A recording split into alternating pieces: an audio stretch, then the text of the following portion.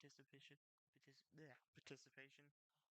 No, actually, on both counts, oh, sorry, I think I have playback on this. How would I prevent playback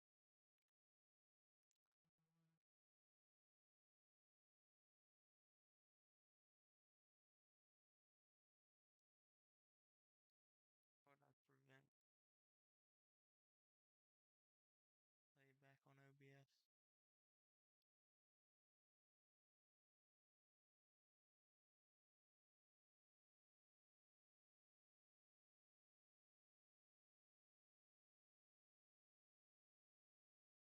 Maybe like that. Can everyone still hear me? It's been a while since I've done one of these, so I've gotta. It might just be that my mic is really quiet. Can you hear it at all?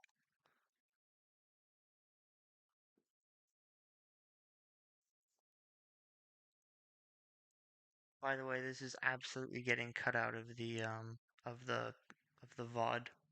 So anyone here is experiencing premium stream content. You can hear me, but it's a bit quiet. Okay. I'll try and boost it as much as possible. Um,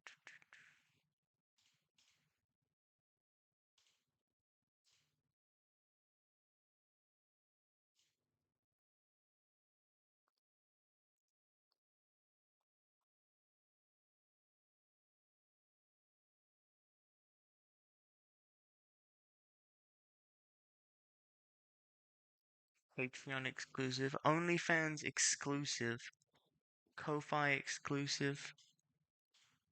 Um, is that any better? I actually I bought a dedicated mic specifically for streaming, and then I couldn't find it.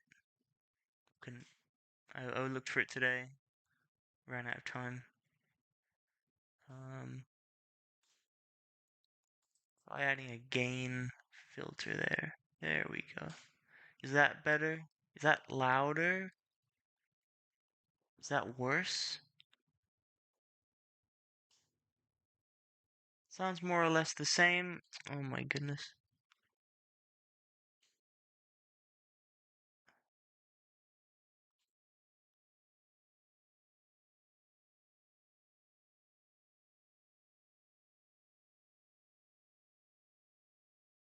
What about now? Ooh, that sounds like it might be peaking. Is that better? Slightly louder. Sounds like a distant mic issue. It should be the correct. That's strange.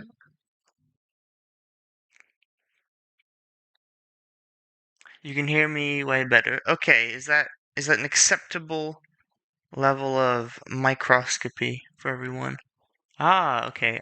IAM is very, very enthusiastic that it is. Very good, very good. Just do the stream screaming at the top of my lungs. I don't think you've been to one of these before, Lucas Smith. We typically save that for 5 games in when I have to play the inevitable platformers.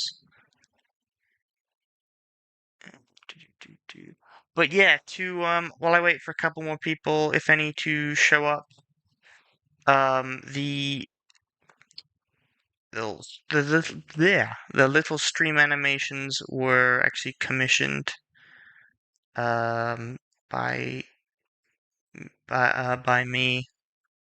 I believe it was a while ago. I believe it was Suiko who made them, and I actually did participate in the jam. It's just that I don't think anyone played my game because I didn't play anyone else's games because I was waiting until now to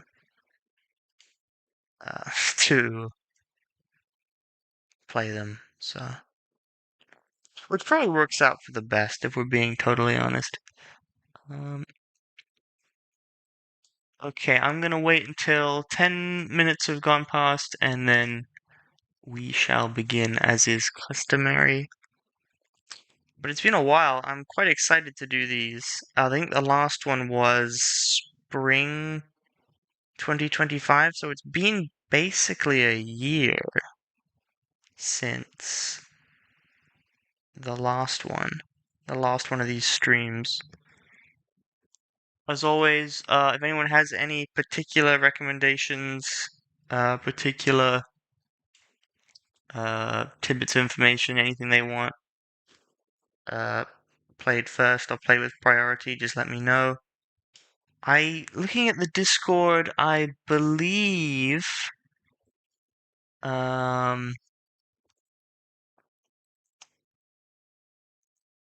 someone was talking about Ice Skater FX and also Icebox, I think, were the two that were on my radar.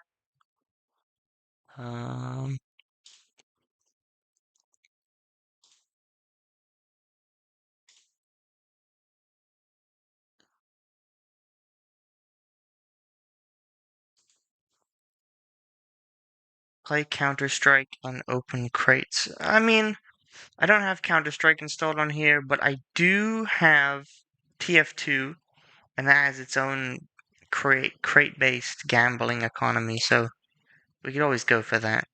Play Call of the Void. Well, okay. Alright, it's officially been 10 minutes, so it is time.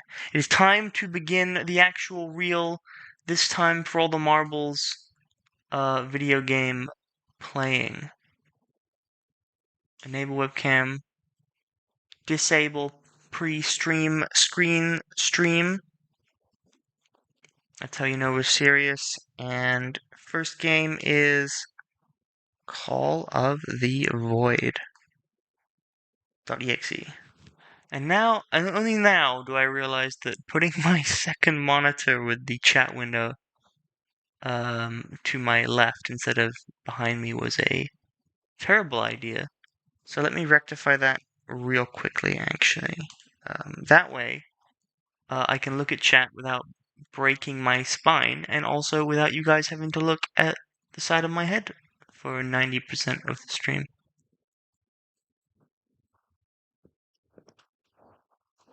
Just, just a little bit of professional, moving a big TV over directly behind me, casually midstream. Normal stuff. We're all professionals here. Oh yeah, you hear that? That's the sound of a professional. Okay, there we go.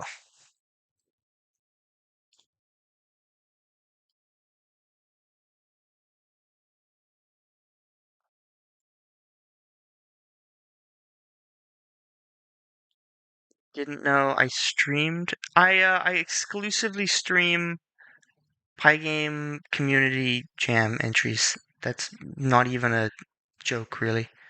Play them in random order to annoy people. I mean, that's basically how it ends up by the end. But for now, Call of the Void. We shall begin. I have tested all of these on my desktop. But I haven't obviously tested them to any extreme degree. And I do worry that they're gonna...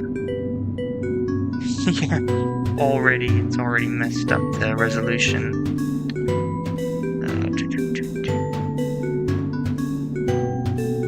The viewport is messed up. That's the thing. It's fine on my thing. It's just just OBS when I've set that up. So I'll try and fix that real quick.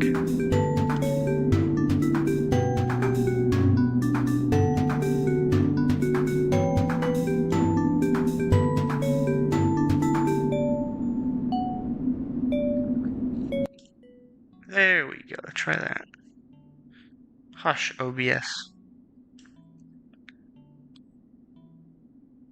Thanks, OpenGL. It is not OpenGL's fault. This is an OBS skill issue. Okay, how dare you insult OpenGL.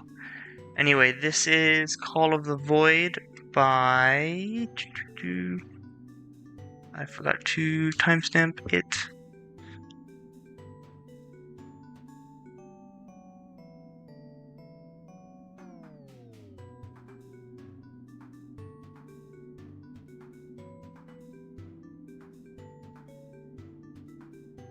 By JReesW, who I believe is in chat. Yes, of course. Audio is gone. The game audio is gone. Okay. Do we just... Maybe that is the fault of, the window itself. If I turn up desktop audio, does that sound better? This is your game, JReesW. Well, we're having a great start with it. I'm just failing at every opportunity here. Audio is back. Okay, very good. Alright, let's actually start because this is getting embarrassing. Okay. I forgot to read all the readmes like I promised I would last time, but I'm sure lovely chat will help me out. Ah, here we go. Press enter to select level. I keep forgetting the chat is behind. WASD to move, space to jump. What does W do? Wow, you can look up and down. Nice. Okay, alright. First jump of the stream has been achieved. So I think that definitely bodes well for how this is gonna go. Press E to toggle button, press shift to freeze time, and detach shadow.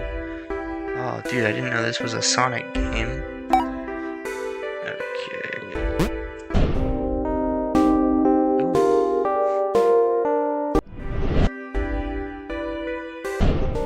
Alright, I got you. I got you. Here we go.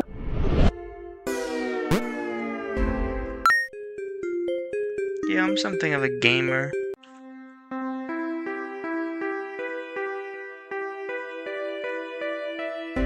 Oh, I just realized my webcam isn't going to be showing over this.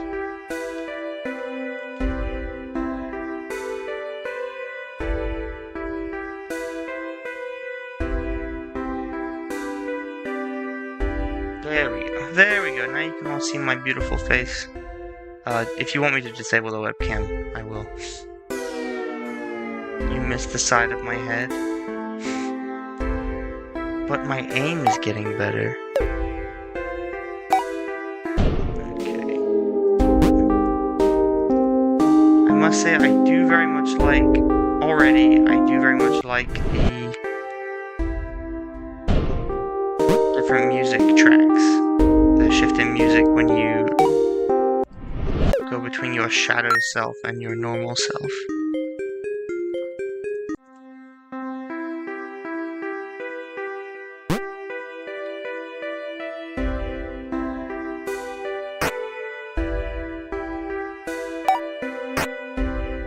There we go.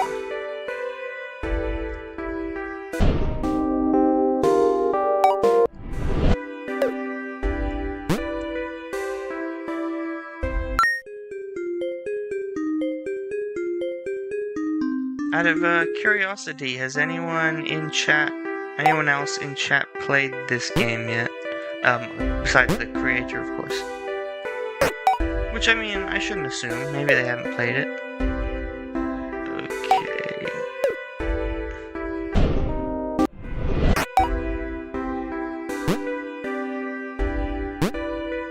Luca, you like the simplistic animation and the concept is cool for a platform? True. I agree. Finally, someone in chat is saying something I agree with. Now, I may be stupid.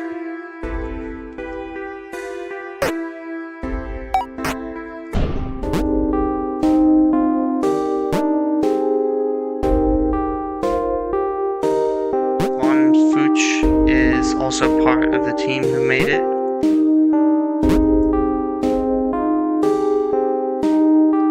So So we have both the developers in chat.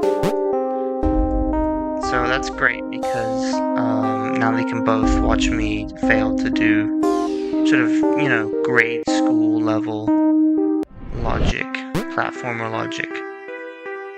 I guess you need to put the box in the air. Oh yeah. Smart. I didn't realize that it would freeze with me.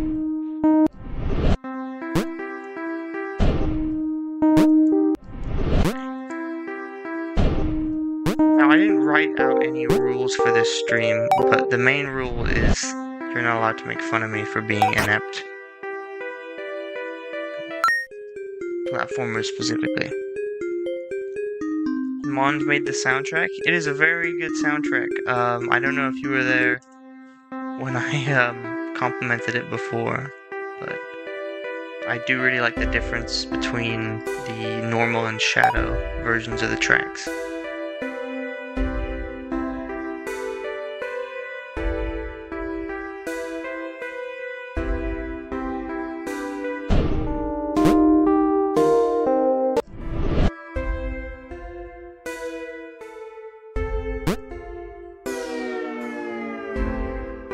See, here's the problem. It's been so long since I've streamed, I need to devote, like, a good, 50% of my tiny brain to just, like, being cognizant of the fact that I am in front of a camera.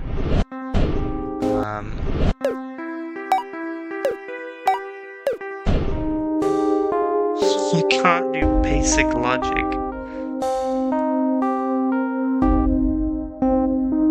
No, I'm being stupid.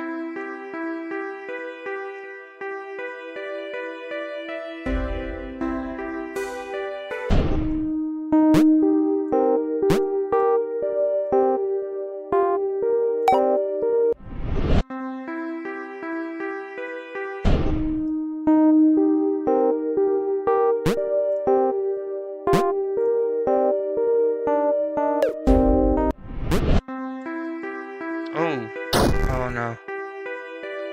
That might have been intended. You don't know.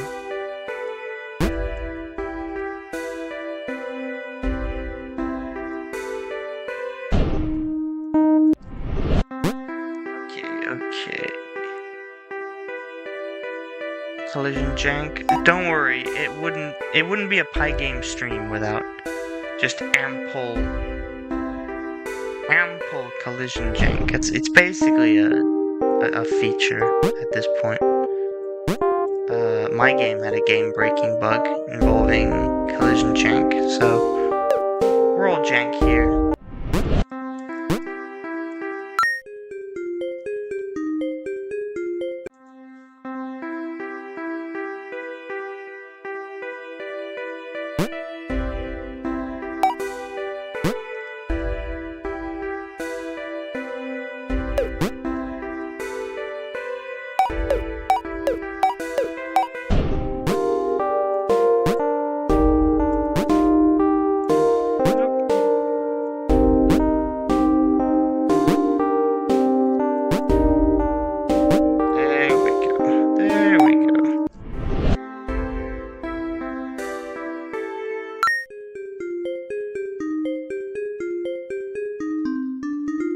Oh no. We're into the skull and crossbones levels. It's never a good sign in any platformer. S plus shift to teleport to shadow.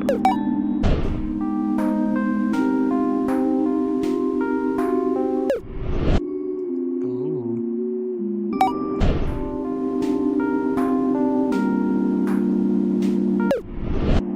Alright, I got you.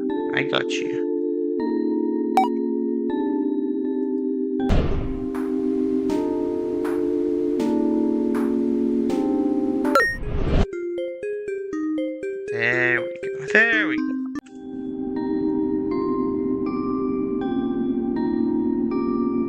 I haven't, I know I haven't mentioned it, but I do really like the little level names. I should start reading them out. I feel guilty for not reading out the names of each level.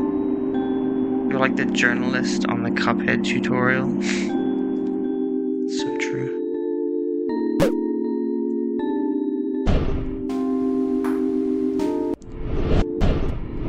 Look, there is no more oppressed online group than games journalists, okay?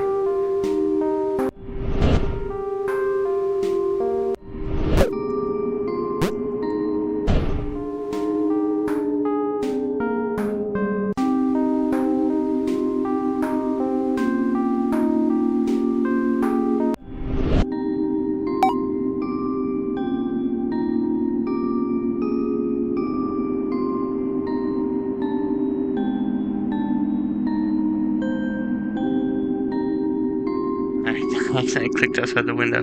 That wasn't meant to be a dramatic pause, that was meant to be me not clicking outside the window.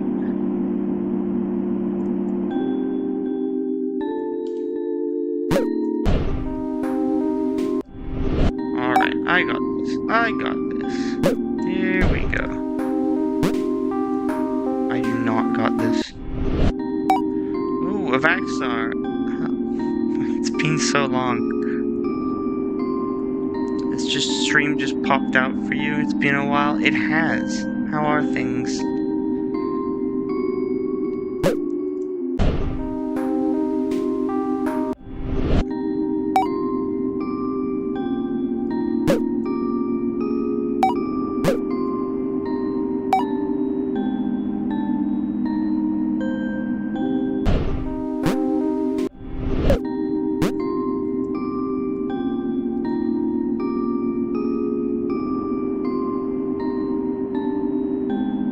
I guess I could shift the shadow and try to immediately run under the column.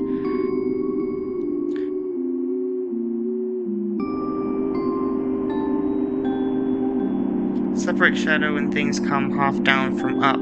See, that's what I was trying to do, but the thing is the rightmost door, it closes a lot quicker than the leftmost door, so I think I'm going to have to basically...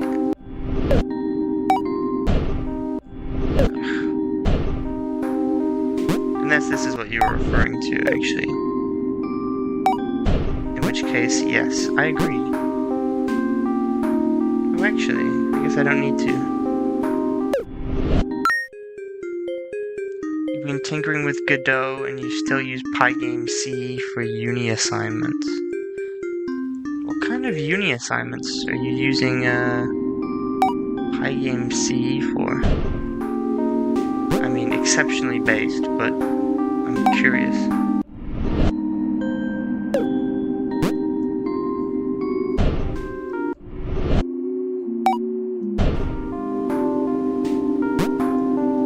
Can I grab a box as my evil shadow self? No, I guess not.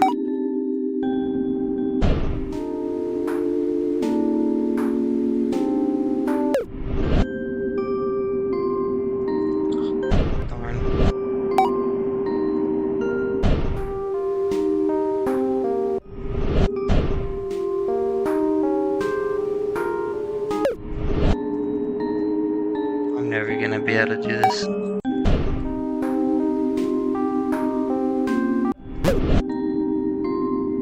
Press R to restart if you get stuck. Mayhaps I shall.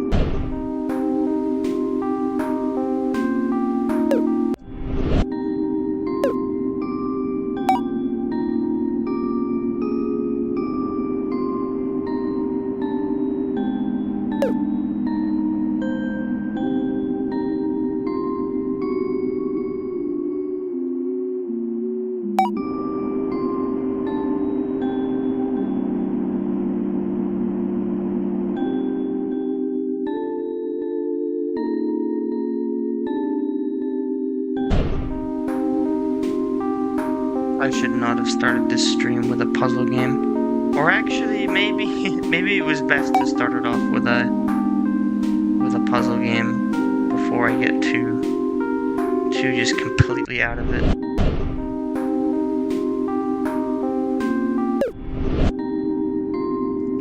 surface as it falls, or do I have to be on the ground?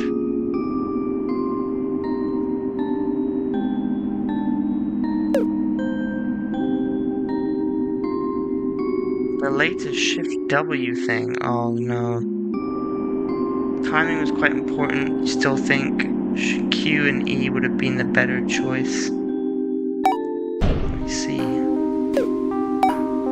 Yeah, I have to admit. I mean, I guess I don't really need one of my hands on the mice at all times.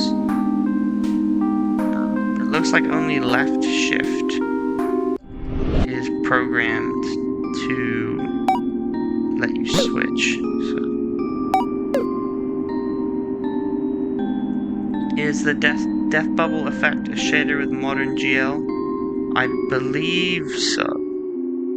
I know there was talk about modern GL earlier on.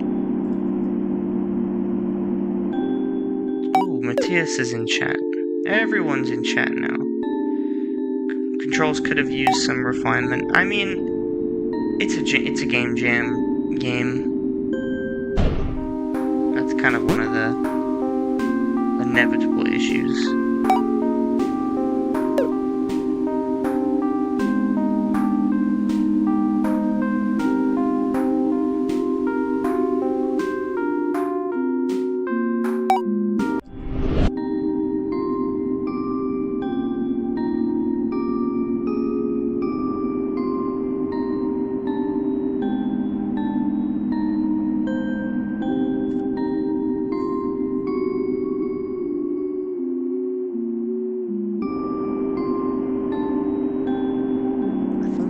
Really stupid. I think I've finally just hit my cognitive limit for the day.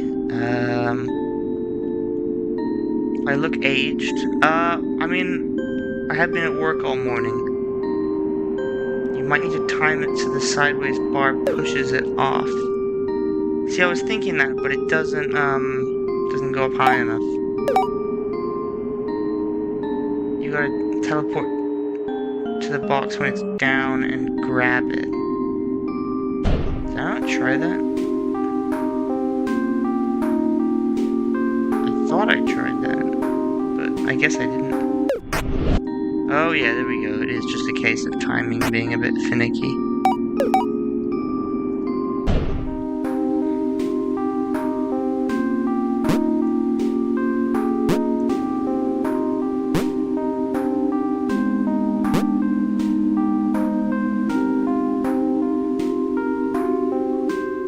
I should have grabbed it when it was on the other side.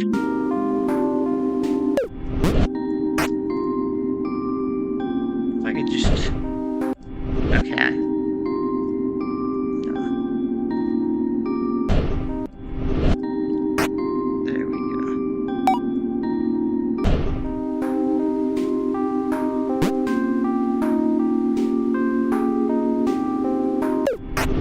Hey, there we go.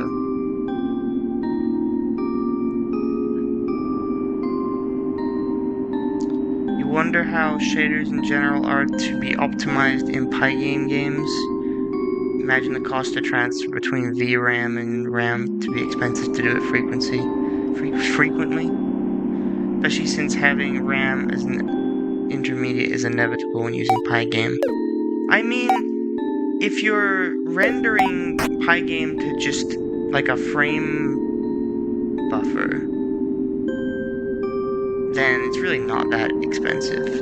Because, you know, games do post-processing effects all the time.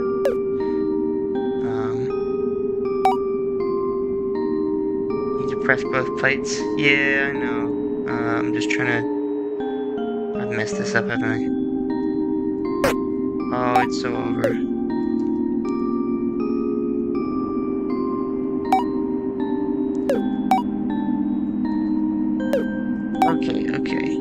Okay. So I need to go here, press this button. No, not that. Just the R key. Shouldn't have moved the box to the other side. Yeah. Okay, teleport here. realize I've messed this up again. I know what I need to do conceptually. I just keep pressing the wrong inputs.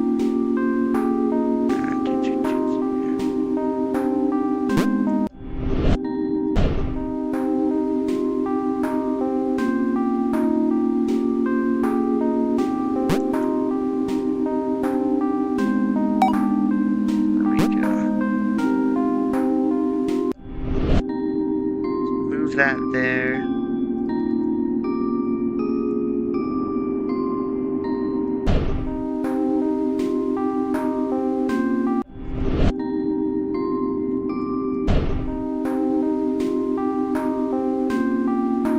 Port grab. There we go. Place box on switch.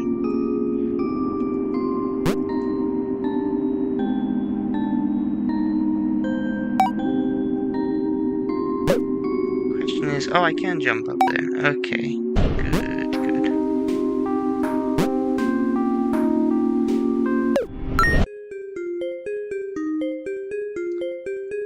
How many levels are actually in this game? I probably should have asked that first.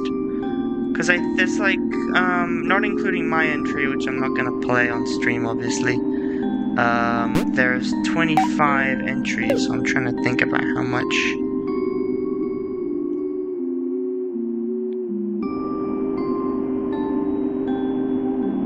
There are 21 levels. Okay, we could probably get through all of them. Probably. Well, I shouldn't say that. I'm very stupid.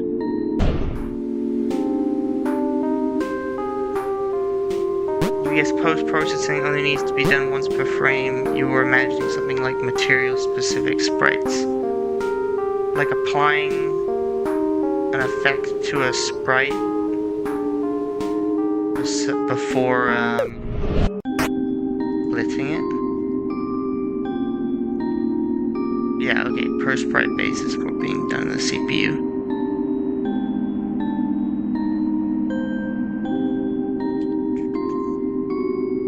Matthias only came here to see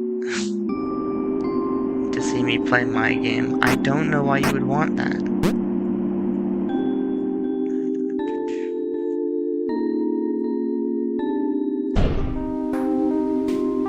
Can I teleport to something while holding a box? Is that valid? It is not valid.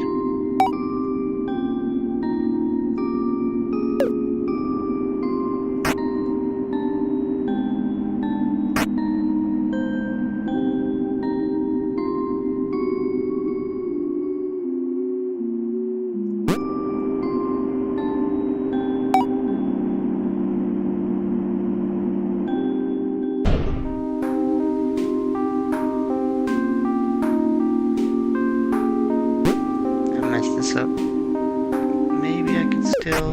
There we go.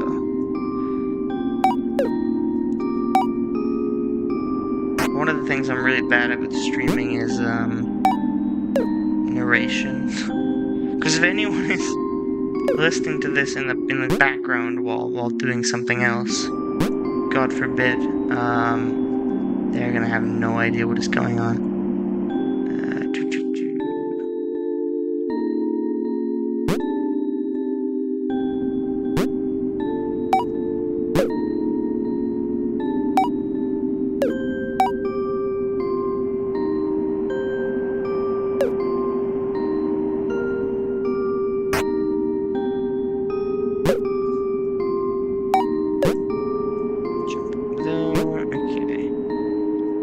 Place box down here.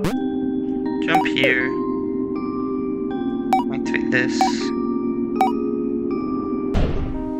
Switch to shadow. If I mess this up. Oh no. There we go. Very good.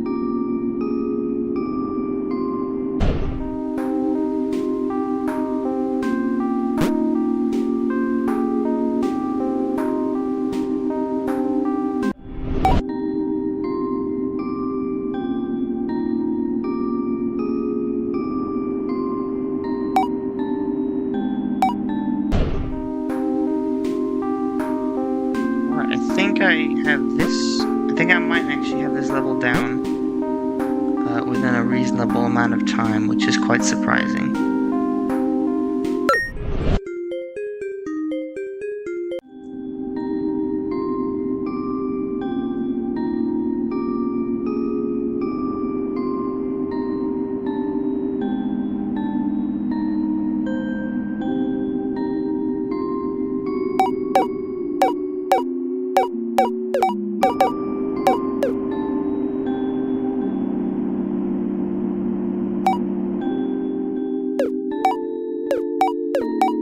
No idea what that particular button does.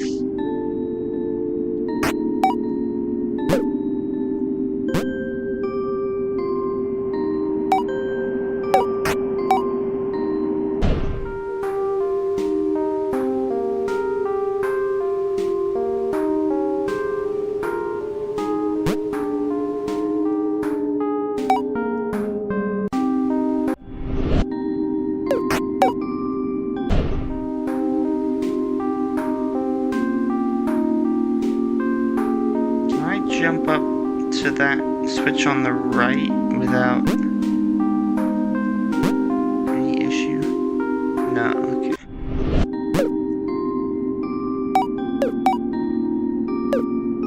I could use the first box. Maybe.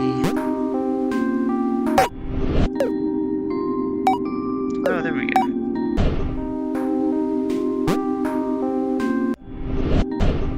Maybe I could even press the right key. There we go.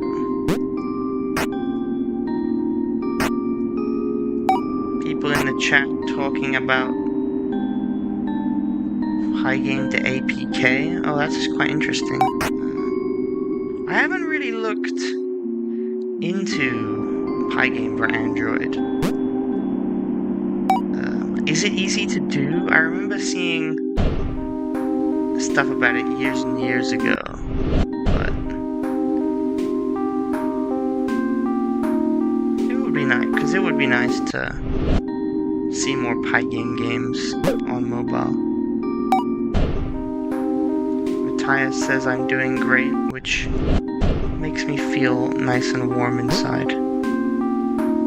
And it almost cancels out the horror of that, you look aged comment, which is just destroying me inside. Alright.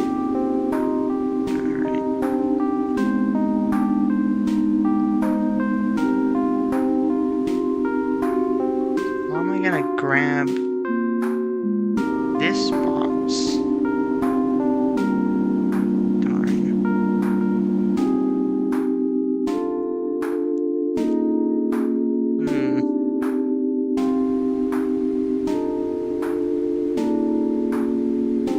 APKs, it's a bit of a hassle, but with Pygame to PWA, it's quite easy. Oh, yeah. That does make sense, I guess. You're from like a year.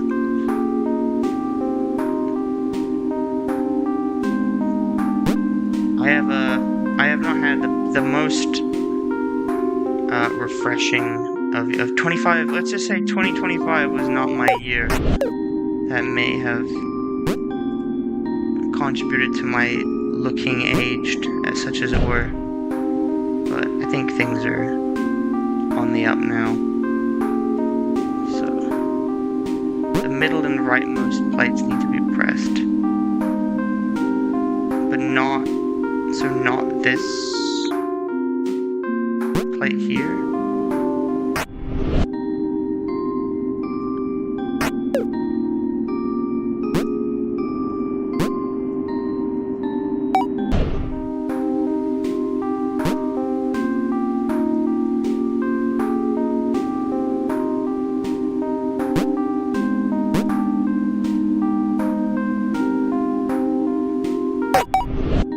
Oh yeah.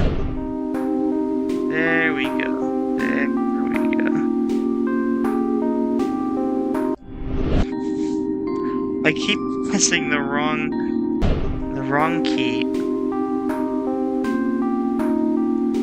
Look, I've already got to devote so much of my brain to solving these, incredibly difficult puzzles. I can't be expected to devote more to remembering that you have to press 2 keys instead of 1.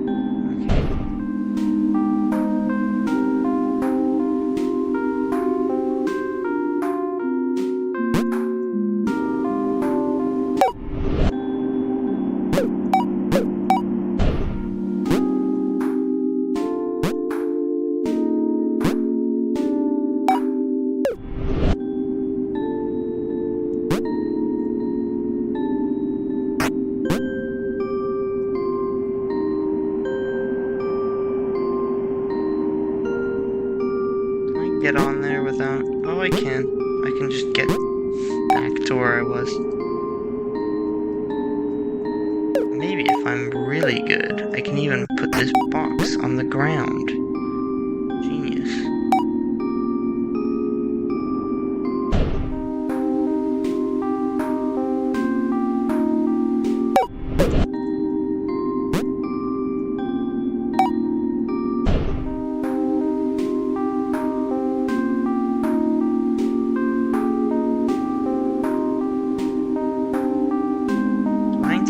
Box on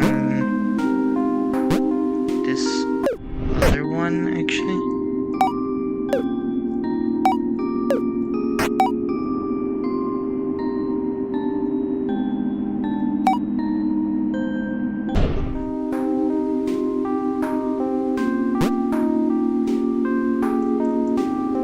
I was doing so well. I do like how the level doesn't restart when you're shadow self dies. That's quite nice.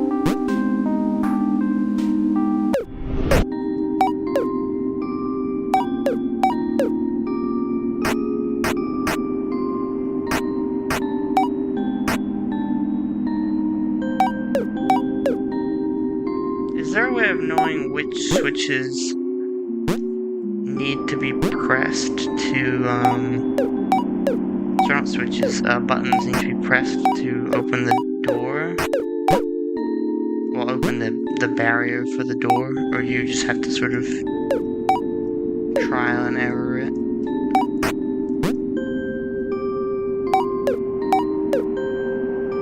There isn't an indicator? That's okay.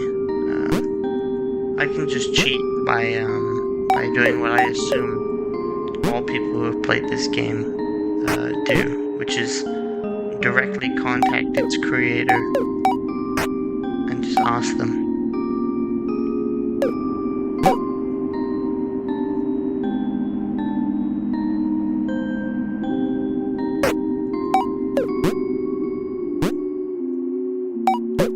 Alright, I will try this.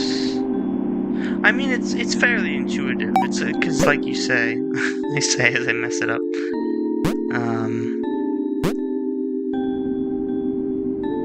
It's gonna be the ones that don't do anything. Which I have actually forgotten which ones those are, so... goes to show my level of intellect.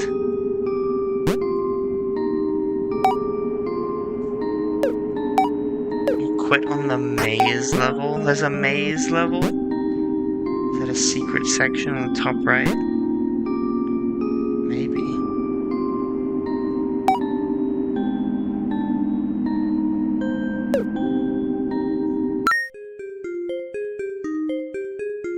Oh. Alright. I'll try to get through at least some of these, but I am conscious of the time, and there are like 24 more games to go through. Shadow now stays put. W plus shift return the shadow. I do like the change of music though, I will say that.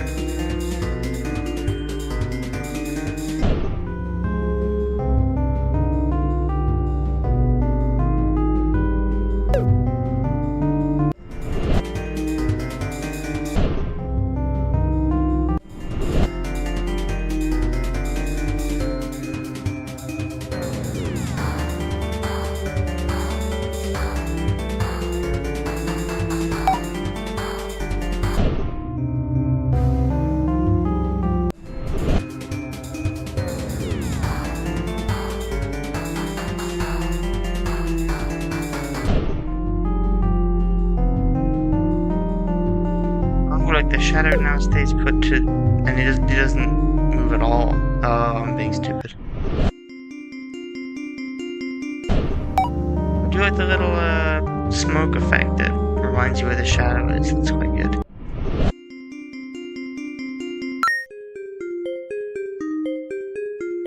Alright, I'll do just one more level just for you guys.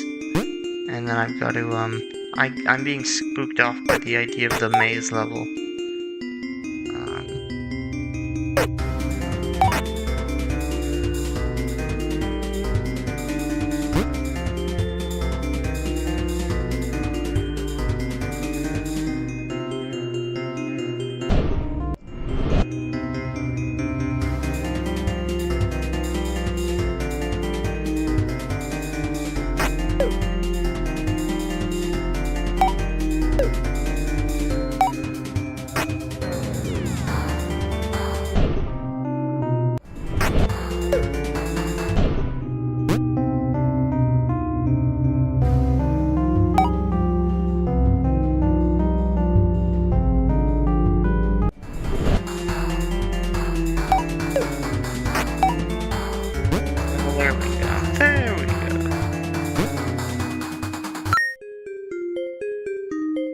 Alright, I think I'm gonna call it here before maze level.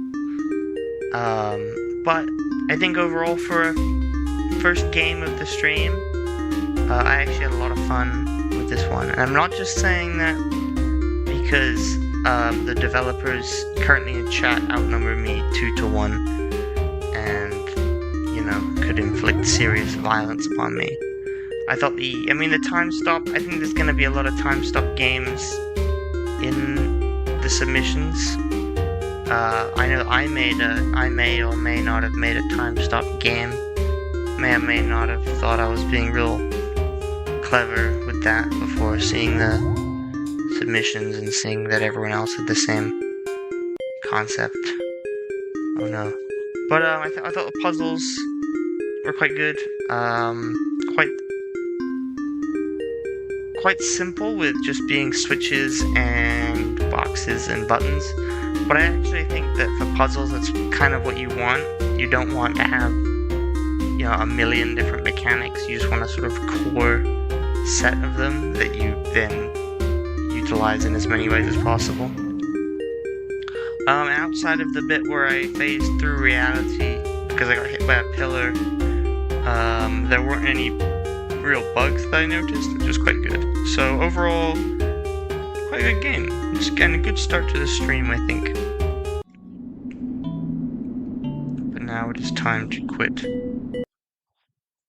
Okay, next game.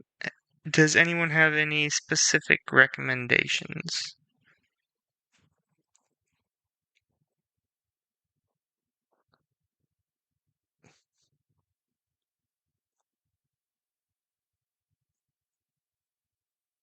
You think it's cool, but it just needs some indicators for the buttons? Yeah, that could be quite useful. I agree, Luca. Always a joy to see someone play your game. Yeah, well, I mean, that's what these streams are all about. Well, actually, I mean, these streams are mainly about me harvesting information about your web browsing history. But, you know, it's a good secondary objective. I'll play Ice Skater FX if no one has any specific recommendations, because I know someone in chat was asking about that one. And it seems like quite an easy little game to get through. Let me just update my sheet first.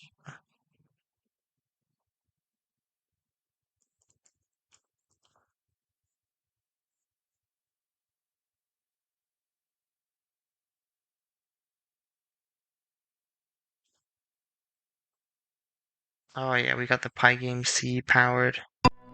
Ooh.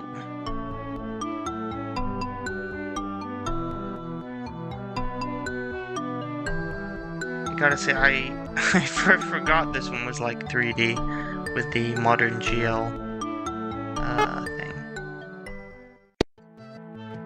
Ooh. This is some good Mode 7 stuff. I'm liking this. First 2 games have used modern GL. I'm actually curious how many games in this jam used it. Because there's always been some, but I think... Oops. I guess I messed that up.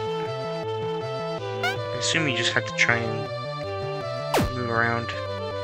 Maybe not. Maybe I'm wrong. I am genuinely curious, because I haven't used... I mean, I think I used modern GL... Ooh, look at that sign. Once to...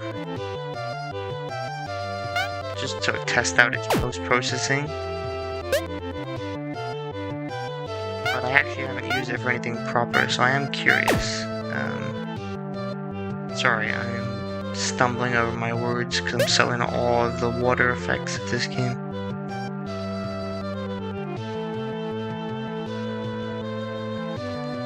I'm going to do what I should have done. I'm to try to figure out how to play, because that was one of my resolutions last stream, I remember, was to actually read the readmes, and so far I've completely failed.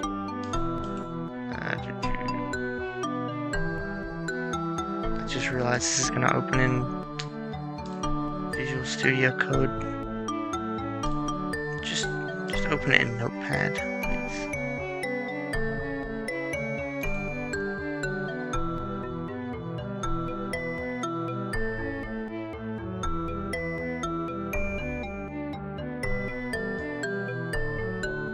Disclaimer, this game doesn't use real 3D rendering. The 3D effect is a combination of sprite stacking, billboarding, and oh, it actually does use Mode 7. Oh, I was joking about that, but everything is contained into a quad. There is no 3D geometry. Pygame is the core of the rendering. Very good.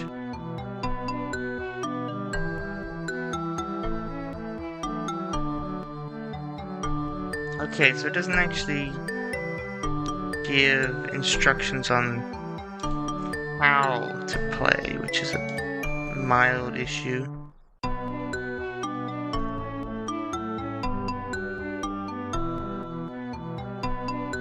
As FinFet, you've played this game. You said it was one of the hardest for you because you freeze too quickly. Is there a way to avoid being frozen? I have 2 versions of this game open now. Very good.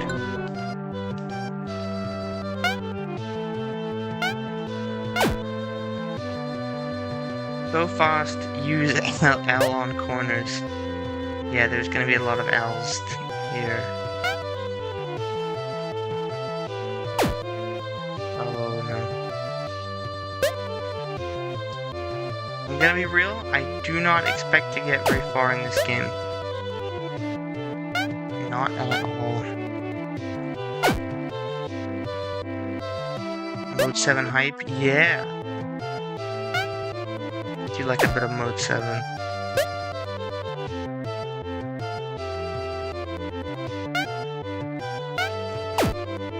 Do you have... get 1 point at least? I think I've already made sufficient points. Can you have, like, proper backgrounds? Parallax backgrounds with Mode 7, technically? If we're being technical about Mode 7 implementation. There you go, 1 point. But no, I do actually, I mean, I've been spending all my time jumping into water and freezing to death. But I do actually really like the graphical effects here. I mean, it's not just the whole sprite stacking, billboarding stuff. Just the way the waters look. I think that's that's gotta be a shader there. The parallax background, sort of dithering on the sky. There's a lot of little touches there as well. IAM says this looks like it could have been done using just sprites. Space Harrier and Outrun. Another one with fighter plane use that technique. I think you're thinking of Afterburner that used this technique. But technically Mode 7 was an SNES specific thing. I don't know what the sort of Mega Drive equivalents were. You made something very similar using NumPy and Surf Array for the floor. Interesting. Okay, that actually is quite interesting because I've done, I've made 3D walls using Pygame and just sort of general manipulation. But floors were something that I couldn't seem to get working, at least not to a degree that I wanted. So I might have to look into... I mean, I know you can just... I guess I didn't use NumPy. No, I think I did use NumPy. I didn't use Modern GL, was what I meant to say. But if there's a way of doing it in a relatively performance-efficient way using just NumPy and Surf Array, I might have to look into that.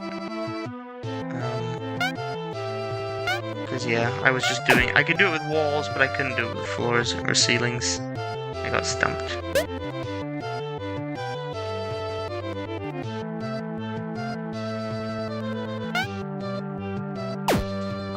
So I acknowledge that my gameplay is just me repeatedly smashing into an ice lake, which actually isn't that different from my life outside of video games currently.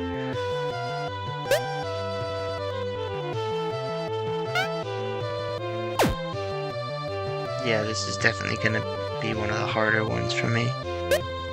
But it does look very nice, I will say that.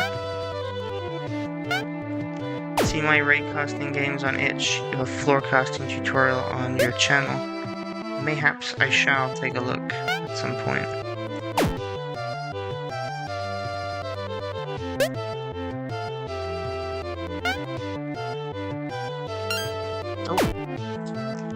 Okay, I don't think I'm gonna be getting more than 1 point in this, so I am gonna call it, but I will say this game does look very nice, and it has inspired some fascinating discussion in the chat regarding various modes and various surface arrays. Okay, that was Ice Skater FX, and I forgot to say who it was by, which means I have already messed up something I promised I would not mess up last stream, which is to say the names of all the creators of the games as I played them. So that's 2 for 2 on things I've messed up. I'm very proud of myself. That's by Yobma. I think I'm saying that right. I believe they were in the Discord server, talking in the Discord server recently. So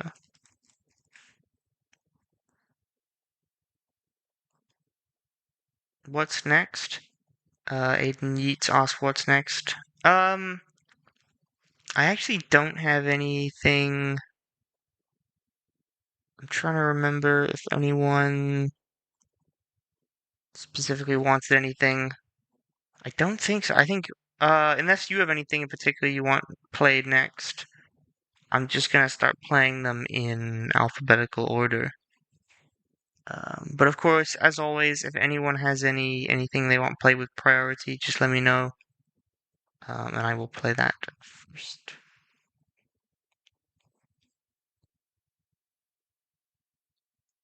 See, here's a pro gamer tip. Since I'm playing the games in alphabetical order, if you want me to score your game more highly, just have it use letters from the first half of the alphabet, and then I'll be less tired when I play it. It's genius, really. But if no one has any recommendations, I will just play Bernard's Inn. They sure are. That's by Astro Geek. See, I remember this time I remember to actually credit people.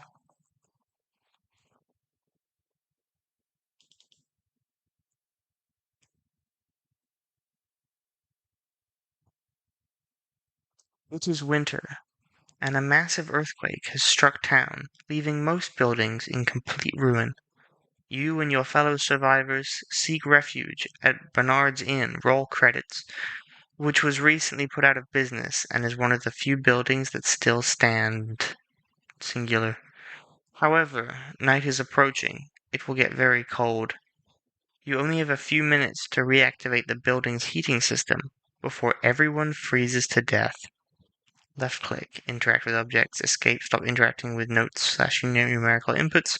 1 to 9, type numbers. Press enter to start. Okay. Alright. I see there's already potentially a viewport issue, which does worry me slightly. Password hint bun converted to ASCII numbers. I don't want to use my brain. This isn't fair. So what's that like? 2. Unless they mean like phonetically?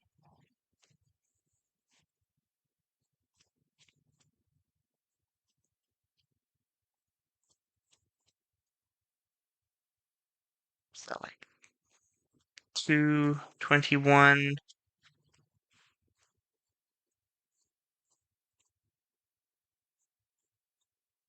22114. I'm counting on my fingers like a little child. That's incorrect. Okay.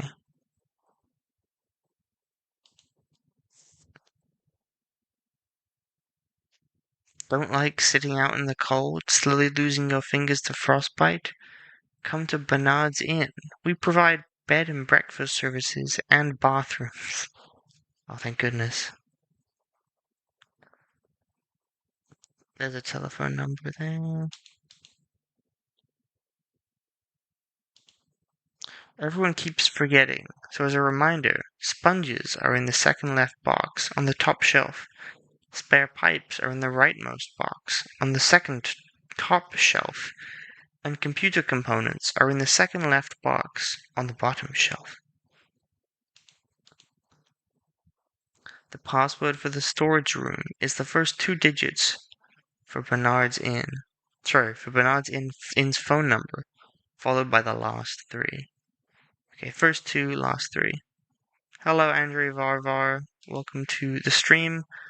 Currently, I am failing to do basic math, so not much out of the ordinary. So 57401, I think.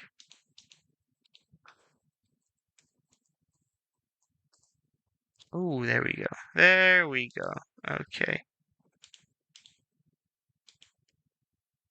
Sponges are in the second left box. Spare pipes, computer components. Second left on the bottom shelf. Fix computer. Computer is usable. I don't know. Not when I'm around.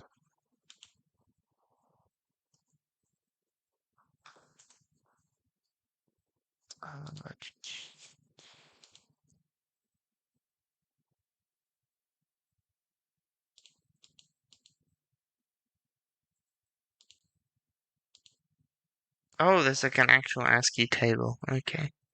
Oh, ASCII, not just normal numeric. I don't know why I completely skipped over that.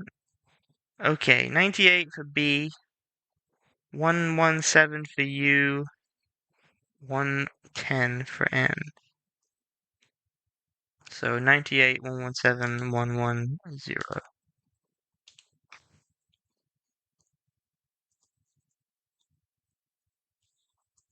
There we go, I think. Maybe not. I might be stupid. I thought it unlocked something, but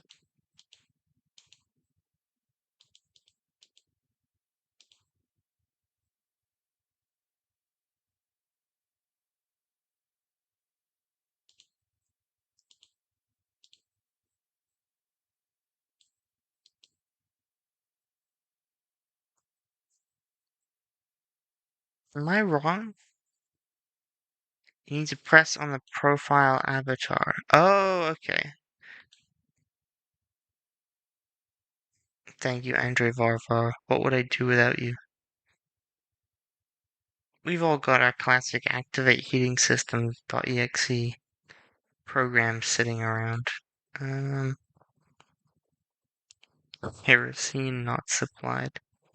Okay, so we're gonna need spare pipe in the rightmost box.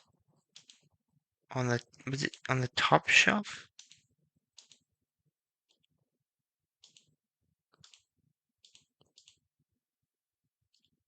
Fixed pipe. And then we're gonna need a sponge, I guess, probably to soak up something. But I keep forgetting. Sponges are in the second left box on the top shelf.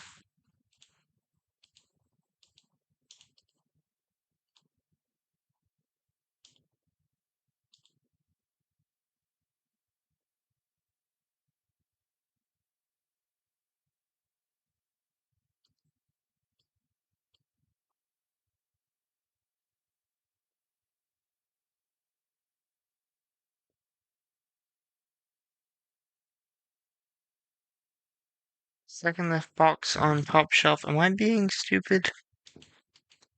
If I am being stupid, you guys just let me know. This is not a spoiler-free chat. You can just tell me. Maybe I already found a sponge? Hold on. Oh, there we go. You have reactivated the inn's heating system, saving your life and those of your companions. You now sleep comfortably through the cold night. You took 371 seconds. Damn straight I did. I'm gonna assume it's a world record. I don't have splits set up for this game, but I'll probably put it on speedruns.org at some point, so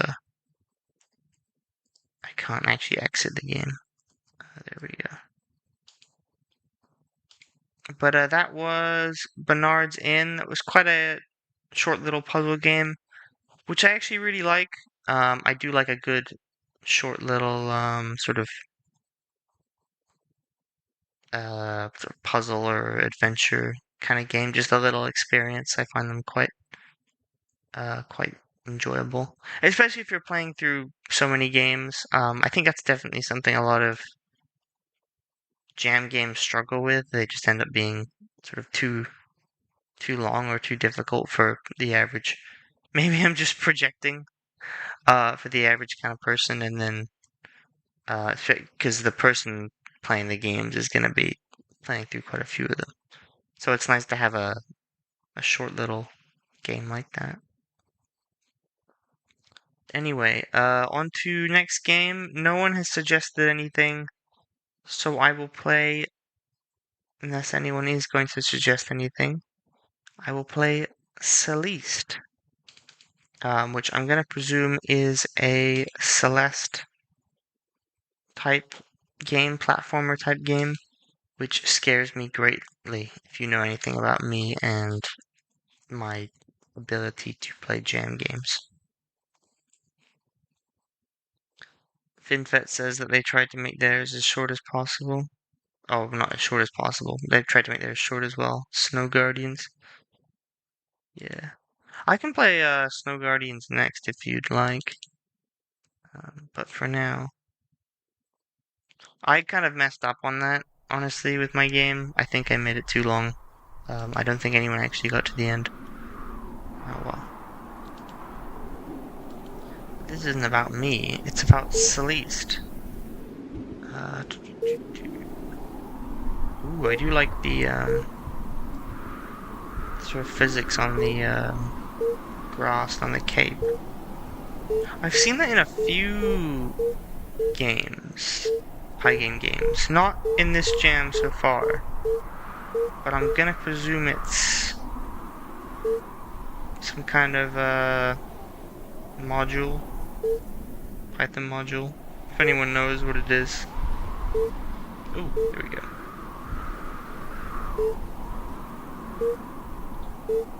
I do worry, though. Look, I never played Celeast because I knew I would suck at it.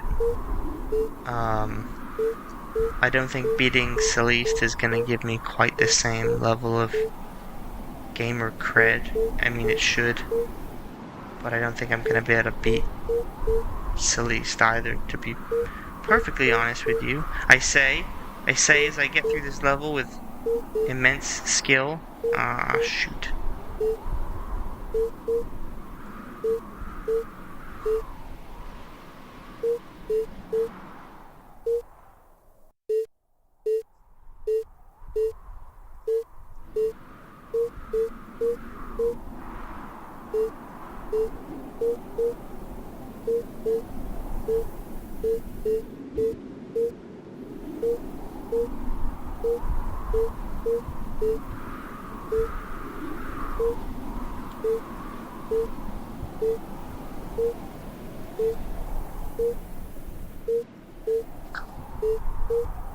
Guys, I'm gonna be real. I'm gonna be 100%. This game, it looks beautiful.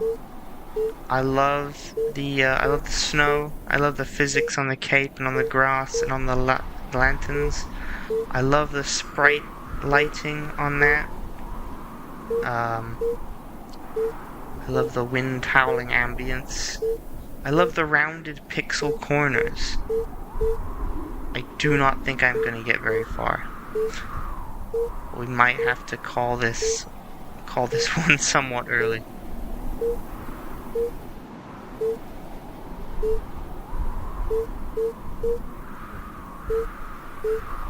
Actually, out of curiosity, who in chat has played and who in chat has beaten this game? I always, in my mind, I'm like, nobody beats these games, and then everyone in chat is like, yeah, I did it. It took me like 10 minutes. It wasn't that hard.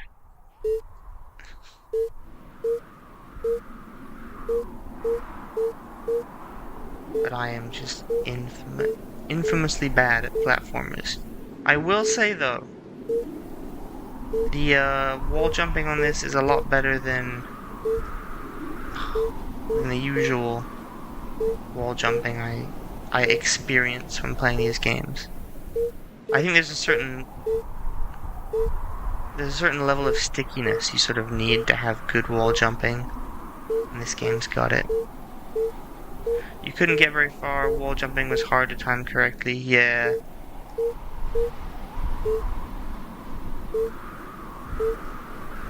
Just can't.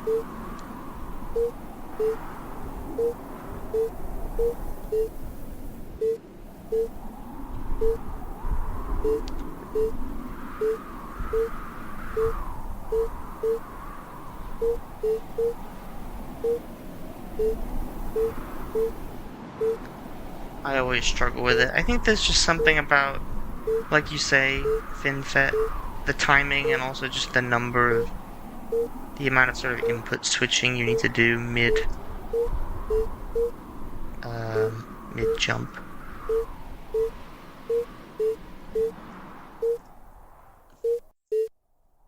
Weirdly enough, I can get through this first jump relatively easily, but not any of the later ones.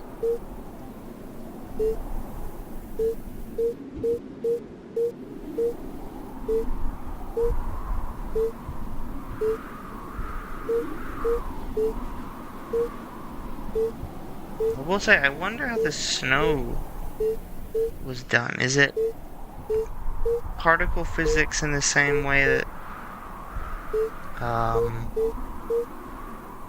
the light, the sort of embers coming off the light is handled, or is it something else?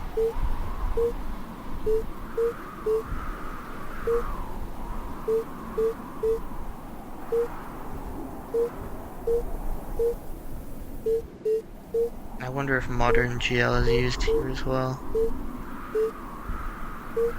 I mean, I feel like you wouldn't need modern GL. You might need a dedicated physics library, but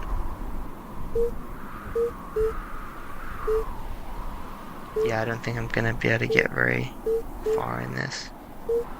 Unfortunately, it does look very nice though.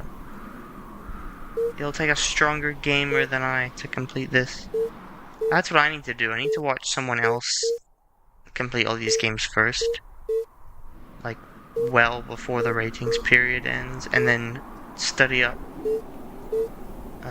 in the time leading up to the stream. And then just pretend I'm an expert.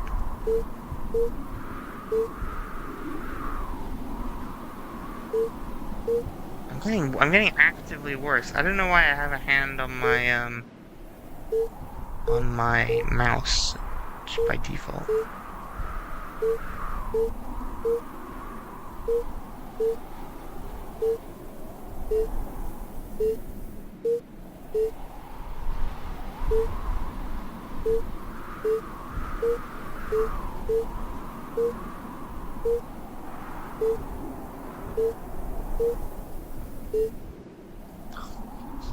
Okay, I think I'm gonna have to call this one.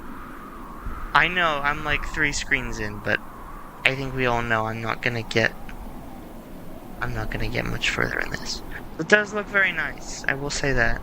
I think if you're a platformer fan, you will appreciate this game more than I do. I mean, I do really. It does look so nice with the snow and the different tiles and all that. But I just can't. I'm sorry. I'm sorry, real gamers out there. I'm a fake gamer. I never beat Celeast. And I'm never gonna beat Celeast. But if someone does, actually send me a gameplay video. I'm being genuine here. Because I do want to see what the rest of this game looks like.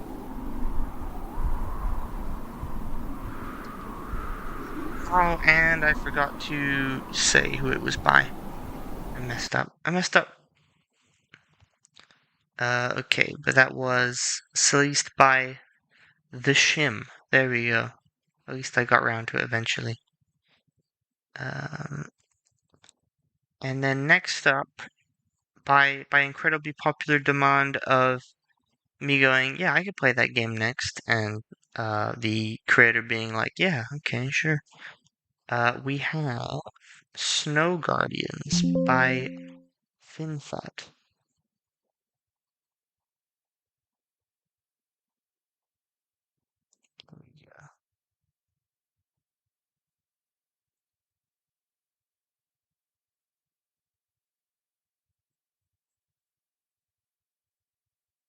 Let me just update my little sheet here.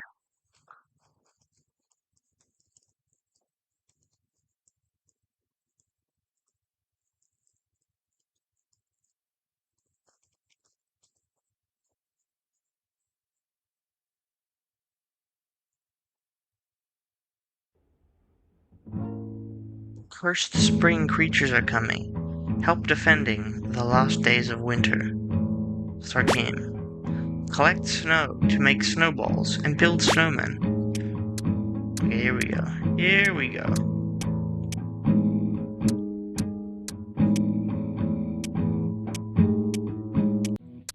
Nope.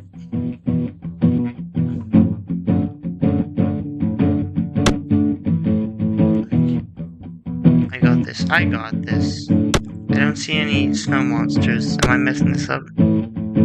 Oh, never mind. I spoke too soon.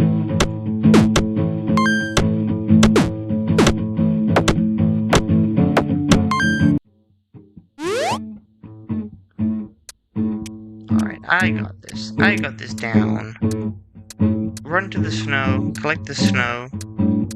I don't know if it's on a timer or if it's when you click back to your house. Because I did not place a snowman. I may have messed this up. I do have a lot of snowballs though, so. There we go. There we go.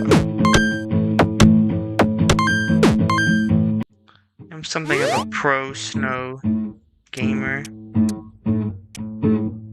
Is it plus to make a snowman? Oh no, you click to make a snowman. I'm just stupid. can you tell me, is it, so the time between waves, is that based on, you sort of walking around, or is it just like on an actual timer?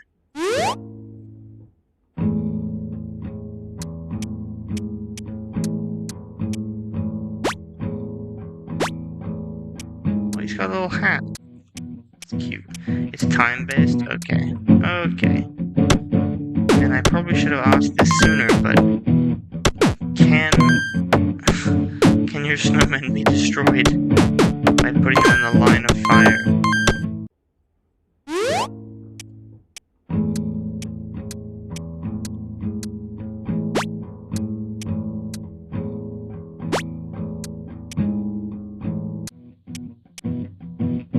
I think I'm doing quite well so far.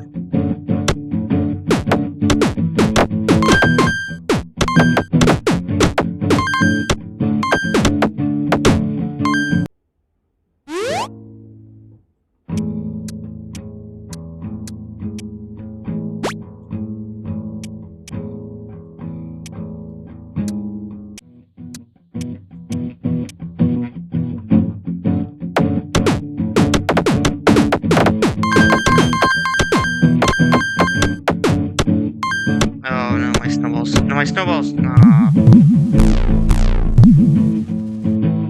Oh well, winter was cut short. Spring is coming early this year. Alright. I'll try once more. I shall try once more. I do quite like the idea of, I will say, I like the idea of, sort of a tower defense kind of game where the where your main resource is used to both attack directly and to build and upgrade your sort of turrets, as it were. I also noticed that my coins do not decrease. Do not reset between waves. I do not know if that's intentional. I'm using my touchpad for this. I plugged in a mouse specifically for this stream.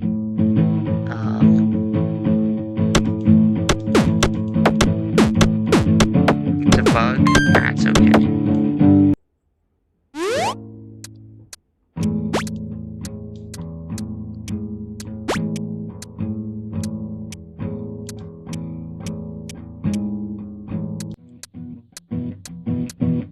I only have 2 snowmen. My snow management is just not very good.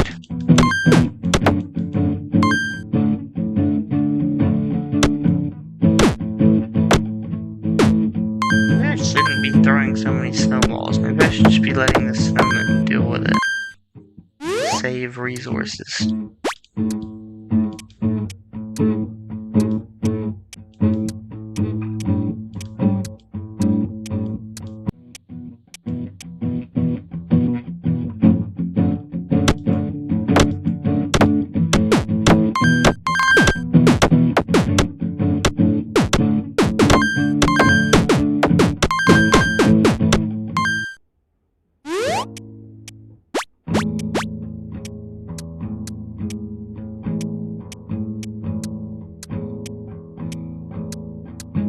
To build as many as you can and then upgrade them, because in the end there are many enemies. That's quite nerve-wracking to hear.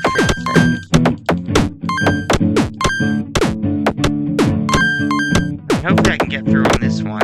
I don't know. Alright, I think. Is it better to build more snowmen or to upgrade existing snowmen? What's the meta for this game?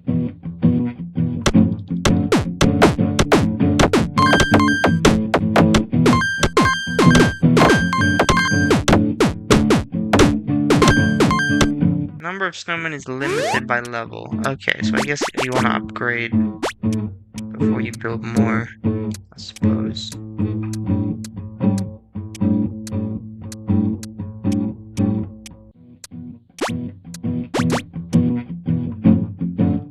say, I do like how you can just mash the upgrade options on the menu.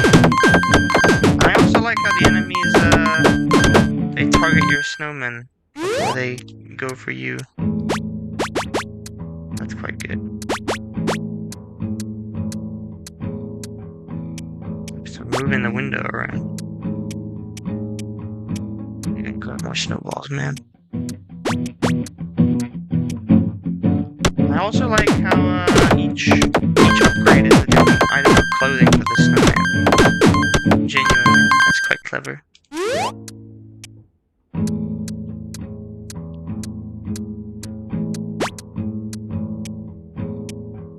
Can I build more snowmen? There we go.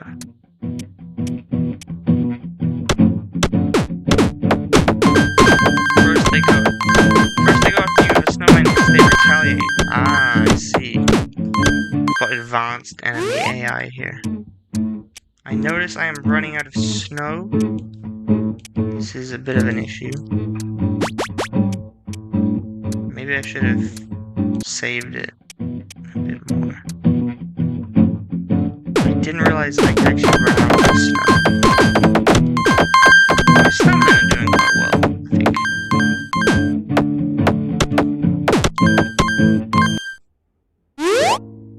Hey, actually did it. Spring is inevitable. You did it. Winter was fun until the end, and spring will be great too. So true, actually. I'm definitely enjoying this spring in real life a lot more than I was enjoying winter, I'll tell you that much. Anyway, that was... the name actually eluded me for a second. Snow Guardians by FinFet, who is in chat, so they can... I don't even need to say they made this game, they can just brag about it themselves. They can just, you know, they don't need me. That was actually quite a well-designed little game. I liked the sort of simplicity of the snowman, but also how you could upgrade them, and give them little hats and scarves. That was nice.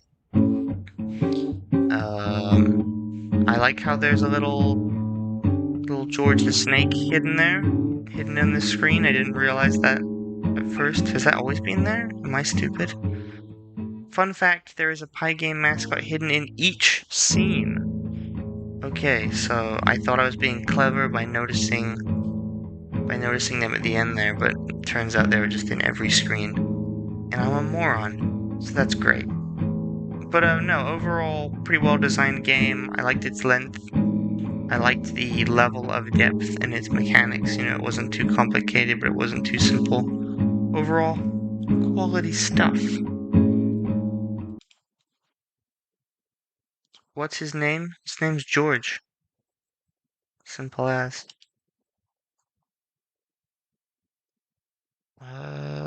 Okay, so with that done, unless there's any games anyone wants played with priority, we play ChronoFrost.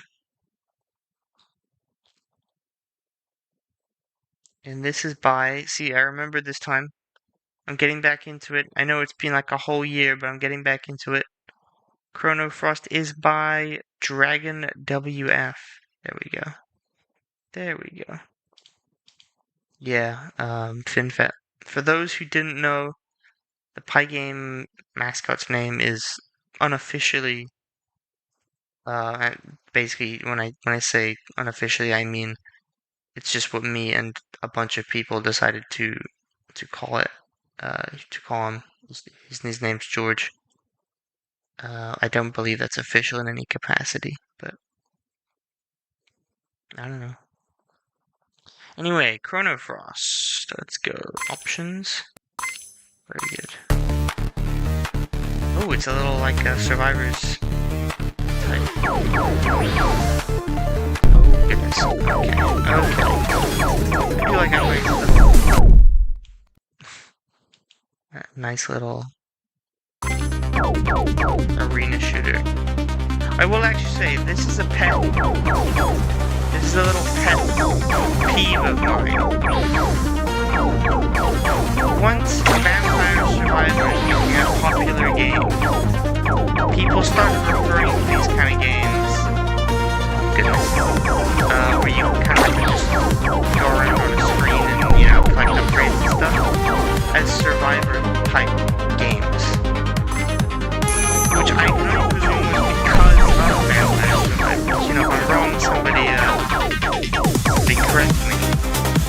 But any jam veteran, anyone who's been playing jam games for a while, knows that this type of game has been around for like well before Survivors was a term, and it makes me think, why do people start calling them Survivor-type games? Unless they were already Survivor-type games before, and I just never noticed. And if not, what were they called before? Just a general sort of thing I'm curious about. Oh, Scriptline's in chat. Hello, Scriptline. How's it going? Bullet Hell is the genre? No. It's because Bullet Hell is just, you know, you have things like Ikaruga and all that stuff. They're Bullet Hell as well. This is like a subgenre of Bullet Hell where there's not really a camera, and it's more about getting upgrades. Like, if it's a game where you stay basically on one level and just destroy increasingly large amounts of kind of the same style of enemies, and then there are regular breaks in which you obtain upgrades, that is the sort of genre or subgenre I'm referring to.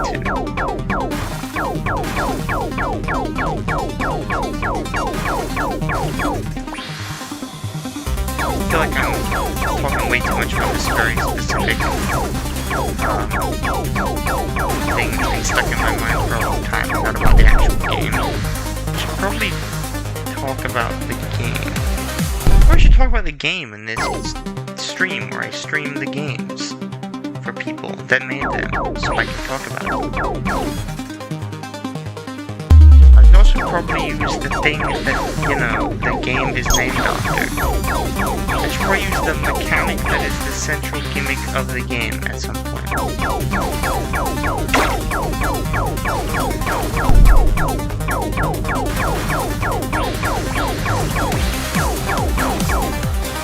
Ooh, very good.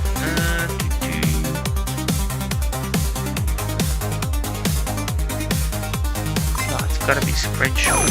There we go. I do like how you have the upgrades, and then also, oh dang, and then also kind of you have the between level upgrades, and then also the little power-ups during the level. That's quite nice. Should definitely use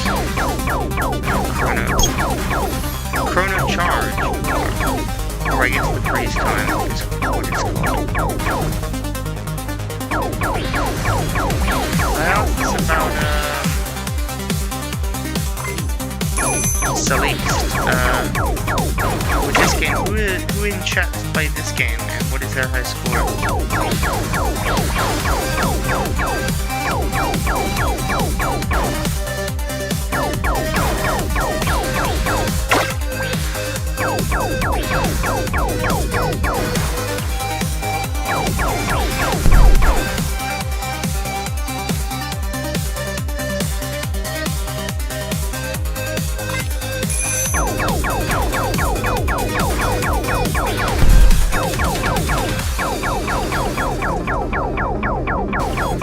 Is there any way to recharge my health? I thought the green pickups were health pickups, but I don't think they actually are. Ah, oh, darn. There we go.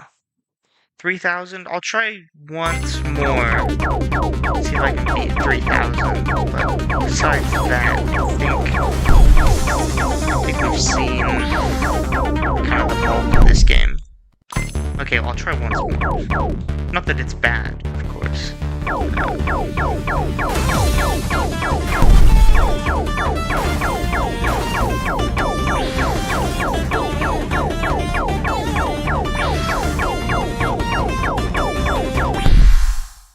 Okay, once more. once more.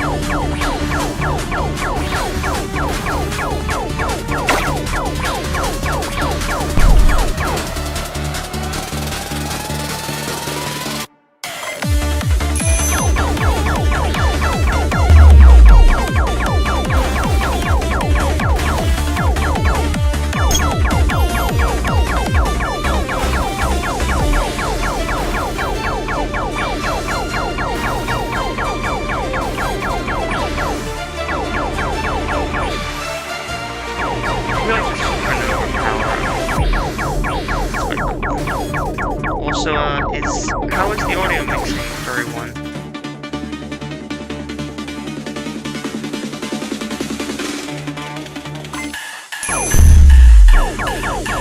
I'm worried the music is just a little tiny bit too loud.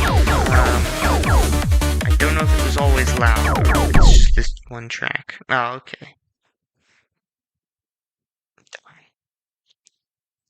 New record, rank 2. That's not how records work. Game audio is a bit loud. Yeah, I think it's that track. I don't think I'm gonna beat 3,000, so I'll probably call it here. But I think overall that was a pretty solid, again, what is the genre name? Is it Survivors? Is it something else? Is it Arena Shooter? Is that too broad? I don't know.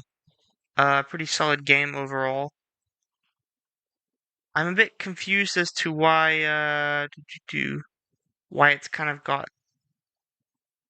like, with the text, like, your health is your hull integrity, and then your sort of menu, buttons are reboot sequence and return to uplink. So hull integrity implies a sort of spaceship, or maybe a boat, I suppose. Reboot sequence, return to uplink, that's kind of like a digital sort of thing. But then you play as like a freeze wizard, ice wizard, and you shatter enemies. That's kind of like an ice thing. And there's also the sort of time stop going on. But then it's got that kind of like digital electronic music. And then it's got like that pixelated font. But then it's got like that sort of more detailed style for the enemies that are more just like abstract. That's probably my biggest complaint graphically, I would say, is it does seem a bit all over the place. But I think the actual fundamental game of it was quite good. I liked the power-ups. I liked the different upgrades. I thought the enemies weren't too tanky, which is something that I often see in these kind of games, where the enemies end up just taking way too many hits. But here, I think they were quite well balanced. I think, oh, yeah, overall it was a pretty solid game. I want to say more about it. I feel bad. I feel like I didn't. I haven't talked about it enough. But it's just a solid little Survivors-like or Schrodinger's genre, bullet hell. Different people in chat are giving different options. Again, I think bullet hell is too vague. I'm talking about the specifics, one screen, focus on upgrades kind of thing. But I think that's it for ChronoFrost. Again, that was by Dragon WF. They're not in chat, I don't think. And then, since we don't have any recommendations, I think next up we have FreezeFrame, I guess. And that is by Iratnagiri, I believe it is pronounced, but I could be wrong.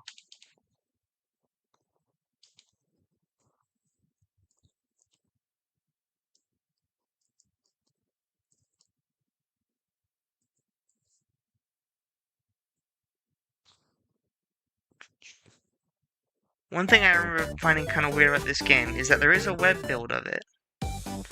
But for some reason, it's listed as like a download. This is unrelated to the game itself. This is specifically how it's packaged. But if you go to the Jam webpage, I feel like I shouldn't have talked about this as the first thing. I feel like it's a bit... I should be talking about the actual game itself. But if you go to the Jam webpage, it's not an embedded web game, but you can download web.zip on the downloads page, which I presume is the web build. I think they just accidentally forgot to tick it as... They just forgot to tick it as being the zip that's used to generate the web build for H.io, which I just thought was kind of funny. IAM says they think the genre is auto shooters. I mean, that could be it, but does that only apply if you shoot automatically? Like, if you have to manually, if there's any sort of thinking going into shooting or aiming, is it still an auto shooter? Like, genuinely, like what level of, I guess, brain power do you need to devote to aiming? Oh, here we go. Before, it stops being an auto shooter.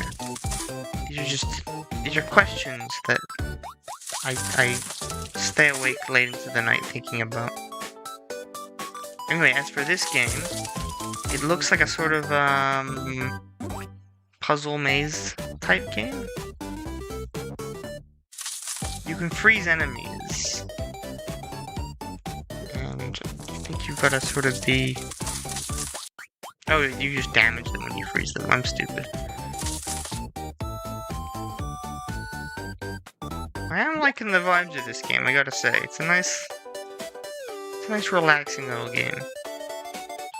And I didn't mention it when I did it, but I do like being able to freeze water and turn it into ice, sort of as a little temporary platform. That's quite clever.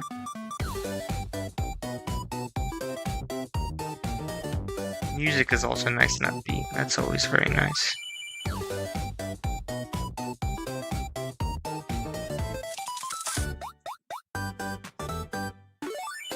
This is the kind of game you need after something, some intensive auto shooter stroke bullet hell stroke survivors type game like ChronoFrost. Just a nice simple little relaxing maze game.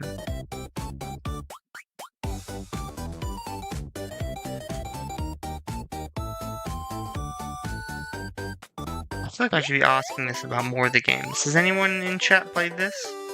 And if so, what are their thoughts? This is not me trying to engagement bait. I'm genuinely curious what everyone thinks about these games.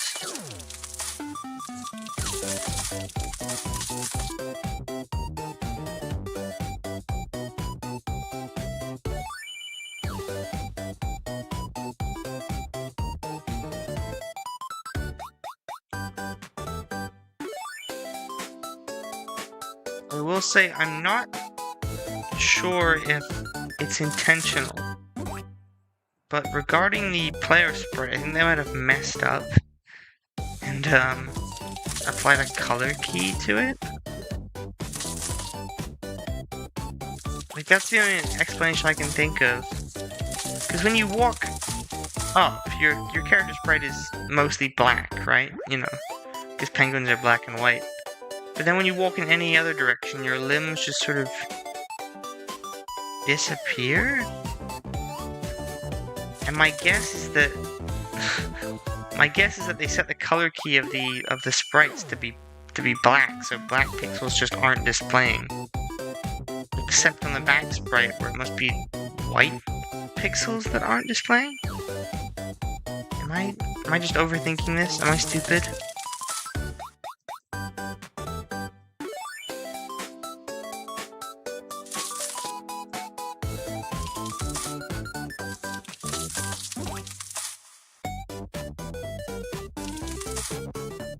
So it was a snowman.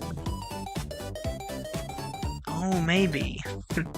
Maybe it is a snowman. Well, no, because if it was a snowman, why would the back be black? Unless it's...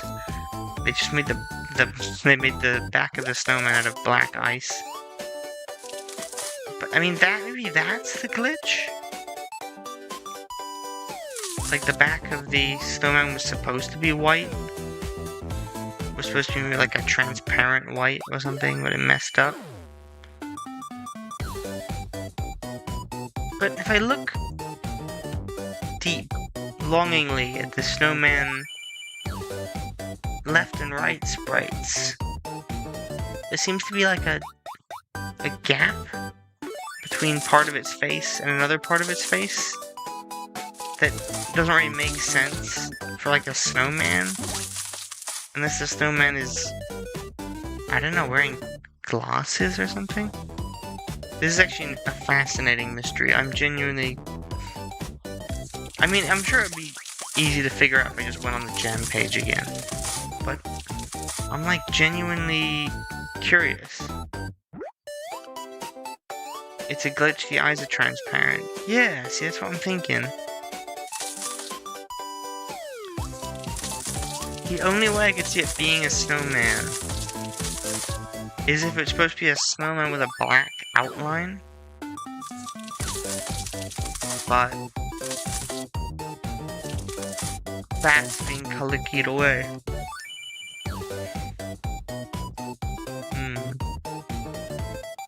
See, what I should really do is when I play these games, I download them all in bulk. I think you've already seen my little folder of games.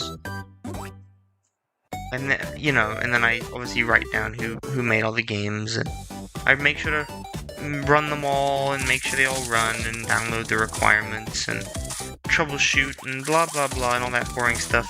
But that's cringe and boring. What I should be doing is just downloading them all as I play through them, and then troubleshooting as part of the jam experience, as part of the stream experience.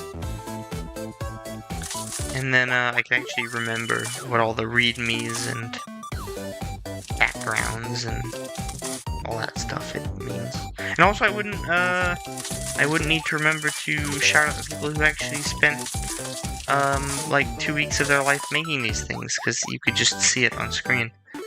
And I would have an excuse to not bother.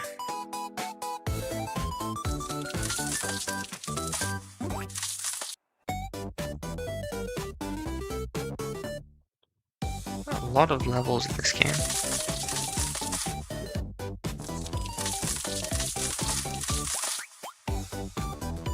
I do like how there's a sort of variety in enemies. Like, there are enemies that shoot projectiles, there are enemies that run towards you, there are enemies that sort of just oscillate.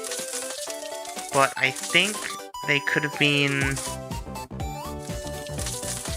made more visually distinct, because I'm only seeing the blue enemies and the purple enemies, and it doesn't seem like that's actually tied to their AI.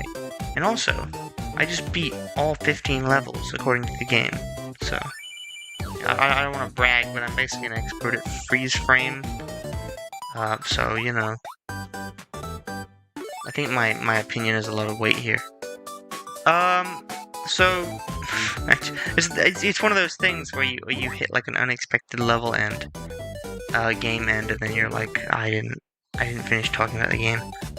But overall, I think it was a nice, like I said before, that was a nice little, nice, soothing, relaxing little change of pace. Quite a simple, easy game. I liked it. I liked the variety in anime AI types. I liked the fact that you could sort of freeze water to turn it into ice as a platform. That being said, I don't think that had any sort of impact on gameplay. You just had to sort of freeze the water and then go over it. It didn't really add anything. I liked the idea of I liked the key hunting mechanic. I liked the coins, but again, no impact on gameplay. Doesn't even seem like it keeps track of how many coins you've collected throughout the game, which I think is a shame. So I think overall, I would say that this is a solid base. But it could definitely be improved for like a post-jam version. Which, by the way, if you're watching this and you made a game for the jam, definitely make a post-jam version. I mean, you already put in all this work, you might as well put in more. But for games like this especially, you know, I enjoy playing through them. And then all I can think of is like, there's so much more that you could add to this sort of thing.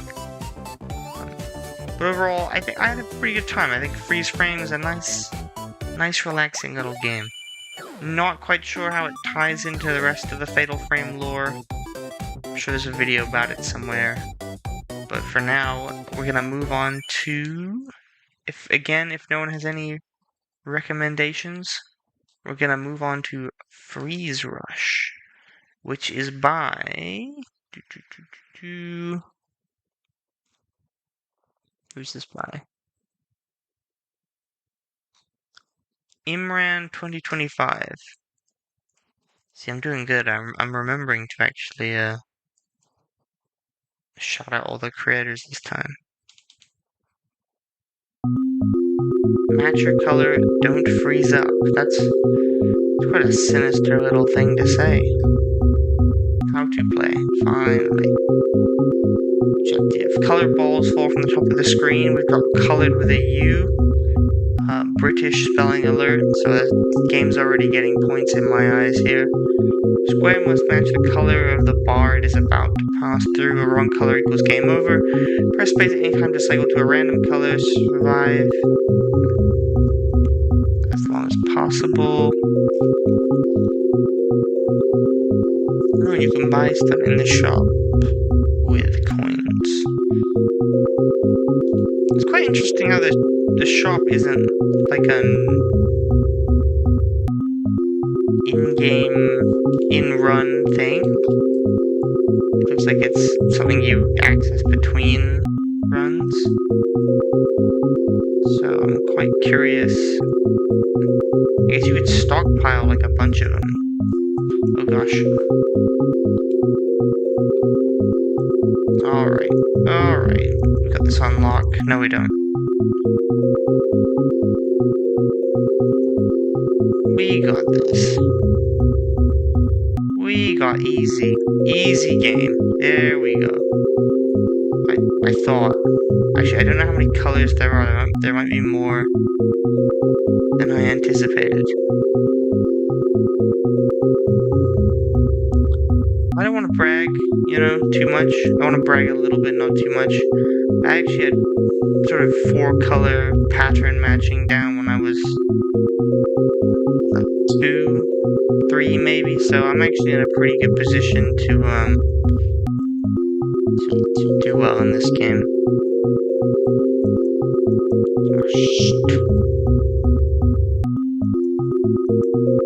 Let's say, as I fail miserably.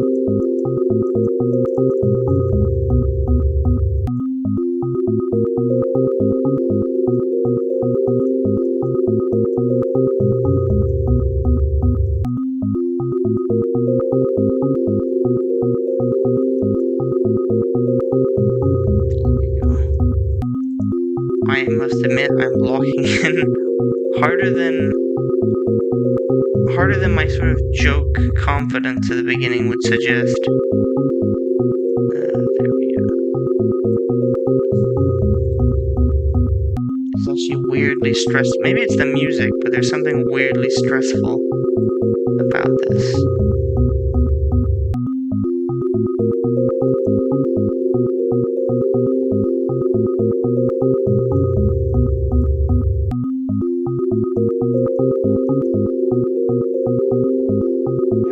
Maybe it's because I haven't bought anything from the shop.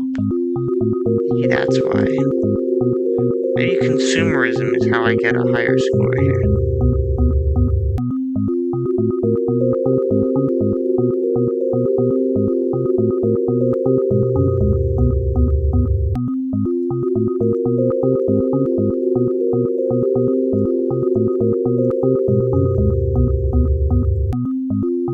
Okay, let's go to the shop here. Let's go to the shop and see if we can just cheat.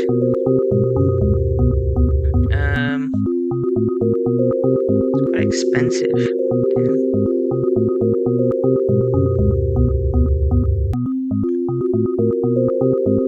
I mean, slow-mo and ice shield look like the cheap good options here. I say, and fail miserably.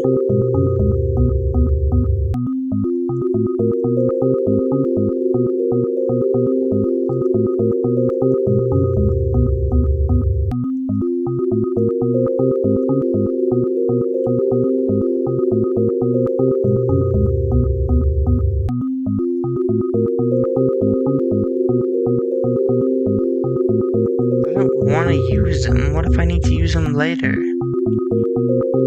What if I need to save them for a boss? What's the problem here?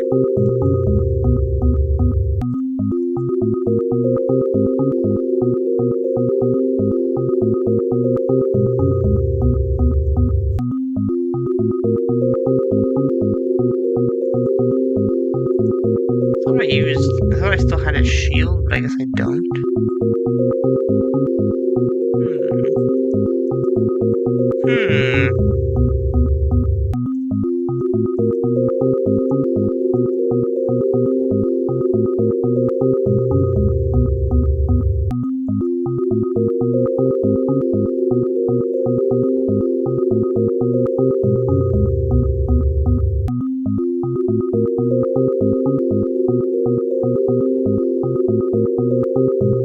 Let's try slow-mo here.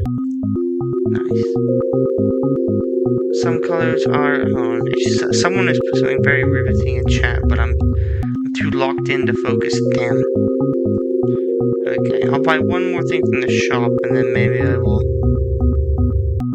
I only have 20 ice coins? Dang. It's expensive.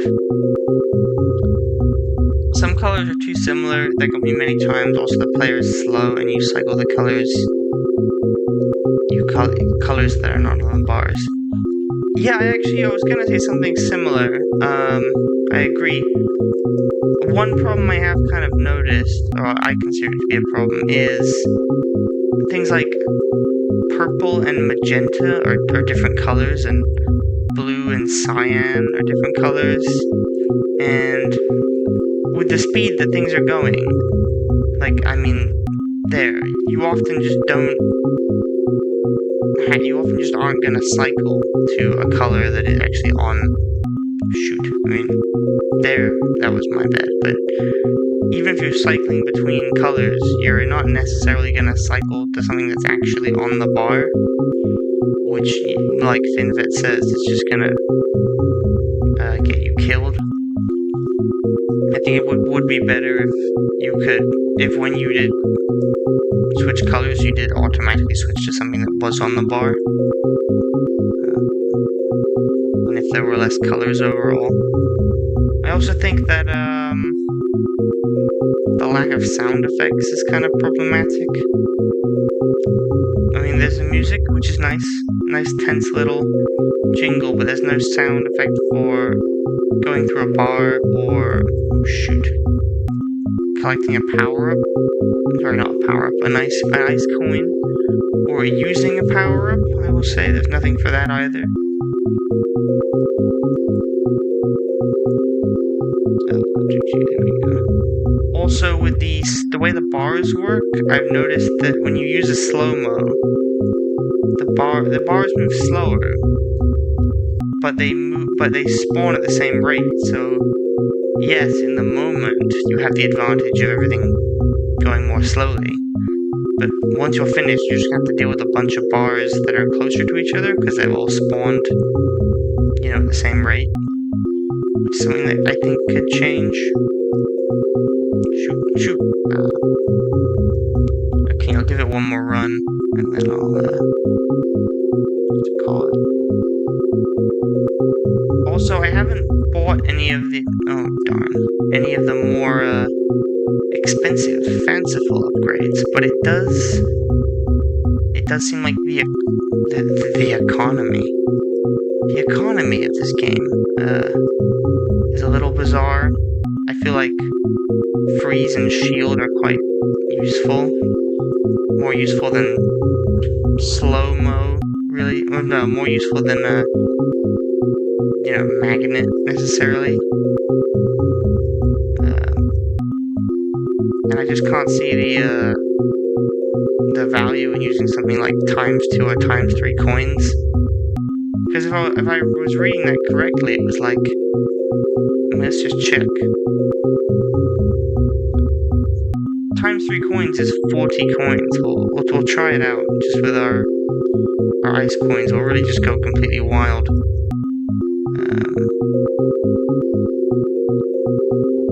But I can't imagine that's gonna get you, it's gonna get you sufficient returns, considering it lost about 5 seconds to make it worth the 40 coins you spent. I mean, I managed to pick up, what, 1 coin pickup there? It's 3 whole coins for spending 40? I don't know. But, I mean, I'm giving it a lot of nitpicks, but I do actually like the core concept. I joked earlier about locking in harder than expected, but having to match the color within a limited amount of time actually was quite stressful in a good way. I think this game definitely needs some balancing. It needs just a little bit more polish, but I think after that you have a pretty solid sort of core concept. So this is another one of those games where it's like, definitely make a post-jam version. Who made this game again? It was Imran 2025. So if they watch this, definitely make a post-jam version. I think that would be good. Okay, next game is Freeze. Is it freeze them or freeze them? Okay, I think it's just the same thing. Open file from an untrusted source. Oh, you bet.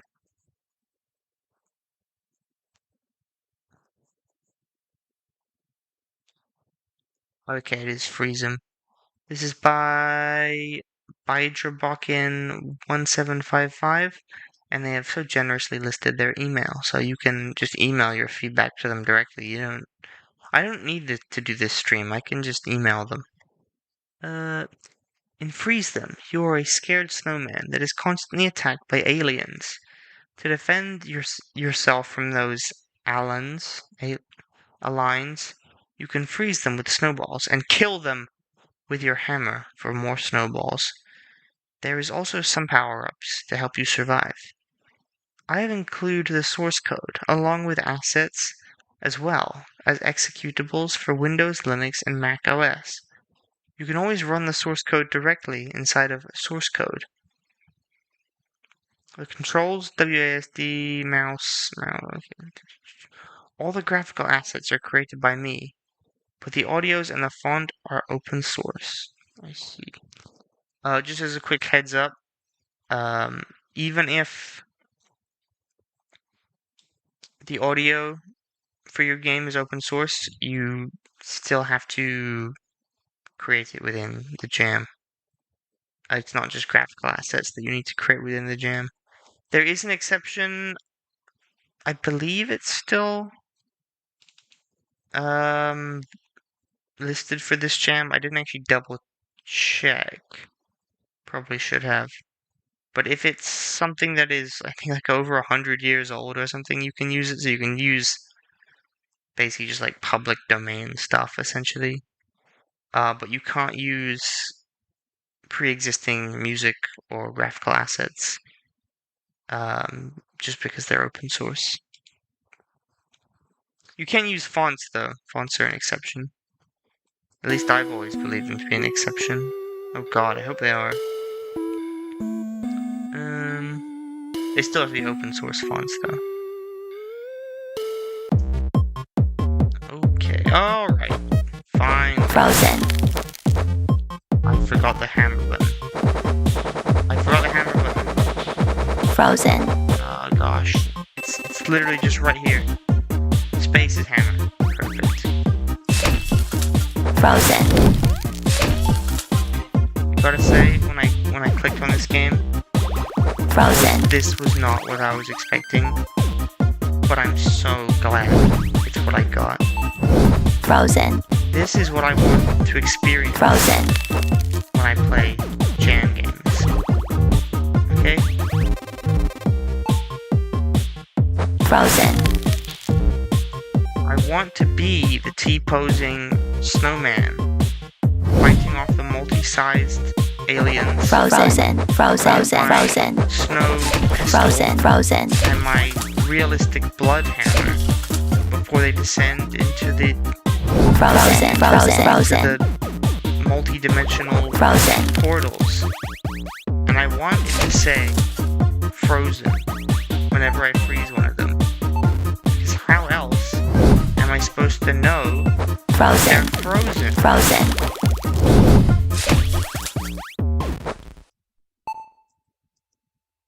This is actually great. Frozen. Frozen. Frozen. Frozen. Frozen. Ah, darn. Oh no. Local variable snowman'll reference before assignment. Look, it happens to the best of us. Sometimes you just accidentally hit a key when you're about to debug your program and it renames the variable to something. These tiny ones are hard to hit. Frozen. Frozen. Frozen. Frozen. I know Frozen. it's sort of recurring thing I've said a few times, but has anyone played this game? And if so, what do they think about it? I'm having a good time. Frozen. I know I sounded sarcastic earlier, and I kind of was, Frozen. but this is Frozen. genuinely the kind of thing that I really enjoy about playing the submissions for these. Because you just never know what you're gonna get, and, you know, Frozen. sometimes you will get something just utterly bizarre.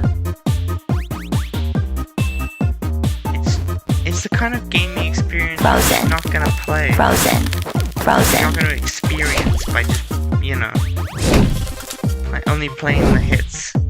Frozen. Frozen. I mean, it's not even a bad game. Frozen. Frozen. Quite a good little gameplay loop. Frozen. Frozen. Here's a question though. Is this... I mean, it hasn't got a static camera, so it's not really like...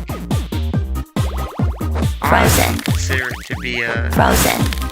whatever we're going to auto-shooter survivors type, I Frozen. guess. Hasn't really got upgrades either. Frozen. Frozen. Frozen. So this is just a Frozen. normal arena shooter. Very laggy, but normal Frozen. arena shooter. I guess? I think Frozen. Frozen. it is about to make my Frozen. computer freeze. Not sure if that's intentional. The slowdown is, unfortunately. Frozen. Frozen. Frozen. Frozen. Frozen. Frozen. Frozen. Frozen.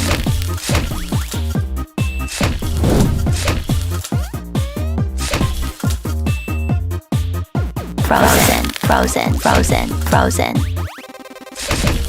Arena shooter is Unreal Tournament. Ah, it's true.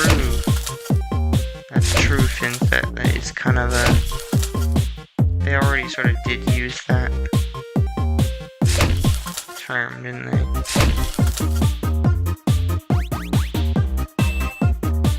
Frozen.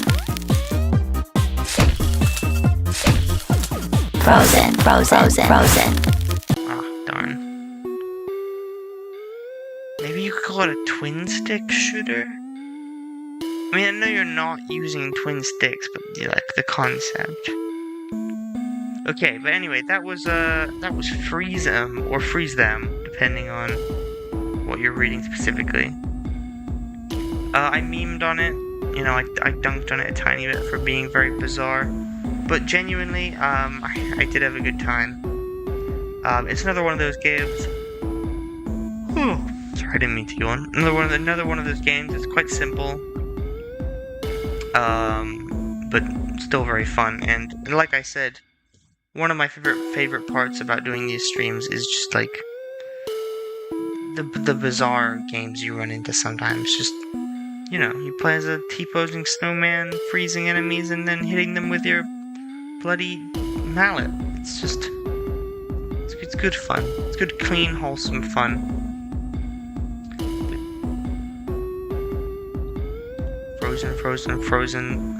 Frozen. So true. Anyway, that was Freezem. That was by. See, they did me a favor here. They just straight up put their name on screen. Very useful. By Bydrabokin1755. And then again, since there are no recommendations, next up we have we played Frostbound? Play Winter Escape next. I'm not gonna play Winter Escape because it wasn't made for this jam. Maybe I'll play Winter Escape 2 main. You know, at some point. That looks like it's gonna be the last game we play. Okay, fine. I'll play Winter Escape 2. See, how many games do we have left?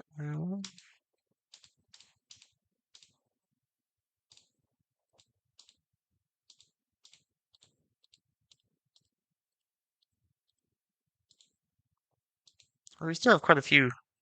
Okay, no, but I'll play Winter Escape 2. For those of you who don't know, Winter Escape 1 was a game made for, was it the first? I don't think it was the first Pygame. Shoot, I'm doing very well. The first Pygame community jam, but definitely one of the earlier ones. And I infamously had a not great time with it. Not because it was bad, because I was bad at it. And of course, naturally, that's something that I'm now going to have to relive.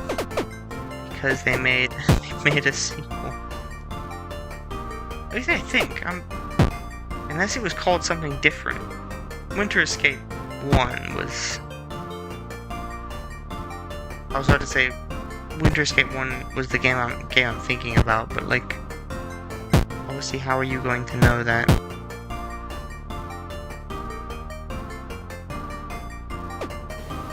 Oh goodness. Oh shoot.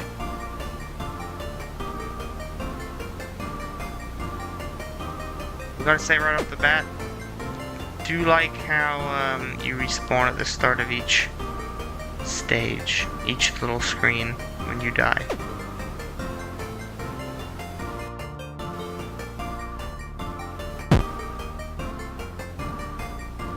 I do like these little graphical effects on the circles. It's a bug. Respawning is a bug.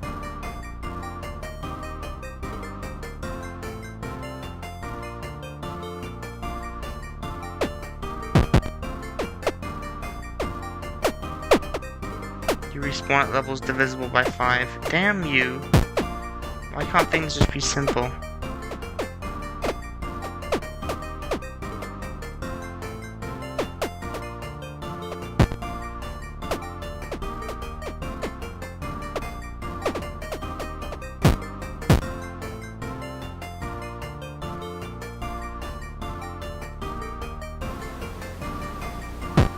You're really gonna do this to me, aren't you? You're really gonna hit me with the, redo the last 5 stages thing, aren't you?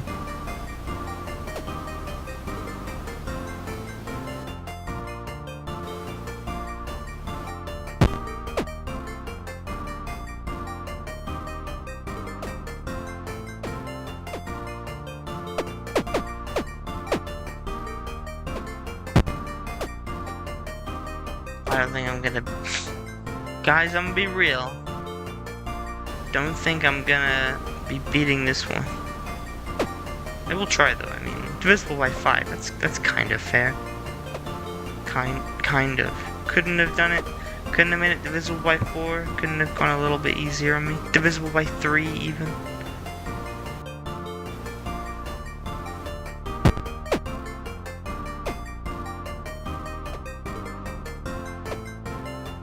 I do like the health bar though. That's quite good.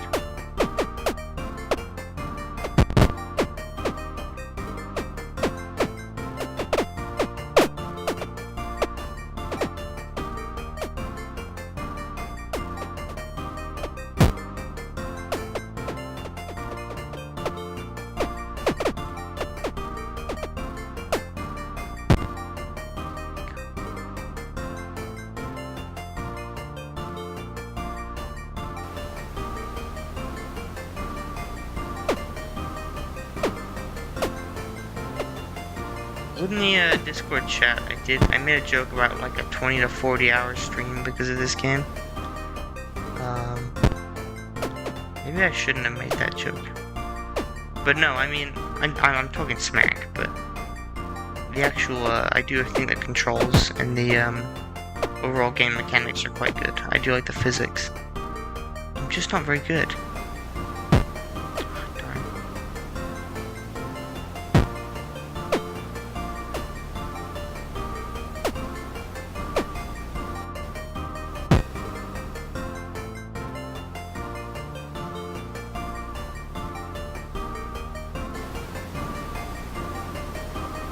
Try and take this. I was like, let's try and take this slow so we don't take damage, and just immediately, just not even finishing the sentence before I took damage. Incredible.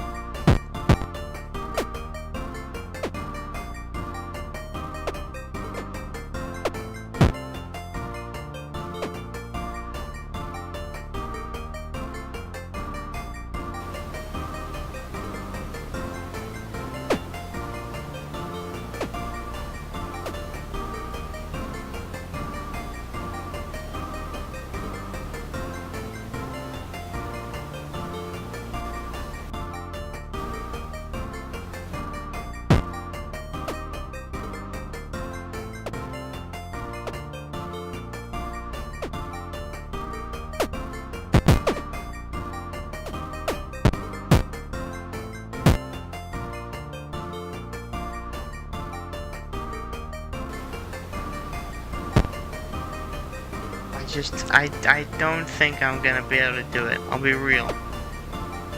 Maybe I'll give it a go in my own time, so I can continue the legacy of having beaten all the games in the Winter Escape saga. But I'm gonna be real. I do not think I'm gonna. I don't think I'm getting to level 10, to be honest. Let alone level 20. If I can bait these, no. Okay.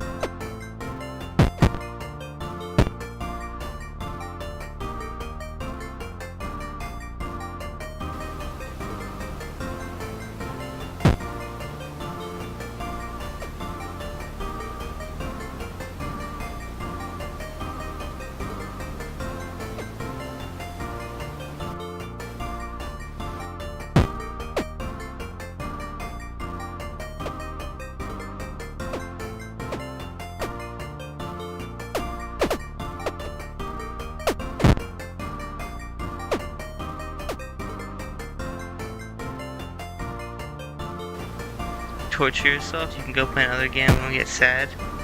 I'll give it a few more attempts. I do actually quite think the controls are quite fair.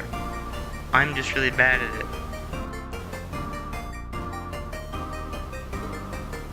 I want to see what other mechanics there are. But yeah, I might have to quit this one out early. I feel like a failure for not sticking through it to the end. But to be fair, this jam has had a lot of entries. I think I said there are 25 or something entries, not including my own, to get through.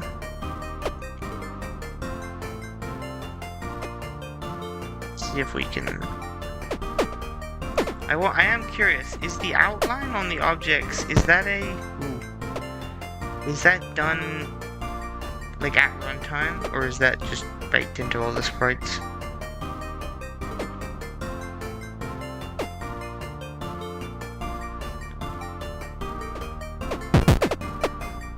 Manually, I see. Darn. Okay, one more attempt, and then I'm going to call it on this divisible by 5 nonsense. I can't believe you would do that. You would get my hopes up, and then you'd be like, nah, every five levels. Yeah.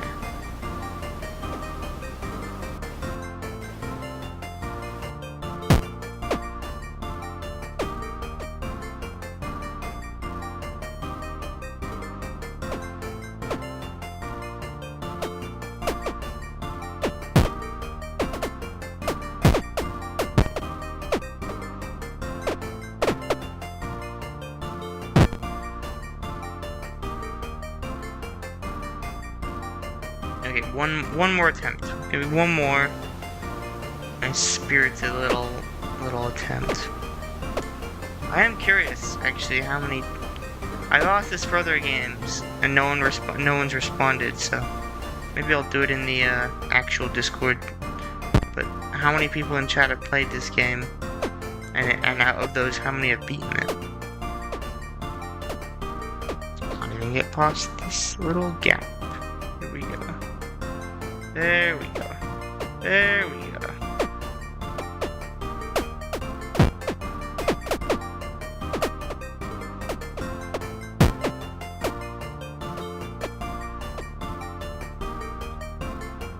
So far, you've only seen Dusty beat it. Oh, goodness. Yeah, I think this is gonna be one of those games like Celeast, where it's like, I appreciate it. I think it's very well polished. I like the graphics. I like all the little touches. Don't think I'm gonna be able to beat it myself, though.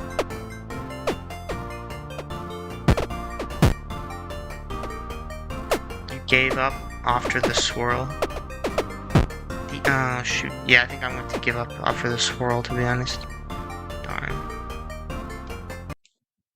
Okay, that was Winter Escape 2, which I know for all my smack talking about Winter Escape, I did actually find it really funny when I went on the submissions page and saw there was just a sequel to Winter Escape, which does make me genuinely curious how many people who have played this game have played the original. That's like one of those things that I would be quite curious about.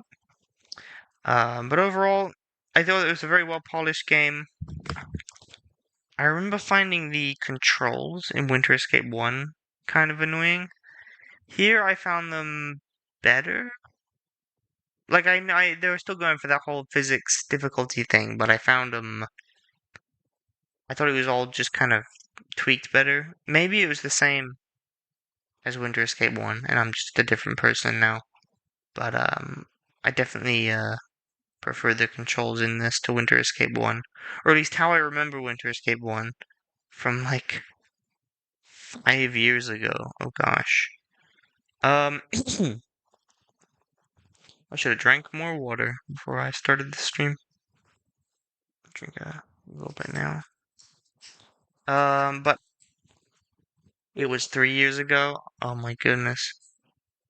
Is it better to to overestimate or underestimate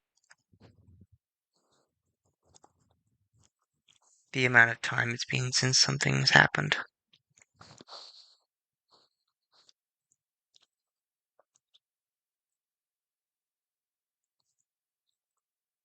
I wanted to take a sort of casual swig from my water bottle, and then I remembered my water bottle is filled with boiling water and it severely burnt the inside of my mouth.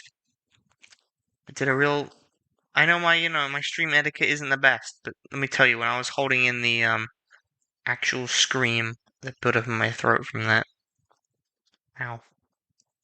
Winter Escape 1 was for Easter Jam in 2023. I see. But no, I thought overall this was a good solid improvement over from what I remember of Winter Escape at least. It has been a hot minute. A hot 3 years even, potentially, sort of. I liked the art, I liked the palette, I liked the music, the physics, but it's just one of those games. It's too difficult for me. I'm sorry. It upsets me greatly. It upsets me so much I can't even take a look at the program.prof file to see where its laggy weak points are. Oh well. Play Ice Cube's puzzle next? Maybe I will. Right as soon as I record the timestamp for Winter Escape. There we go.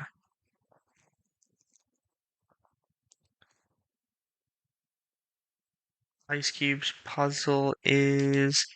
Alright, so next up we have... Oh, shoot, I forgot to actually say who made Winter Escape 2. It was Andre Varvar and Not Aiden, who I believe are both in chat. Maybe Not Aiden has left, but Andre Varvar is. And now we have Ice Cube's puzzle, which is by Perito. Or maybe it's Perito. I don't know.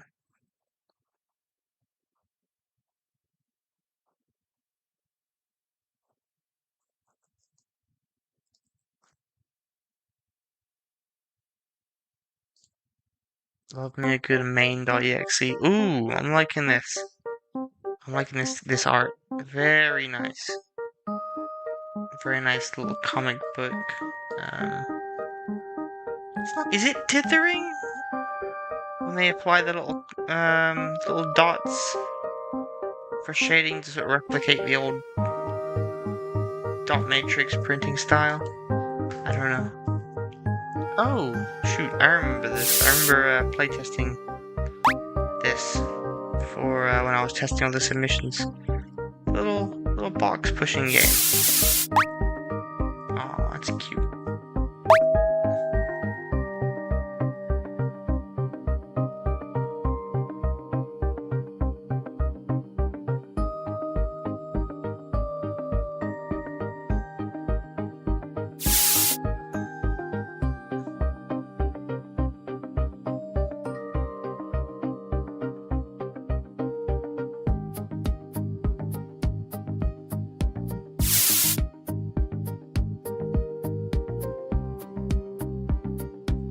Alright, we got this down.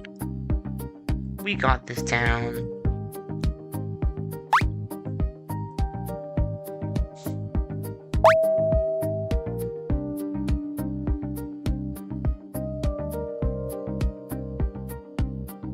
I like the music in this. Very chill. Pun intended. Pun absolutely intended.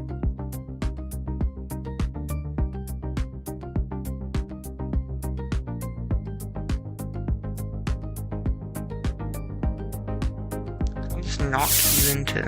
Okay, yeah, there we go.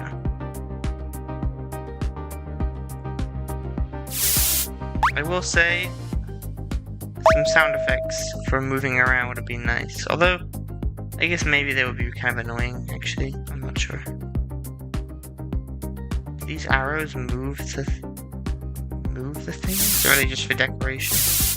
Okay, they do actually move the objects.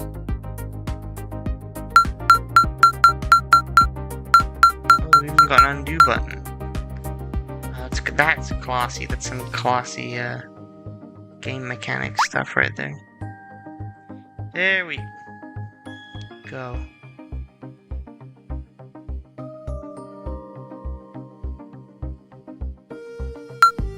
That's not gonna work. That's not gonna work.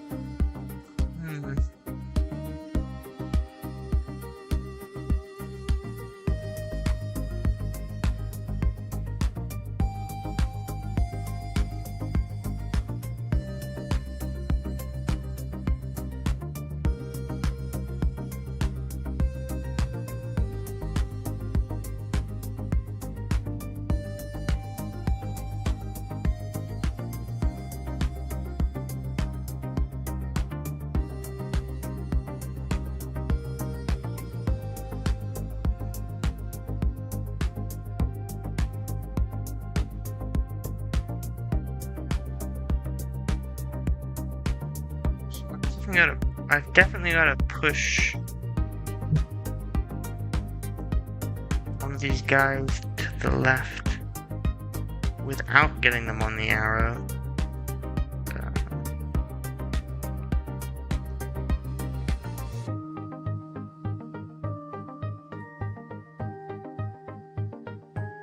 But how?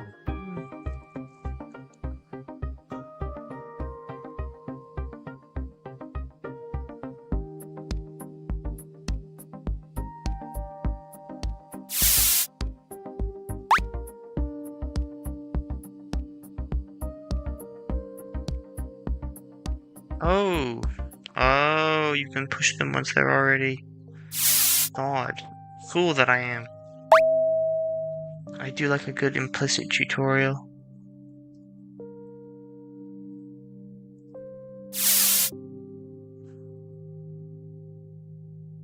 Ah, I see.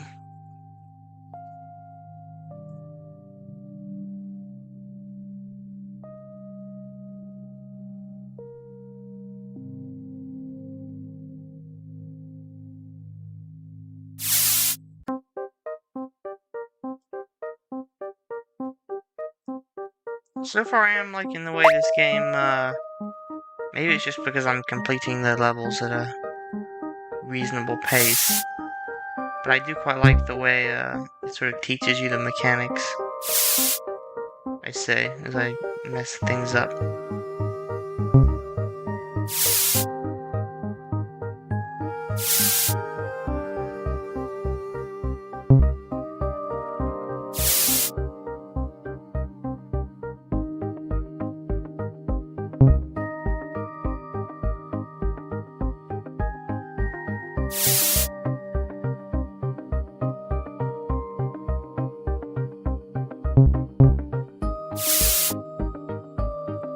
How does the rabbit work?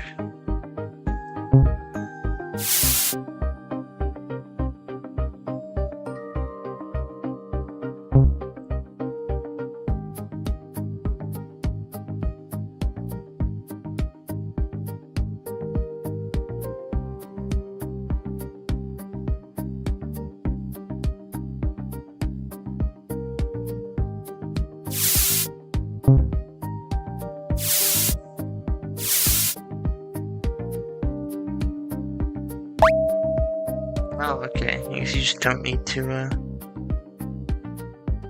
do anything with them.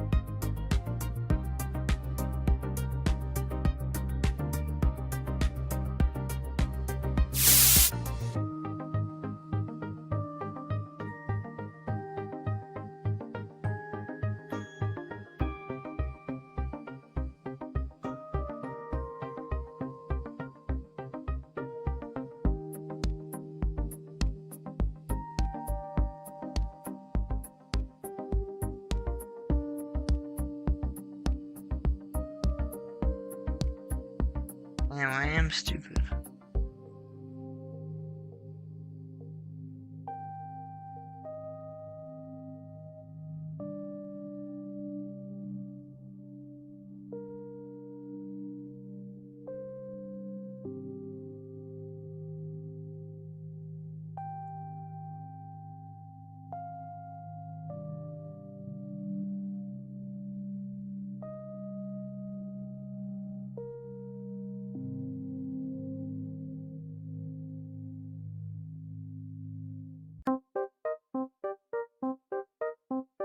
I'm just gotta get past these arrows, but I don't know how.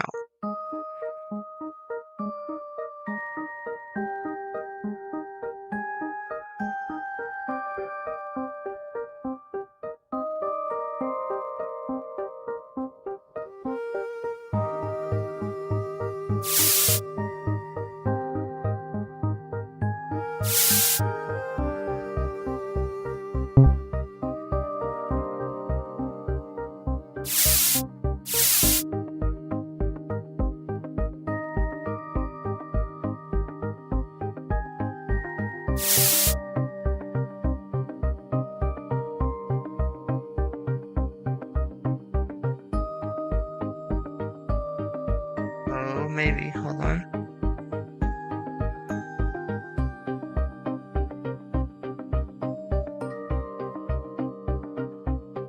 No, that's not gonna work. Darn.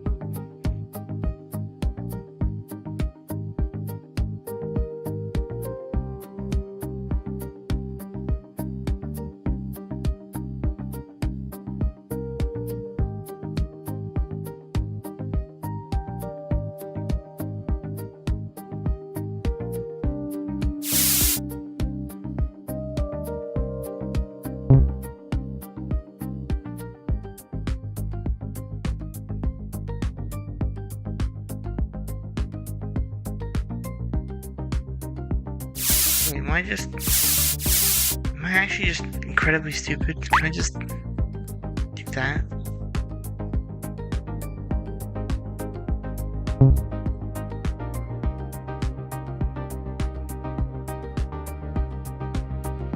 I didn't even consider doing that. Just stupid.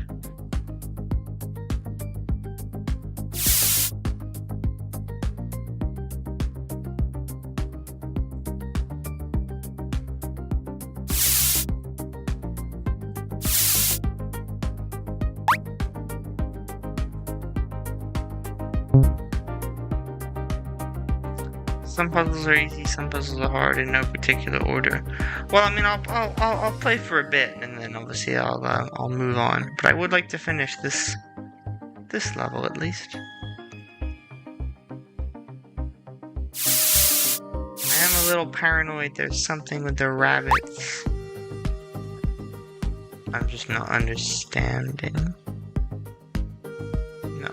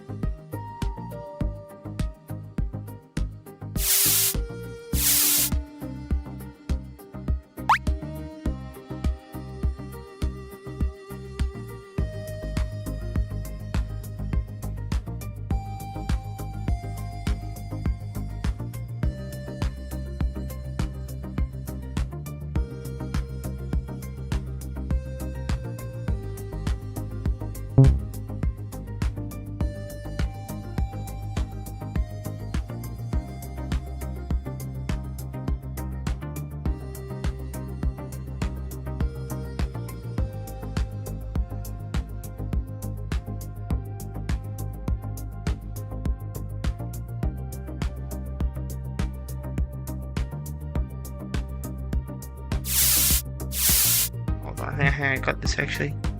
Might have this. Might have this.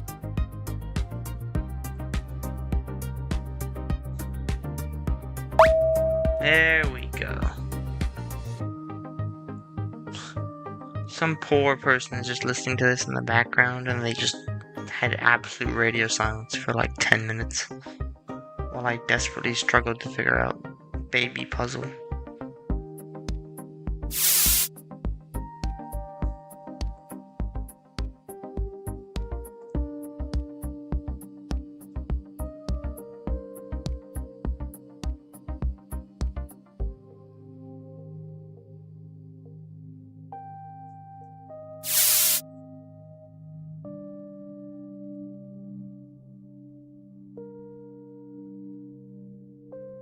How many levels are there actually? I forgot to check.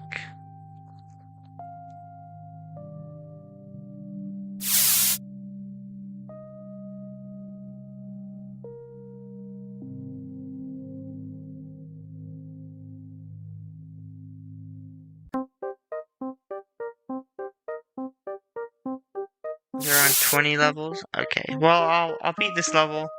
I'll beat the next level. Or well, I'll try the next level, and then I'll probably move on. How long has it been? Ooh, it's been nearly 3 hours since the start of the stream. Okay, good heavens. Oh, that's a frog. I thought that was like a face with like grinning teeth. That was terrifying.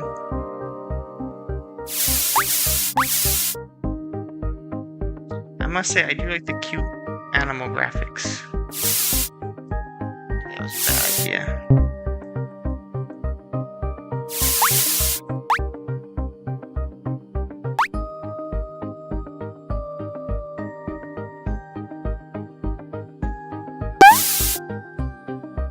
Oh, the frog goes through the people. Okay.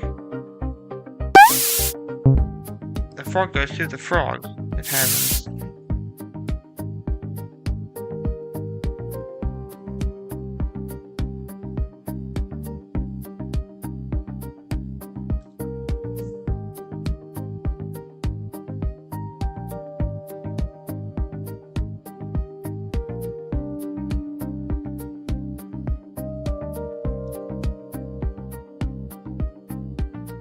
Would the frog go through the frog? No, go through the guy if it was at the edge. No, that doesn't help me.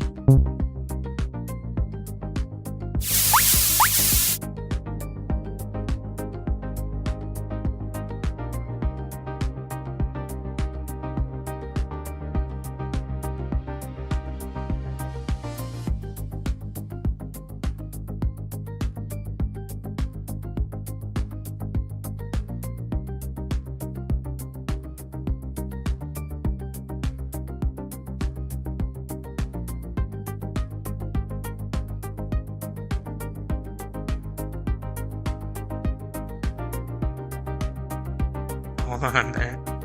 I'm gonna go disable night mode real quick on my my monitor. There we go.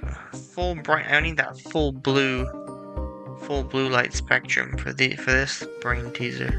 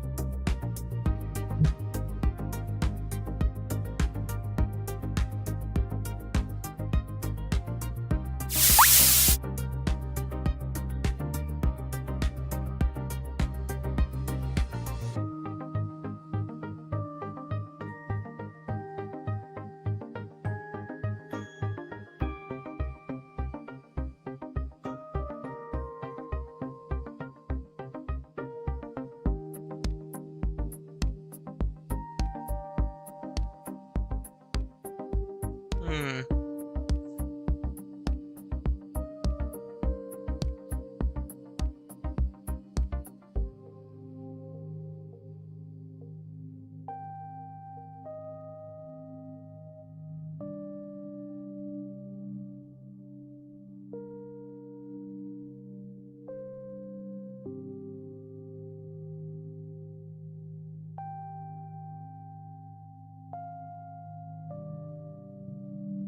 Am I just misunderstanding something, or am I just actually stupid?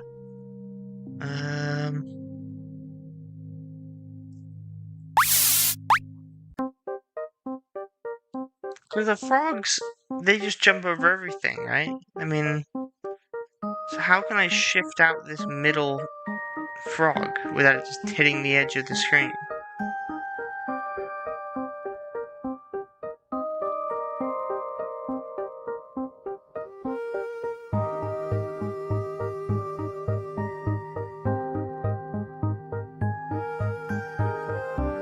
I genuinely cannot think of a way of doing this. I mean, obviously there is one. I'm just dumb. But, how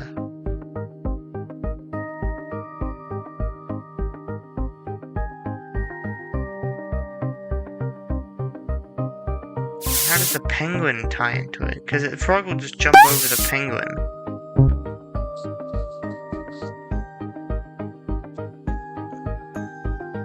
Maybe it can't jump over multiple things? Oh, yeah, that's it. There we go.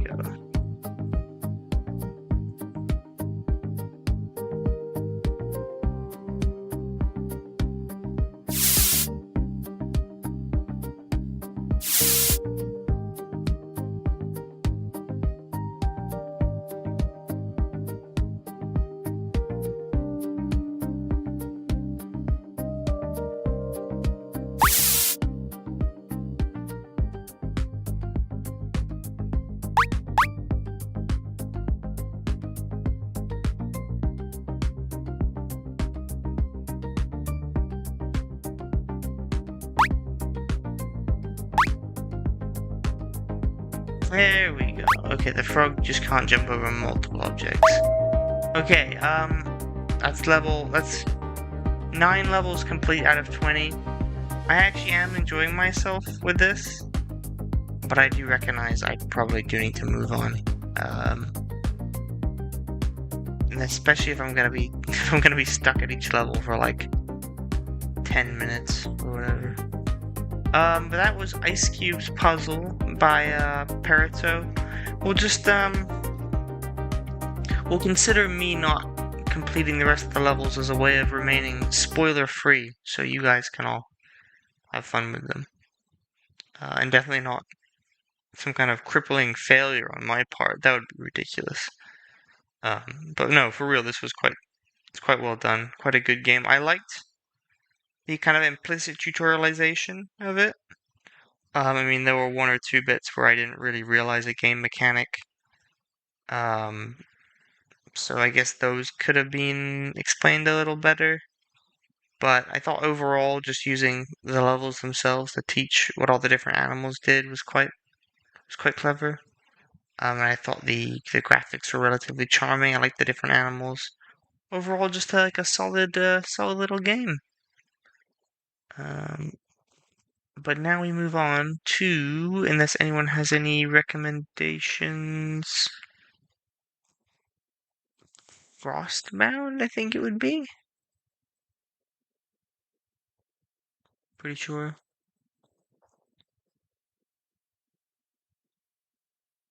Let me check my notes.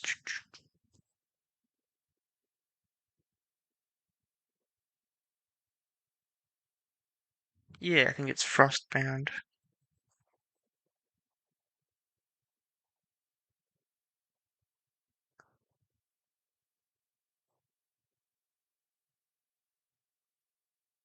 And that's by Bricklink Builder, which is a name that I think is familiar to me. I think they've entered these jams before. Not 100% sure, but still.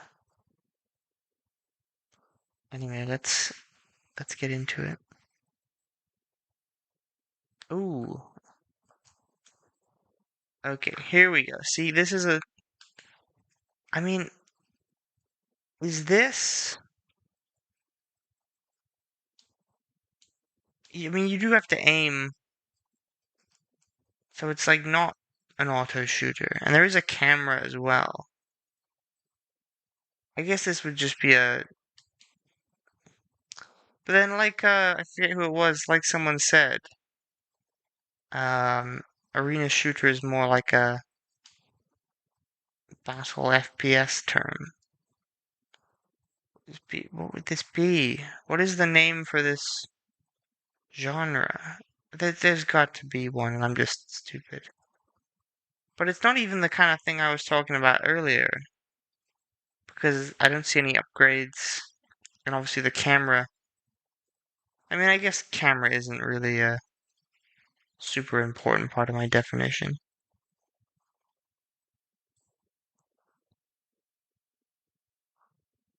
There might be upgrades. That might just be stupid.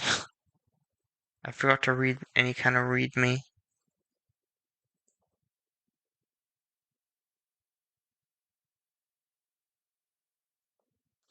And you have to go, Andre Varvar. Good luck with the games.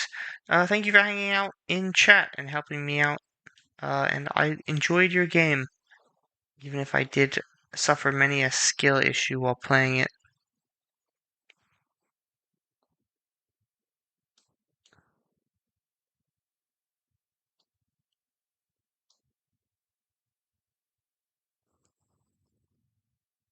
This game isn't supposed to have music, right? I didn't just mess something up really bad.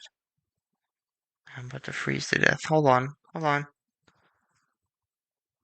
Okay, yeah, you do recover your temperature by being next to the fire. Very good.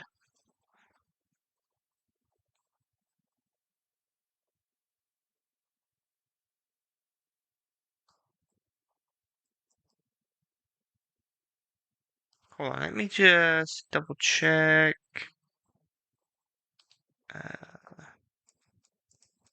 While I recover health here. See if there's any mechanic. I feel like this is one of those games where I'm missing a very important uh, mechanic. No, actually, it seems like I've pretty much got it on lock. There is an aim button. That's the main thing I'm missing. Also, there's some serious lag. Oh dear.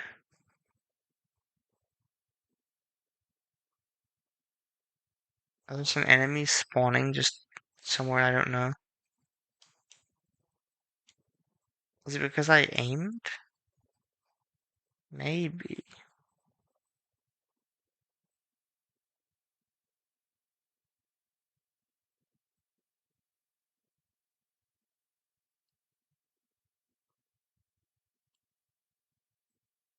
What do these do? I don't see any.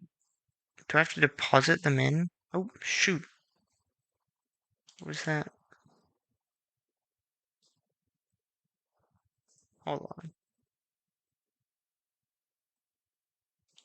Just edit it with good old. I don't want to open up VS Code just for this. Oops. Oh no. Just open up PowerShell real quick. What's with the infamous barrel crash? Game object has no attribute shop open. Okay, so there is, or at least there was supposed to be some kind of shop system.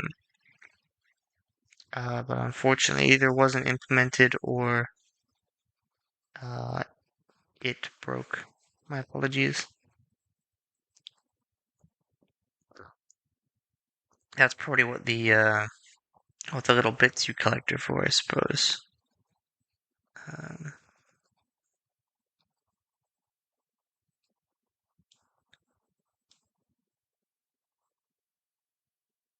but it's not an issue like with just me doing it on the first wave. 'Cause I tried it on the third wave before and it didn't work.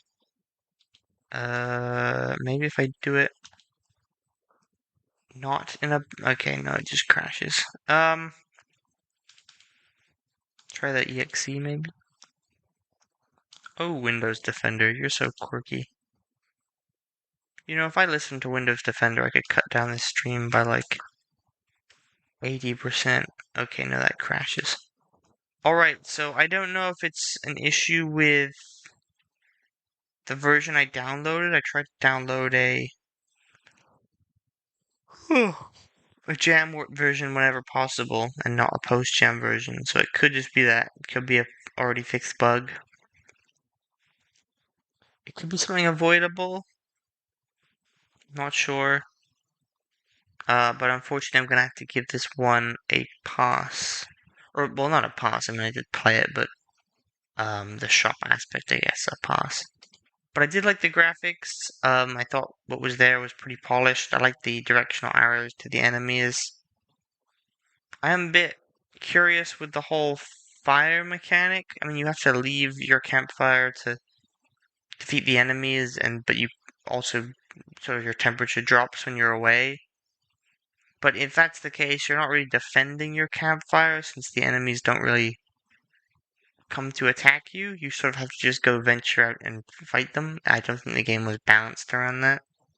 So definitely some issues, but overall, I think a pretty solid game. I definitely think it could benefit. It's one of those games that would benefit a lot from a post-jam version. But for now, if there are no recommendations, move on to. Have we done Froststep? I feel like we might have. No, we haven't actually. Let's move on to Froststep by Red Ravens.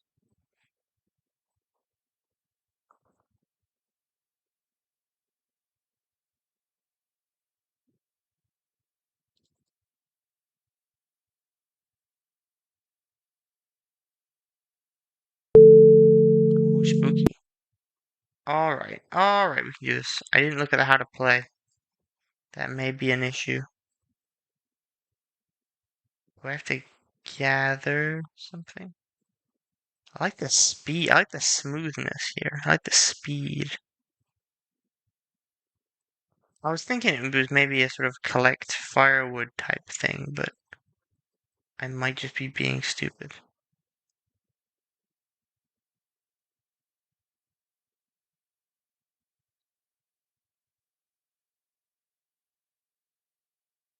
Alright, alright. Has anyone played this game? Can anyone give me any useful tips? Hints, tricks, perhaps?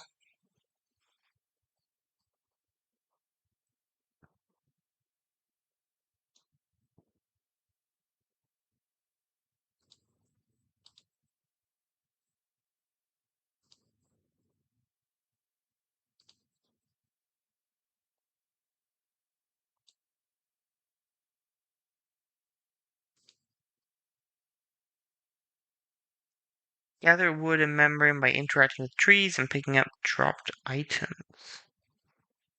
I see. How to interact with tree. Oh, click. There we go. There we go. Punch tree. It's basically Minecraft. I mean, you know, punch tree. Need two more to advance. Good game sound there. I hope no one was trying to sleep with this. There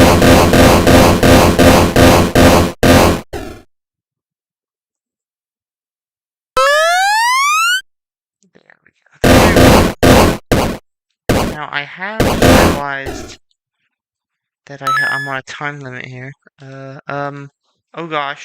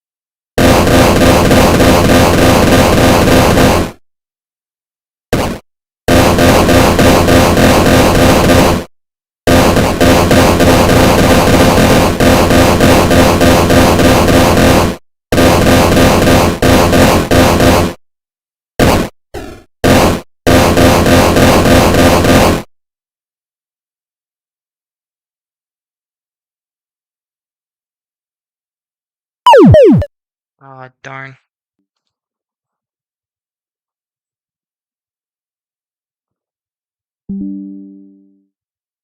Oh, my encoder disconnected. We back? Sorry about that. I don't know what that was. I'm gonna mute desktop audio for a second here. OBS, I summon thee.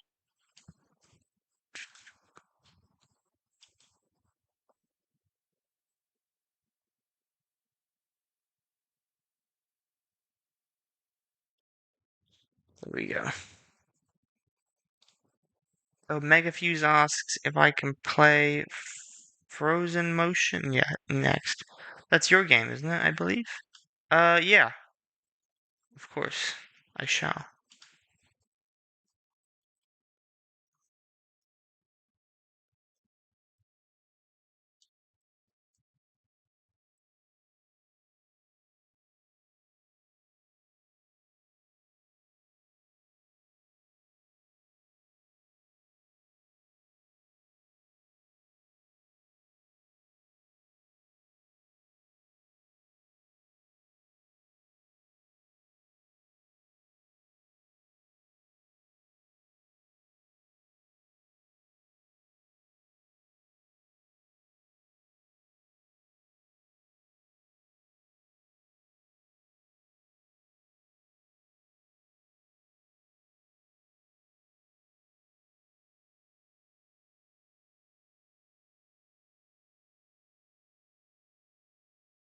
There we go.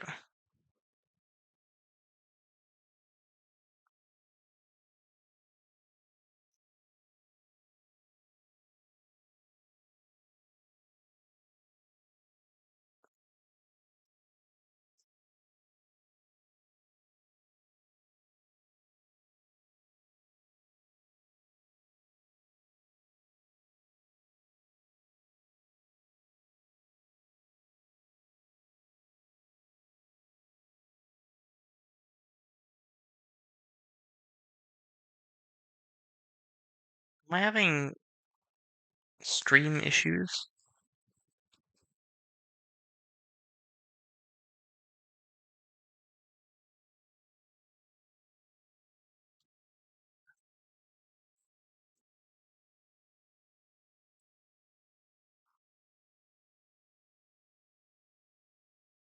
My voice is repeating itself. Oh dear. Yeah, there's something going on with the stream. Hold on. Is it because I messed up top audio? Is it something to do with the bit rate? Um, hmm. Is it fixed? I'm being told YouTube Studio is like the audio stream's current bit rate is 0. It's lower than the recommended bit rate. Which is true. Still repeating ing. Okay. I don't think we're gonna be able to complete Froststep. So I will. Hold on. What is going on with OBS?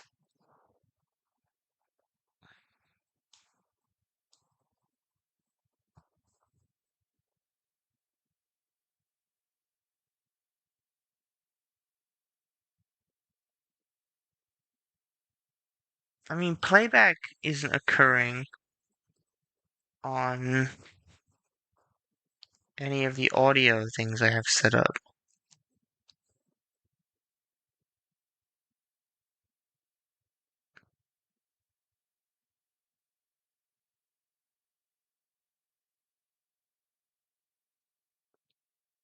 Is it? Do I have one of the streams playing on a monitor or something?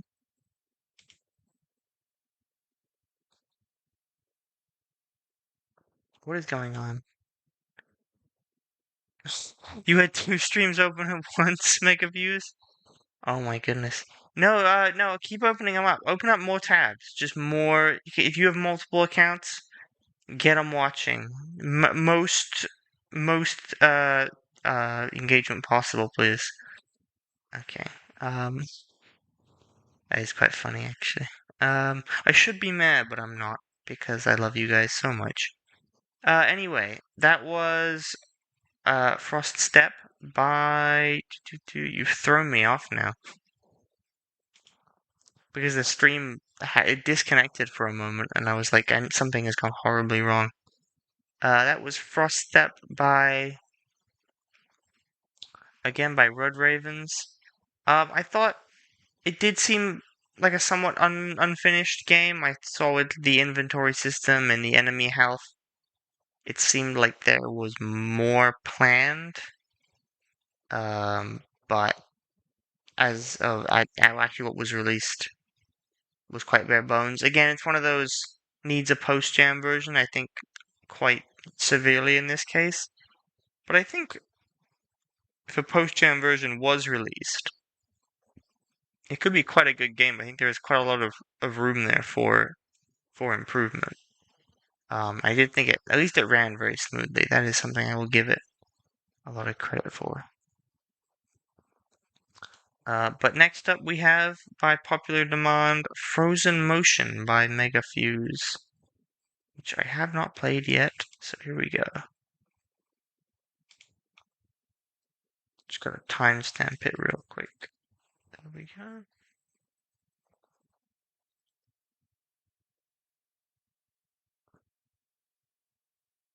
Bust open the README. See?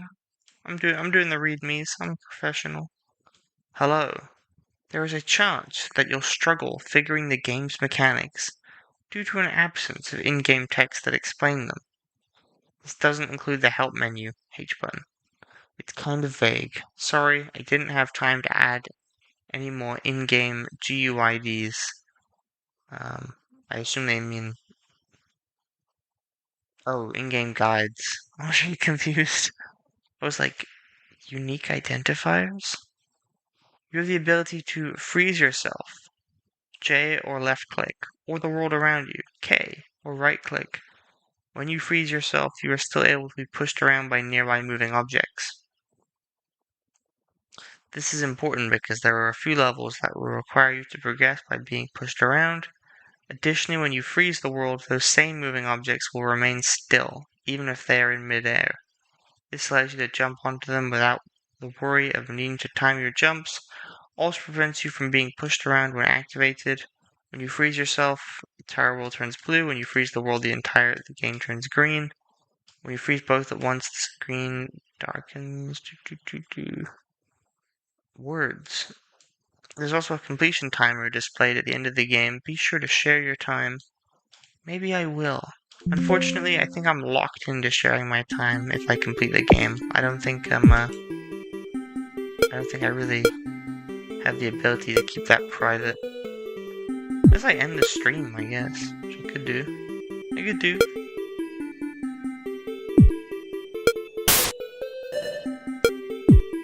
Although, that being said, this is a platformer, so my chances of actually beating it are quite slim. Stream end? No, don't worry. The stream is not over. I was just making a joke. Just a funny joke.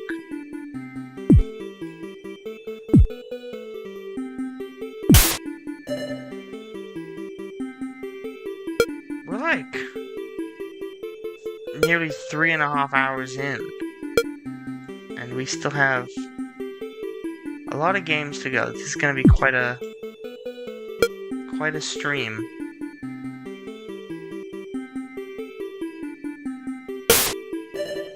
Though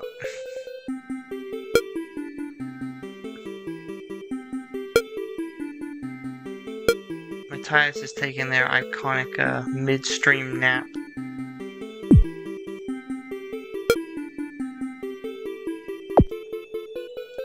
Maybe, is it a freeze yourself thing means you can't be affected by spikes? Oh no, just in general. Okay.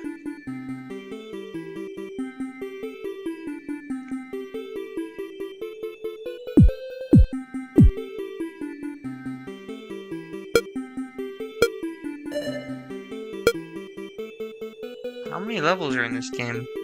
I don't know how many I'll be able to get through. Not because I'm furious, but because I just genuinely don't know how much time I have. Also, I forgot to check what the use key button is. Real quick.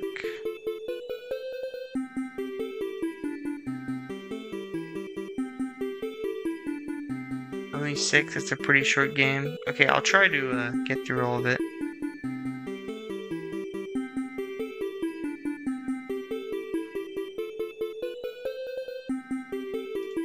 How do I use the... Am I stupid? It's a short, well-crafted game. That's the thing, that's what you want. In my humble... I mean, I'm biased because I play all the games in, like... batches, I guess.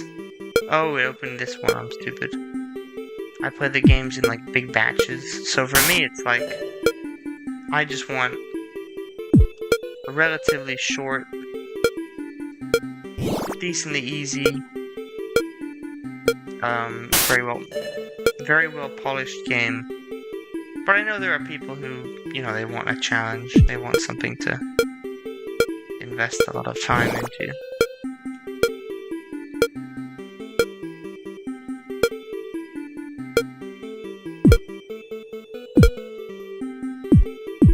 Unfortunately for everybody who makes games, I'm not very good at them. And I'm especially not very good at platforming games.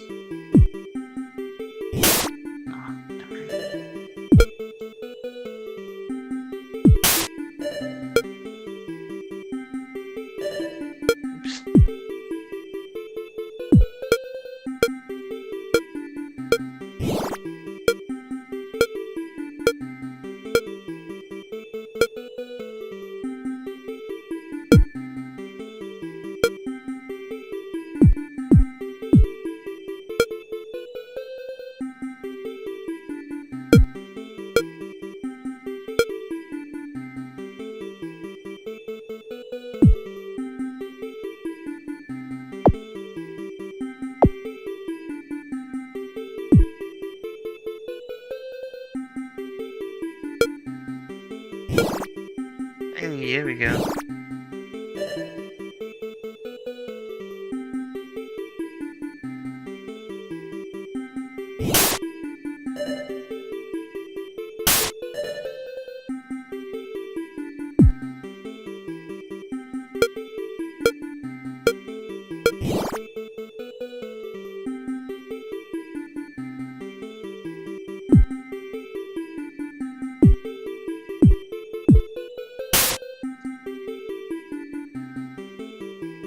The key was supposed to be a trap? Oh, maybe I'm better at these games than I thought.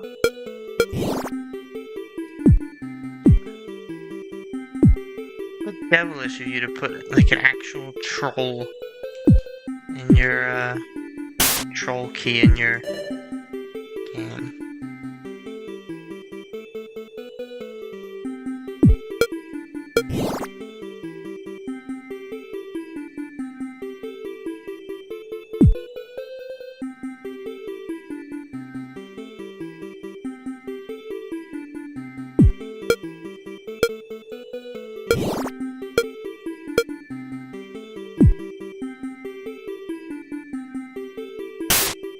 Oh,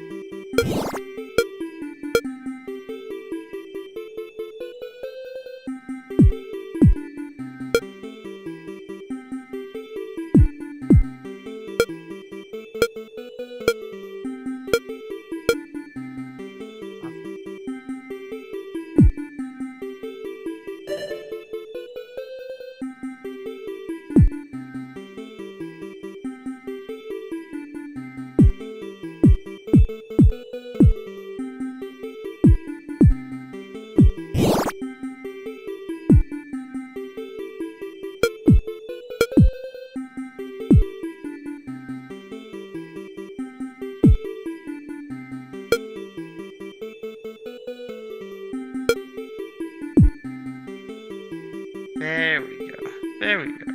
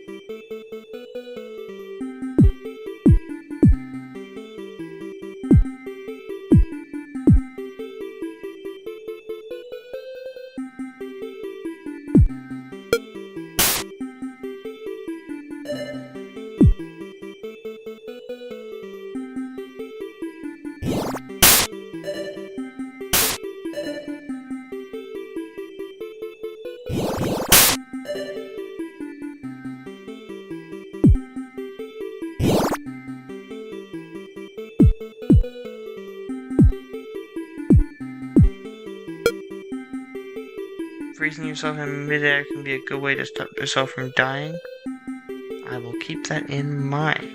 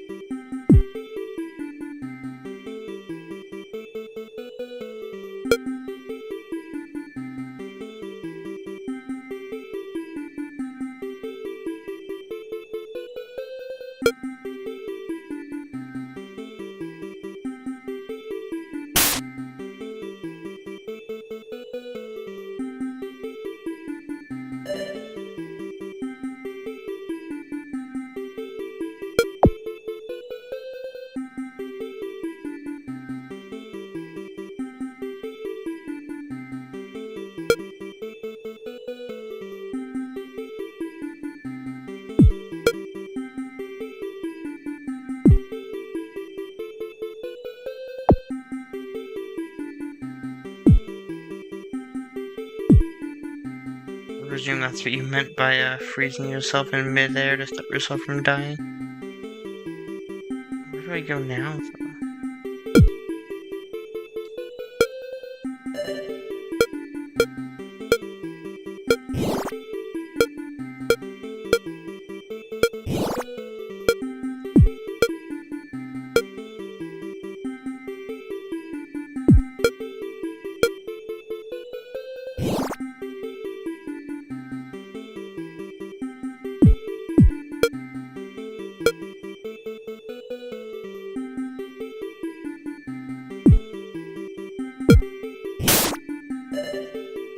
I was doing so well. At least I thought I was. Maybe I wasn't.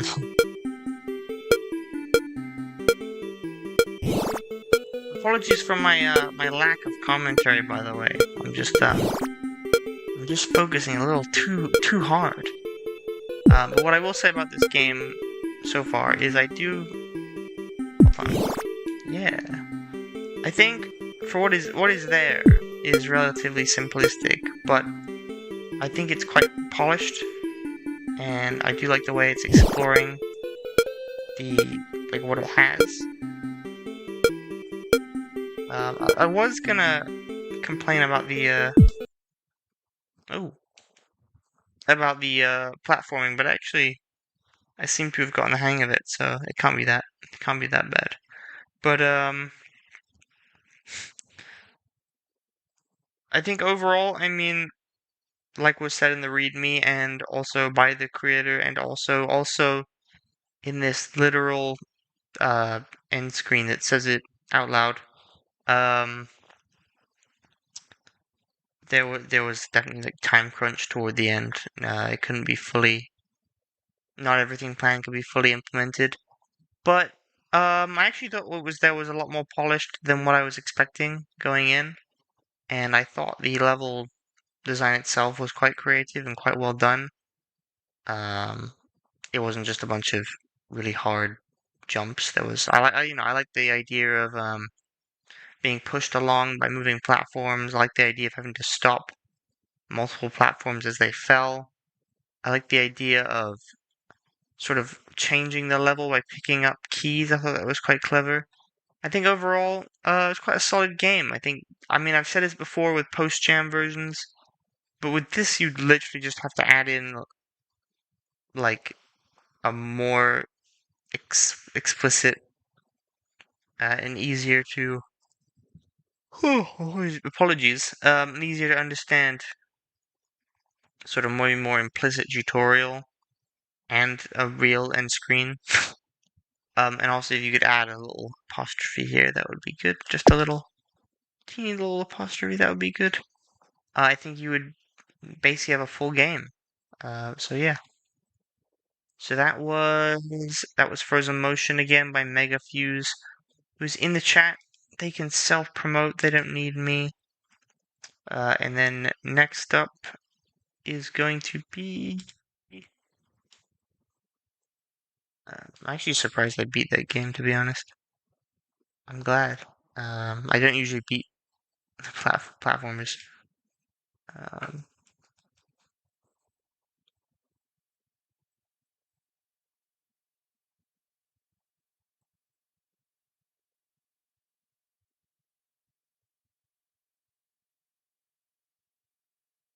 Next up will be. Oops. Ice Dodge. There we go. You'll definitely add some things in the post-jam update. Thanks for playing. Thanks for making it, Mega Fuse. I'm glad you're gonna make post-jam stuff. I think like once, because you have like jam burnout, of course. Um, so it can often be hard to make post-jam stuff, but I think you definitely should, if possible. I mean, if you already spent so much time making a game, why not spend a little bit more making a better one, as it were? Anyway, this is Ice Dodge by Wombat Games, and you'll notice I'm playing it on the web. Unlike all the other games so far, which many do have web builds, but I've always run them from Source or Windows. The problem here is if you go to. They've listed the source code as a comment, which is a bit strange. And if you go here, it's just a single file, which is presumably the game code. First off, I couldn't find a way to copy this easily to just run on my machine. Like, if you copy it and you try to put it in text file, for me at least, I got when I tried to copy it, I got the line numbers, which actually now that I said it, doesn't seem to be happening when I copy it now. It's just, I guess, I don't know what happened at the time, but whatever. And also, these assets aren't available. Boss block.png and all that. So I would ask Wombat Games to upload a zip of their source code at the very least. If you're not gonna, you don't have to put a link to a Git repository is always nice, but even just like a zip file with all their stuff in it. But that's why we're playing on the web. We're not playing it locally. Although it would have been a kind of funny bit for me to recreate all the graphics myself. Just guess, or like redo them in MS Paint, and then be like, we have We have a version of the game. It's open source. But anyway, let's just play. So I'm pretty sure in this one, you just dodging ice, ice sprites. Go full screen. I gotta say, I do find it quite nice, quite refreshing to just open a game's source and it's like one file, and not like in like a 2,000 lines mega file. Just a little game, a small little game. It's nice, sometimes just the whole thing contained a little file. We have Ice Dodge at home. That would have actually been such a funny bit. Wait, oh, I win. I guess you win if you survive long enough, and they just forgot. They forgot to take that out if you are dead. Goodness. We'll try and win legit. I know we have Ice Dodge at home, but we'll try to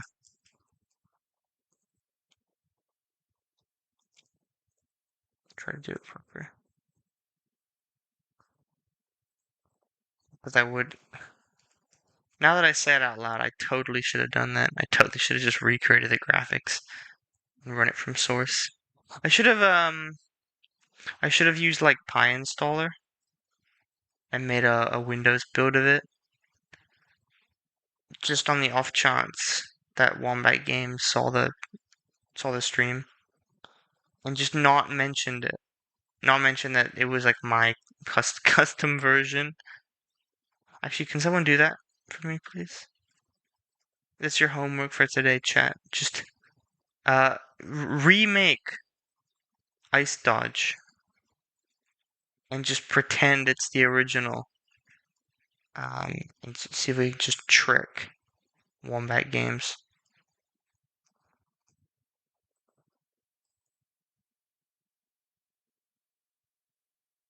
Now that's a good idea for a Pygame community jam. Just take a game from the last jam and just either refactor it, or just completely remake it. That would be fun. That's actually a good idea, I think. I mean, in theory, it's a fun idea. Maybe it's a terrible idea. I would like to beat Ice Dodge, though.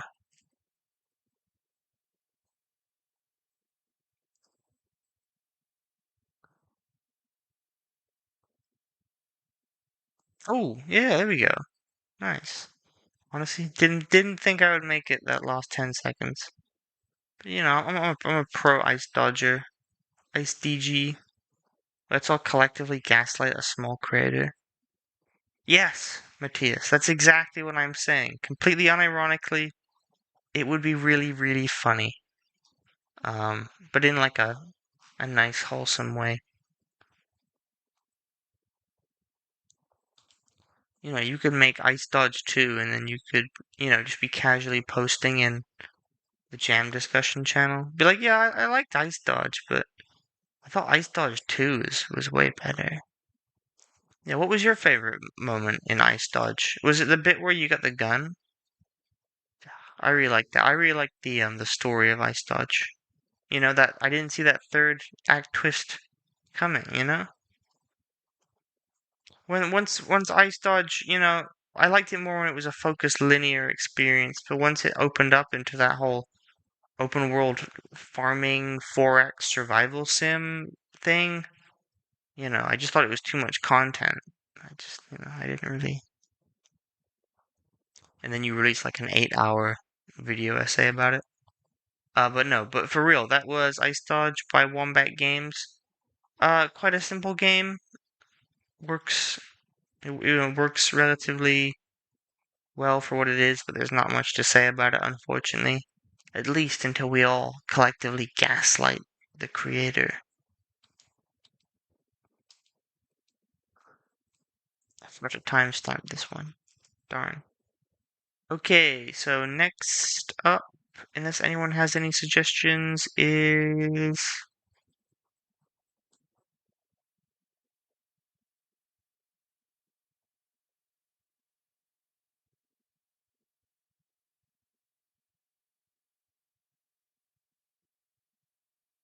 Spring is Near by Squares Waves.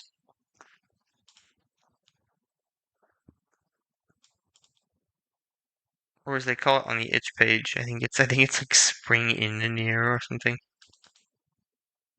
My own. We're not playing my game on stream. A, because that would be weird and sort of a bit too self-promotory. And B, because oh my god, that's loud. Let me turn the volume down a little bit. Oh goodness.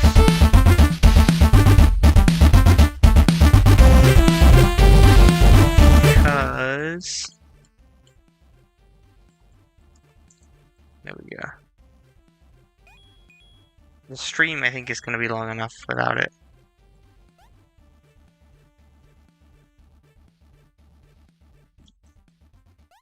Oh, you freeze time with enter. Hold on, I think this might be one of those classic readme games where I have to actually read what is happening.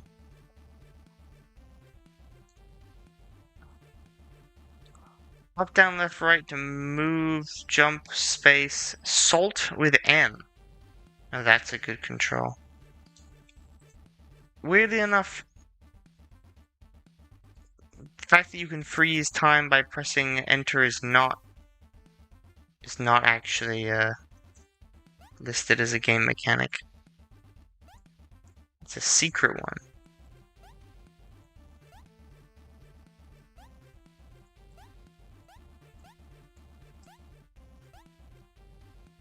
How do I maybe I can just ignore that little guy.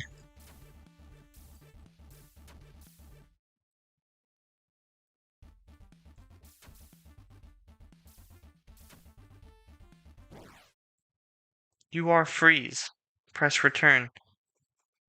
I will, I suppose.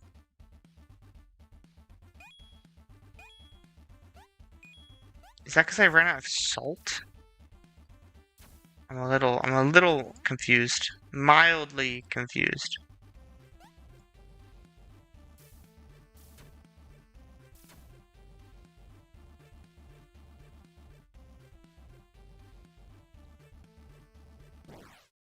Jump scared you. It jump scared me as well, Matthias, to be honest. And I've played technically all these games. Like I did run them all to make sure they all worked. The HP drains if you don't push the first snowman further back. Oh, I see. But how? How will I assault the snowman? You freeze in the snow. I'm just stupid, okay.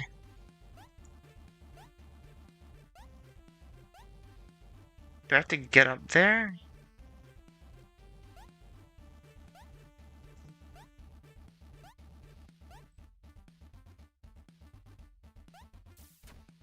Okay, there we go.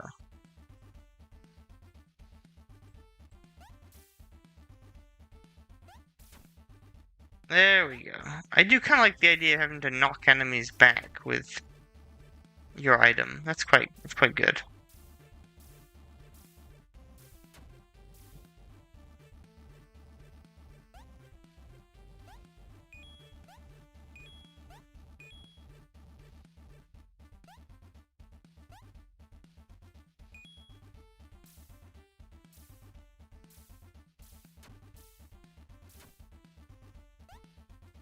This game is almost the opposite story to Snow Guardians. That's true. Deep lore. No.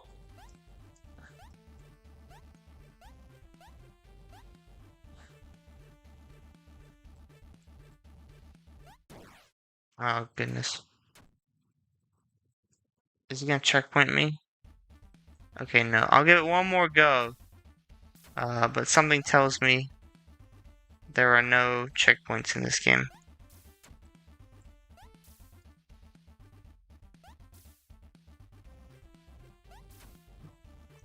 Plus, you know, as a massive Snow Guardians fan, any game that would dare to take an opposite stance to that game, I have moral objections to. So I need to quit this game because of that.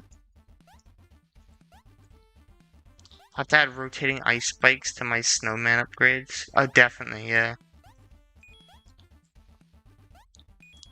You could have the clothing they get be one of those like spiky dog collars.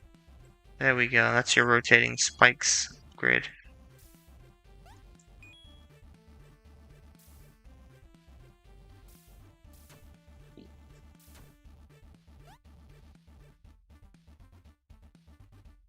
Also, if I'm talking a little loud, I apologize. It's because while I have turned down the game for you guys, on my end, I am still being hit with some loud sounds.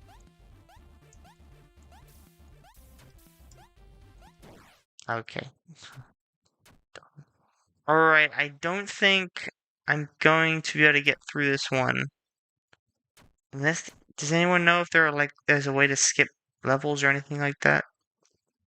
If there isn't, I think I am just gonna have to, go to the next game. As far as feedback goes, I liked the rotating spikes actually. They're quite nice to look at. I like the idea of having to sort of not just defeat enemies but push them back as well, you know, more strategically. I think that could be utilized really well, you know, in not necessarily just a platforming context, but just in general, in a game. You know, it's just like Smash Brothers. No, but for real, you know, a game where you have to defeat enemies in a more sort of puzzle focused way by pushing them around rather than just straight up destroying them. And I liked the little particle effects and the way the sort of background changed from springy, I suppose. I should, you know, it might be the term, to sort of wintry, depending on where the enemy was. I thought that was quite well done.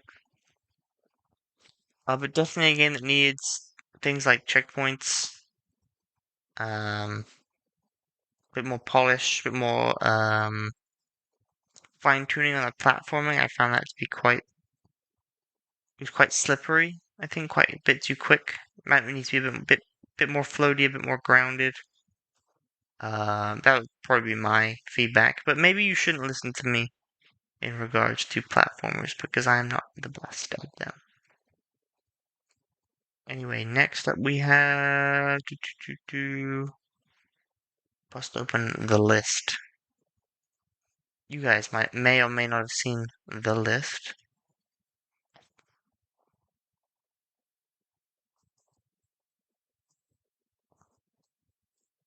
It's going to be.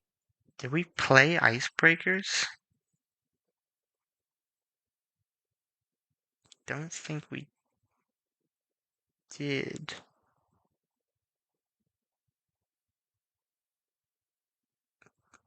Yeah, we haven't. This is Icebreakers. It is by Fakir. Not quite sure. There's one way I definitely don't want to pronounce it, just in case. I can't remember what this one is about. I am quite curious. I do remember there was something to do with music. Because they've written on the itch page, basically, that, I remember this one now. That, the composer was, you know, just some guy who seems to make music for a lot of games. But I wasn't sure if...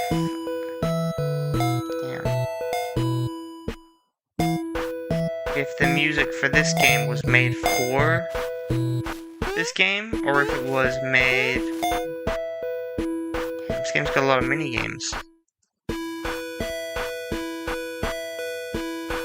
If it was made for this game, or if it was a song purchased, an existing song purchased.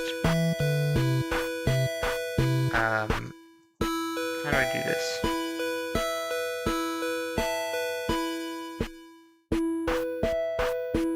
Basically, an existing song that was purchased from somebody who just happens to make a lot of game jam music. Sorry, my brain is all sorts of... My brain no worky good when me have to move the bar to move the other bar. I remember seeing comments about how this was kind of hard to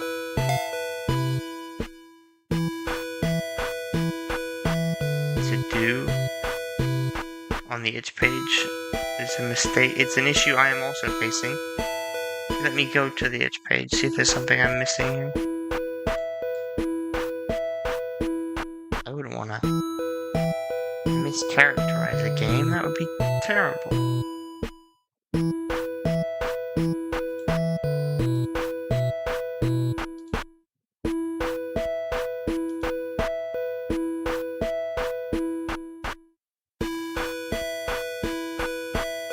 Oh wait. That's a different game I'm thinking of with the issue with the music.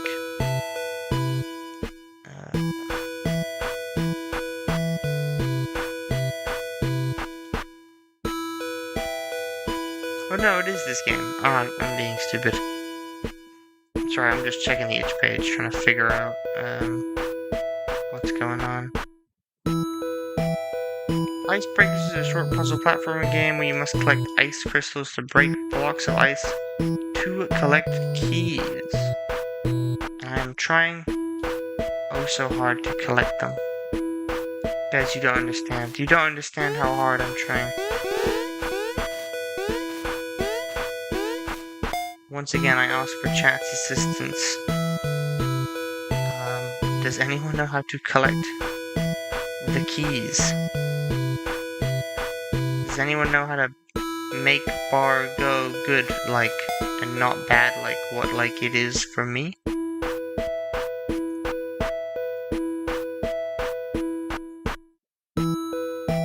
It seems to jump around? I don't get it.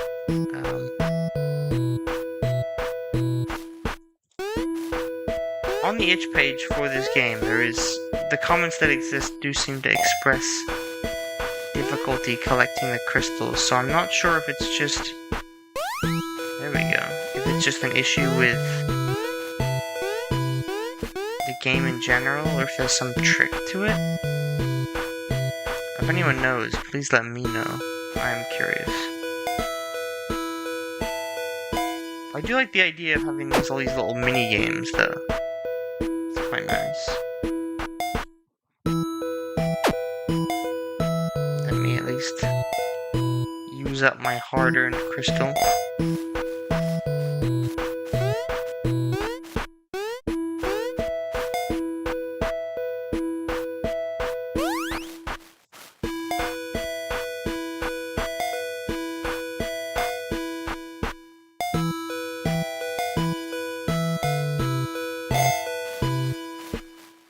How to obtain more crystal.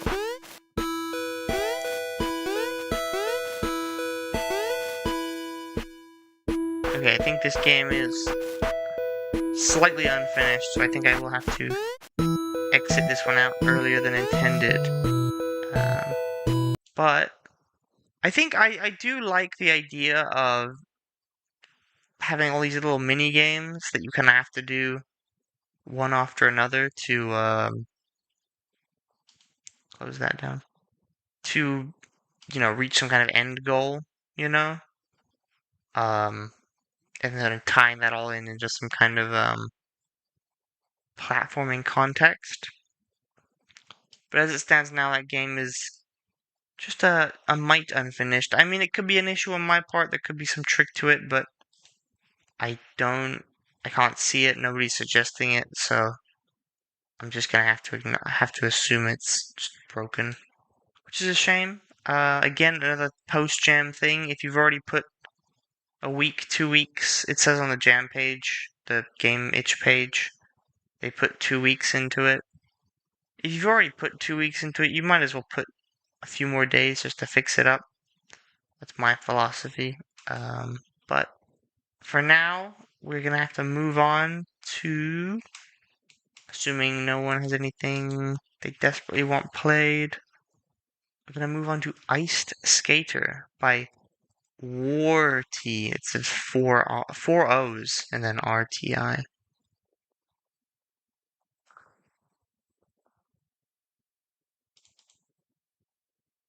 Whoa, the PDF is the manual's a PDF. That's awesome. Open that bad boy up. Oh, it's got images and everything. Legal and safety information. Okay, no, there actually is serious. What? Goodness.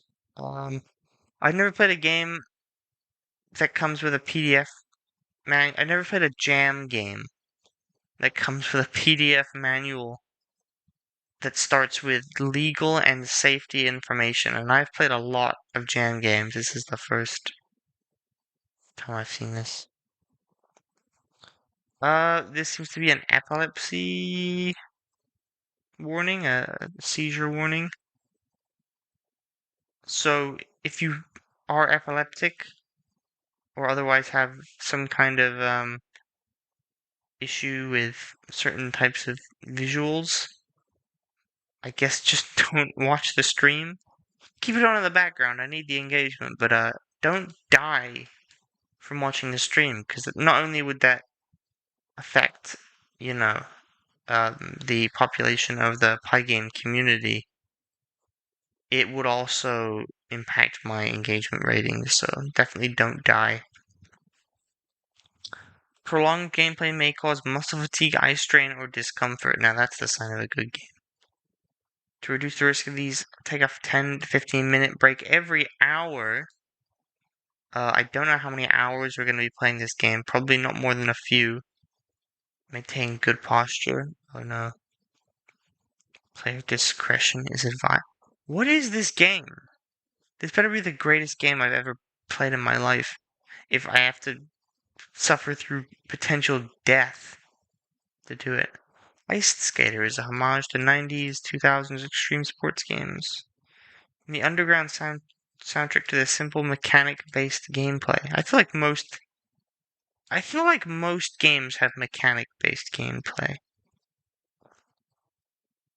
The controls pop-up should tell you everything you need to know, but in case you get lost in the sauce, this section will explain the controls and mechanics to you, so skip the next section if you want to figure it out yourself.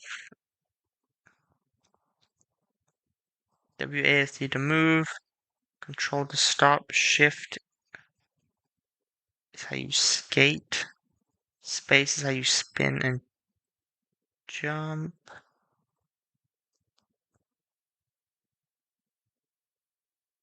You are an ice skater or an iced skater, Keck, in a multi-day tournament. You have practice and training days alternating with competition days. You can use the practice days to familiarize yourself with the mechanics, explore Lake Shad, or jam out. The competition days are where it really matters. You'll be facing off against the developer and some robots. But don't worry, I showed restraint in my level of pure skill. Mercy, even. Completing level tricks without stopping or messes up increases your combo counter, which lets you build up some crazy gains. Good heavens, there's a lot. I'm gonna leave the rest of this manual to be read by anyone who's interested. I feel like this is half the game, it's just this manual. There's my little YouTube studio. Move that. Don't want to break immersion. I have to say that is the most comprehensive jam manual and epilepsy warning I've ever seen.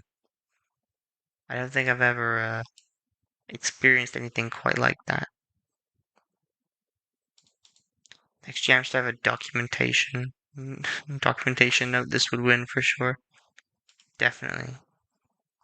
Y'all want to play enter documentation jam? Ice thickness, temperature. This game has a lot of mechanics. You know, I tested this game out. Just a little bit, obviously, to make sure it worked. And I was like, oh, you jump around, you know. You're a little guy, you jump around, you do some basic tricks. Did not expect the, did not expect the epilepsy warning. Did not expect the sheer immense level of, content that is apparently within this game. I do actually like the idea of training days, though, for something like this. That's quite good. I'm trying to find the secrets of Lake Shad.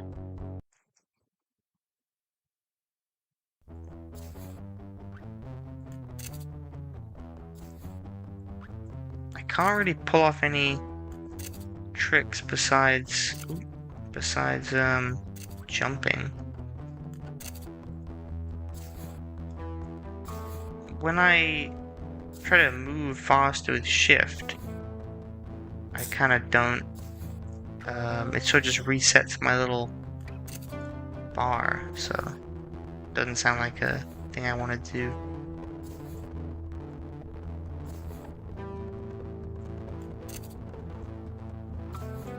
And I say this about like every game, but with this one, I'm kind of almost more curious.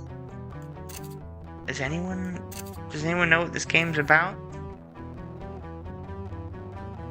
Apparently, I'm better than Dusty and Emily. Skating backwards. Oh, I see.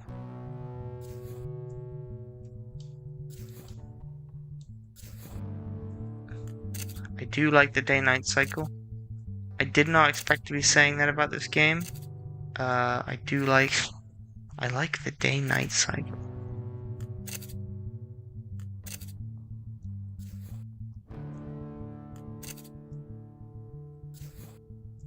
I think the combos are where it's at. I think the way to win is to get the mostest combos.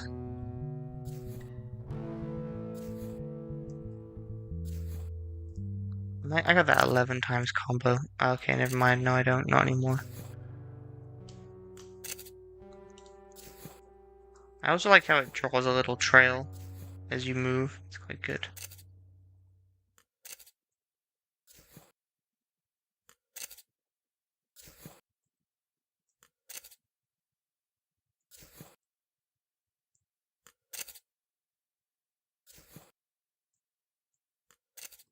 Now, I wouldn't consider myself to be a pro ice skater, as it were.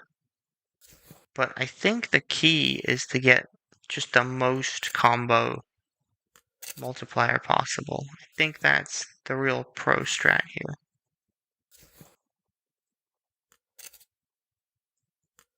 I mean, I got over 500. That's pretty good, right?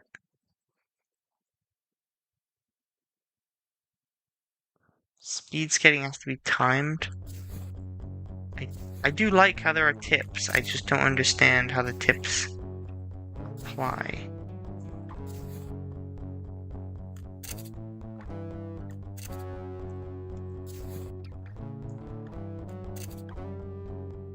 But I will say, in terms of originality, this game is quite up there, actually. I was not expecting the Eldritch Lake monster. Is that one of the secrets? Do I find one of the secrets?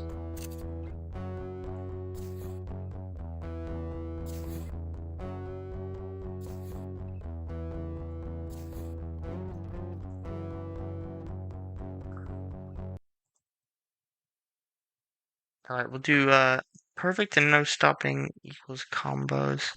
We'll do one more day, and then we must move on, alas. This is a lot more sinister than I expected.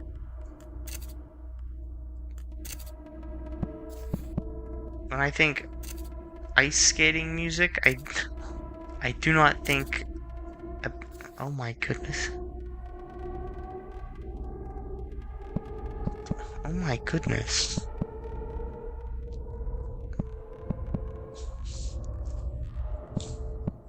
The Daily. Skater missing. A skater has gone missing. Was last seen around Lake Shad. They join a long history of disappearances in the area. Police are taking leads. There was never a way out. Oh my goodness.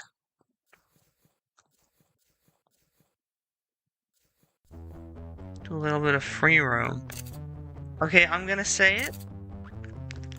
Absolutely 100% did not give this game enough credit. I was like, I opened it up. I was like, haha, it's got a PDF, it's funny, I'll open that up on stream. I'll see what that's about. Did not expect the epilepsy warning. Did not expect the trick system.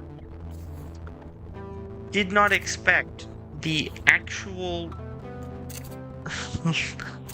eldritch horror that lurks beneath the lake. I feel like I shouldn't be playing this game on stream. I feel like I've ruined the surprise. Most valuable trick, breathing. Which apparently, if you're on Lake Shad, is quite a good trick. I will say that definitely gets my award for whatever it's worth for most surprising game. It definitely captured my attention. But anyway, that is Iced Skater by Warty, it's definitely one of the games of all time. I'll tell you that much. Anyway, next up we have I Don't Node by Hi There 32123.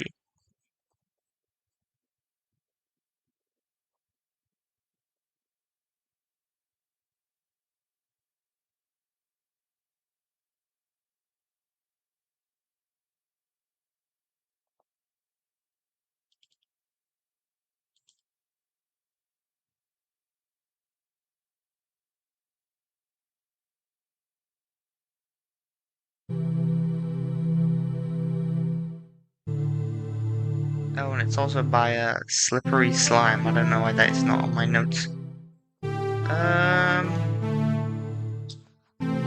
I Don't Node is a graph-based puzzle game which challenges the player with finding a route through the most perilous of nodes. These nodes include freeze nodes, which will force the player to wait a tick once touched, teleport nodes, which will teleport the player to a specific node, and exploding nodes, which move quickly or else you might end up stranded. Good luck, brave node venturer. That's nice. I was hoping for controls. But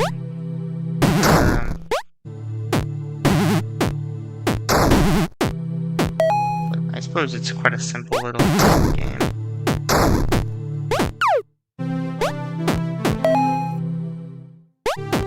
I see, you just gotta kind of move through the nodes. Move through those nodes, man.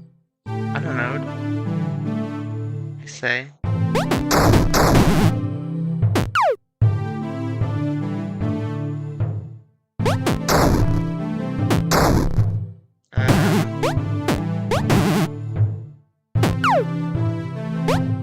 There we go. I couldn't move before. I do like the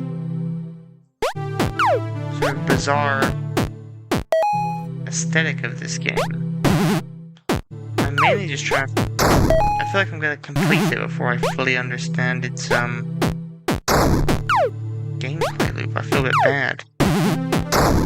Oh, so it looks like the path alternates.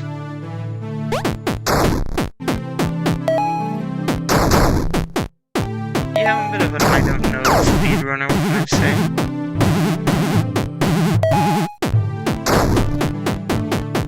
Yeah, I knowed. Okay, I think I figured this out. That was a lot shorter than I expected.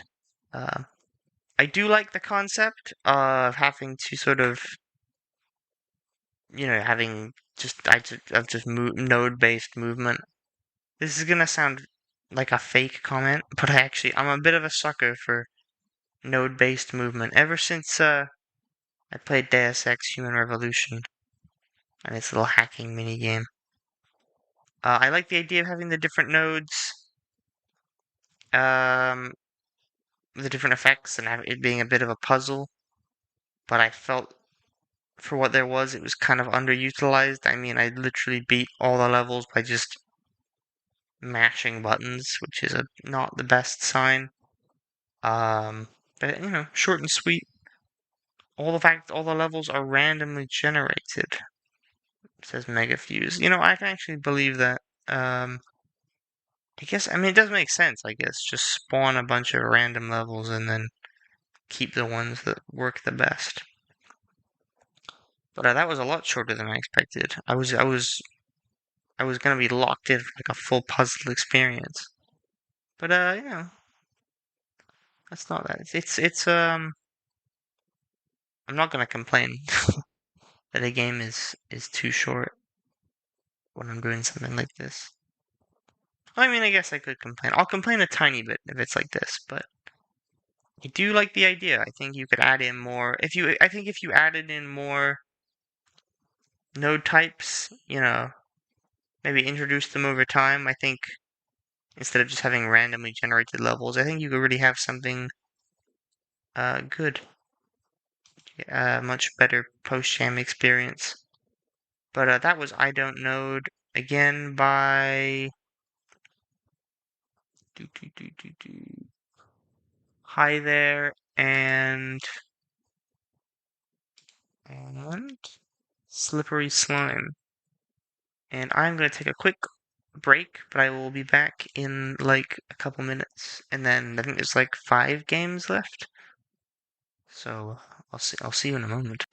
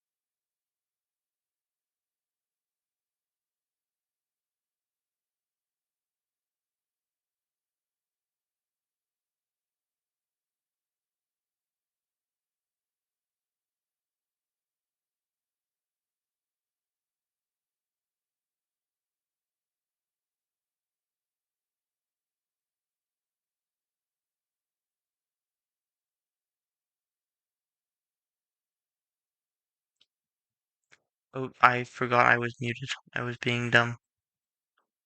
Can everyone hear me now?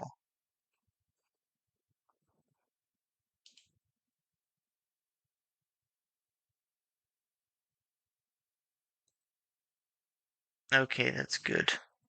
But yeah, like I was saying, it's art I commissioned from Suikyo for these jam streams. But anyway, next game is Mean Green Space Machine by Luca22R. Peak, yeah, it's very good art.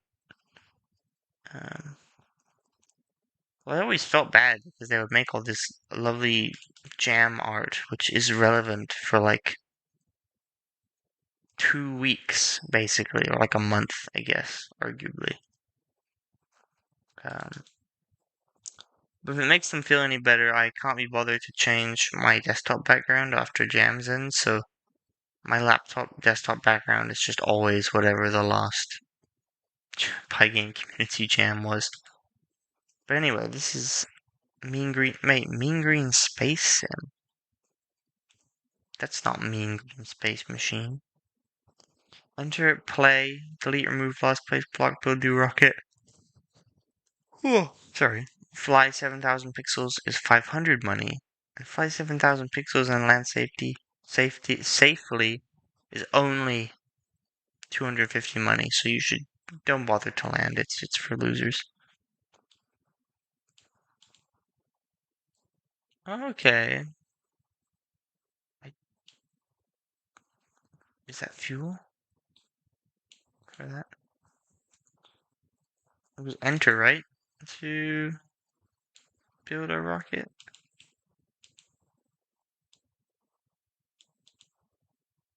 Do I have to use up all my money? Am I stupid? I'm stupid. How launch rocket? I should have probably checked that out. Let me just check the actual jam page real quick.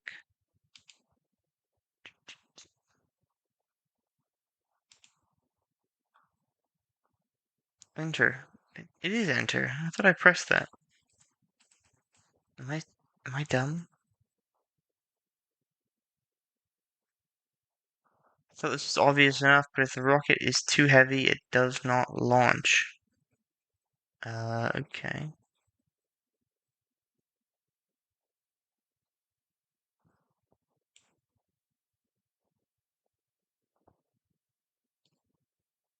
Simplest rocket possible. Let's go. Hey, there we go. I guess it wasn't so obvious after all.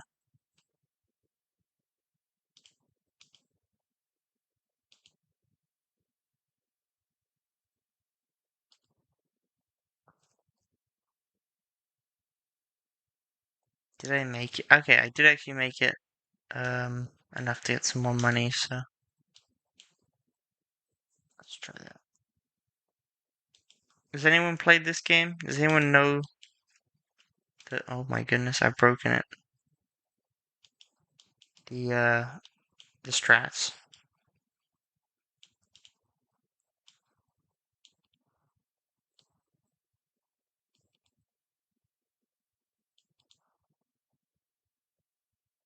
I guess I just want as much thrust as possible. Is there an advantage to not? I mean, I guess you won't land safely, but you get money anyway. You tried it, it's a bit buggy and confusing. Yeah, I mean, I'm having a few issues. I do like the concept, though, although I'm not, it doesn't seem to, have anything to do with the the jam theme. I do like the idea, though. Um,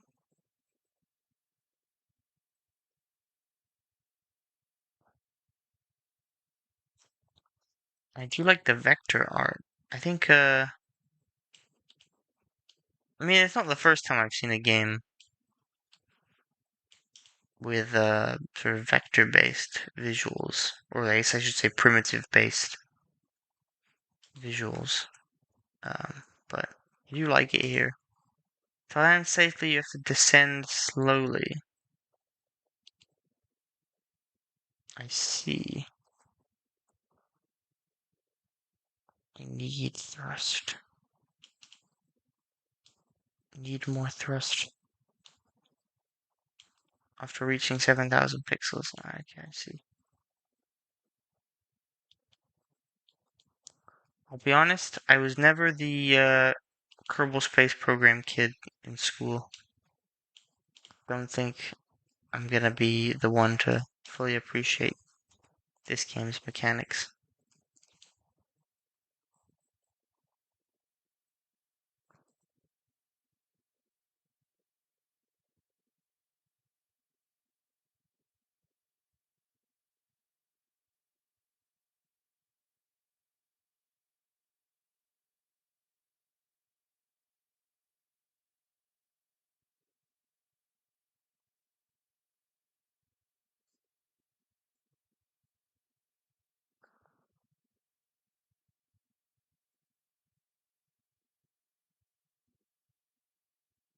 Let's try that. Oh wait, is that not gonna be enough? I have more mass than I have thrust. That's right, I have more thrust than I have mass. I'm not spending too much money? Uh, hmm.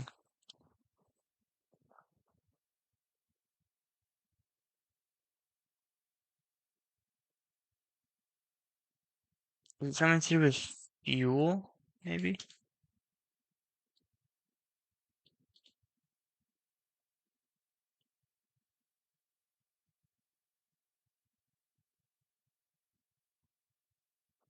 You think you need this square and square block? Oh yeah. Yeah. No, I think you're right. Try that.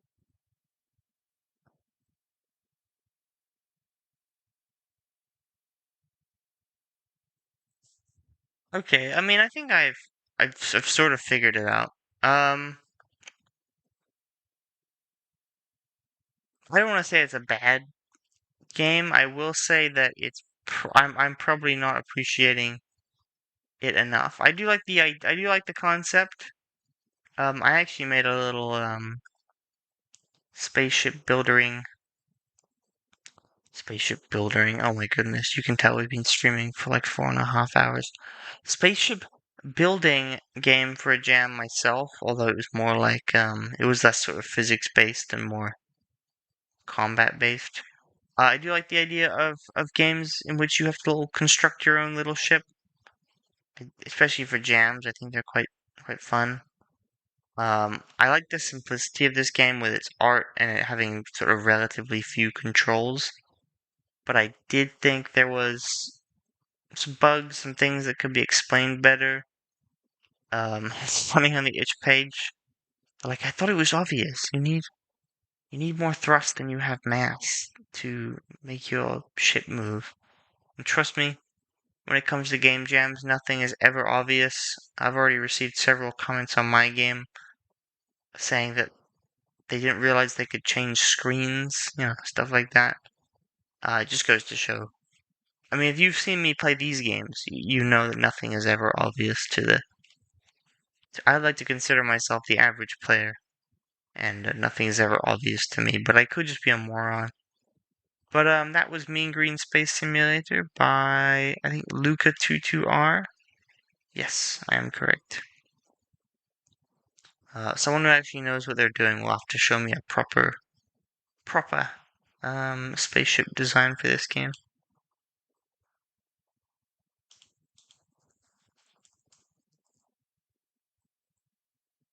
That's right, it goes in the square hole. Thank you, Matthias.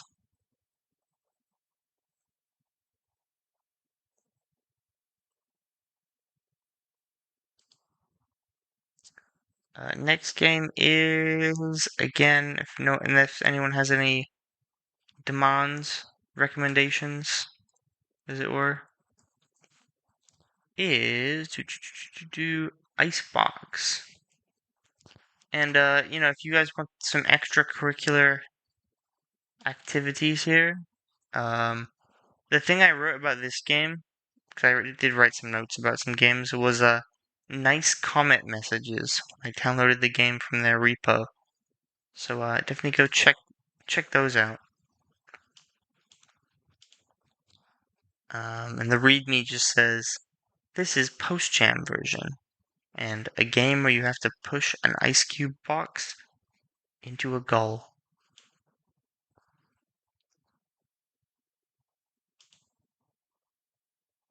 And this is by Tomato Tomatofu or Tomato Fu, perhaps. I think this was one of the ones that was recommended in the Jam chat, in the Jam discussion channel. So I've got high hopes. You gotta play your own game, says Matthias, or else how else am I gonna find out what it looks like?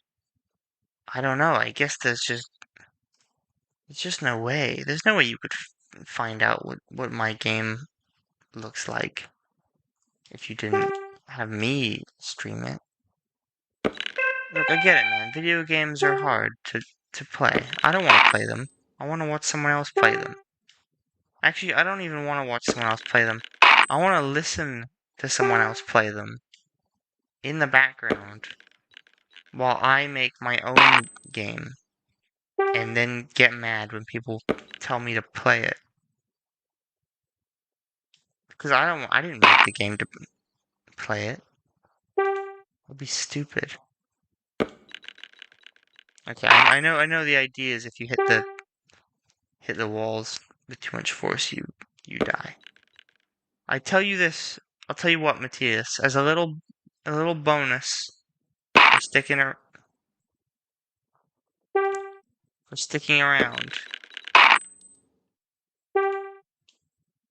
If you stick around to the end of the stream, I will play my game for like 5 seconds.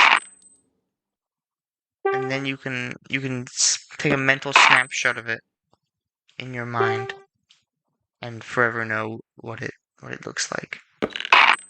And by that I mean what the first levels look like. Yay. Okay, I actually need to lock in to this game and figure it out. This Icebox game looks so clean. It does. That's one of the things that I do really like about Pygame. I know, you can make a lot of arguments about it being inferior to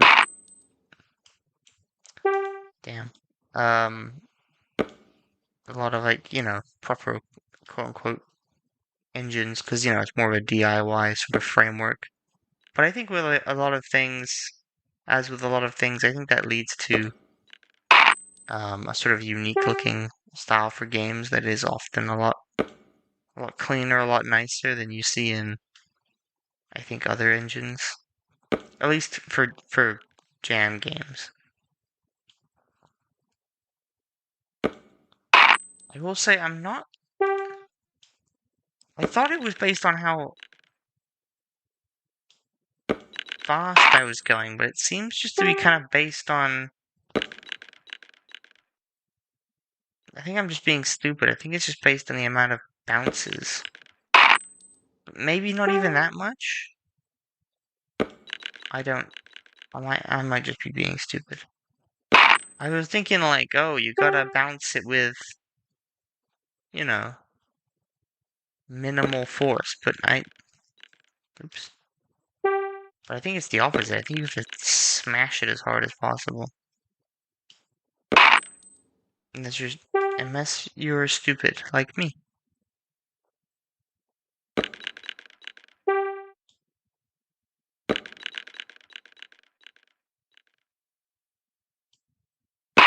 It just seems to break. I should probably, use brain to think about how beat game instead of talk to chat. But if we just fire it directly upward. Oh yeah. Oh no. I really thought I had that. I really thought I had that until it just completely failed. Okay, so I think cardinal directions are the way to go here.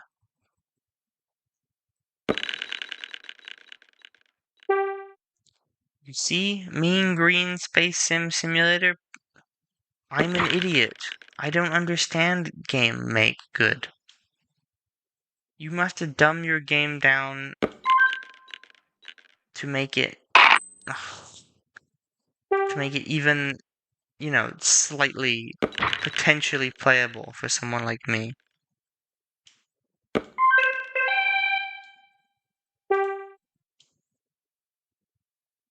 Is there a keyboard shortcut to just shoot in a cardinal direction? Oof, certainly isn't that.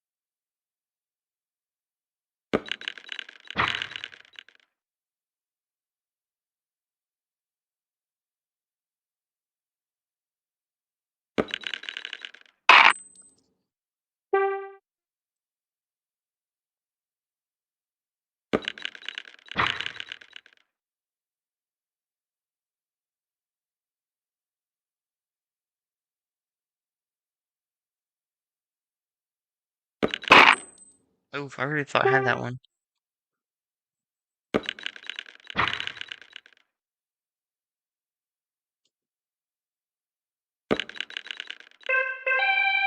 There we go. There we go.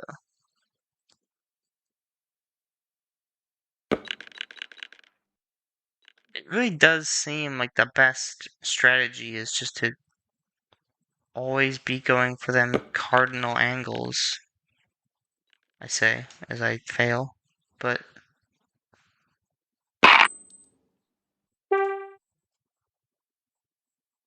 I don't know. It's weird because the game's giving you all this freedom to sort of shoot at any angle you want. The way the physics are implemented, you really do just need to shoot cardinally. Like, you can't. I mean, I think you probably could pull off some crazy tricks and stuff if you were hitting it at very specific angles. But for the most part, it seems a little too unpredictable to sort of, and like a bit too boxy to sort of pull that off. Unless I'm wrong, someone else wants to, show me up with their amazing Icebox speedrun. I say that, but actually, if someone posted, speedruns of any of these games, I would find that very amusing. When I say I would find that very amusing, I mean that in both an ironic and unironic sense. It would depend on the game. If it was like one of the good games, or one of the better games, I should say, I would be genuinely impressed. And if it was like one of the worst games, I would just find it very, very funny, very amusing, and kind of sweet, kind of wholesome. Oh no.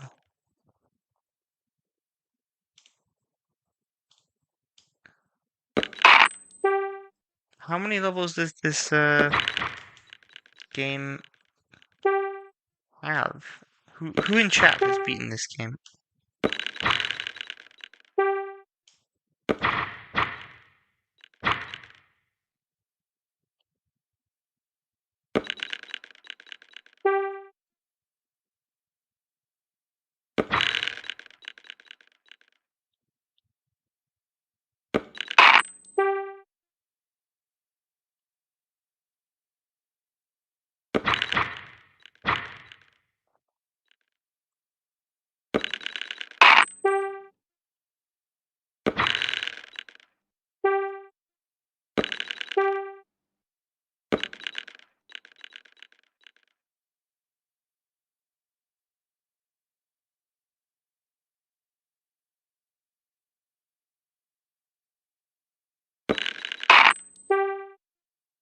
Sometimes when I go somewhere and wait, a somewhere comes to me. Winnie the Pooh.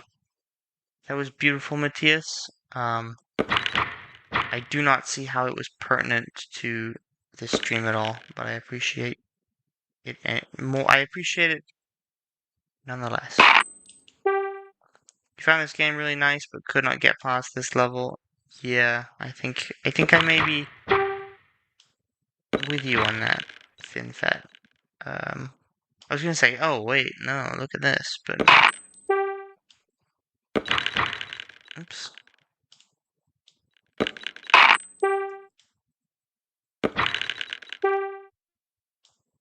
Yeah, I think I might have to. I think I may have to call it on this game. Have you considered shooting down to the right to come up on the bounce through the speed tiles? I actually have. It. I think there's probably an angle you could pull it off, but it was the kind of the first thing I tried was like going just straight right and then down right. But as you see, it usually doesn't end too good. I mean, there might be an angle. It feels like there should be an angle where you can pull it off, but if you try going upright, you sort of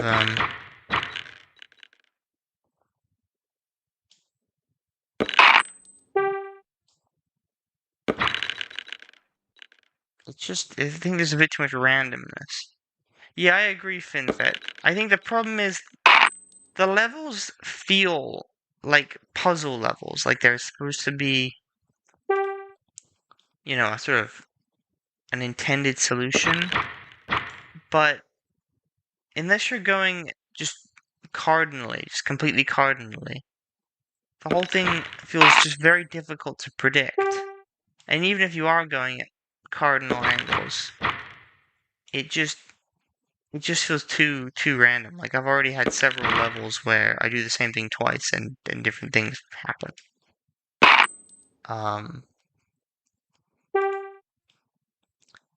I definitely think this game need good benefit from a rework in terms of the physics.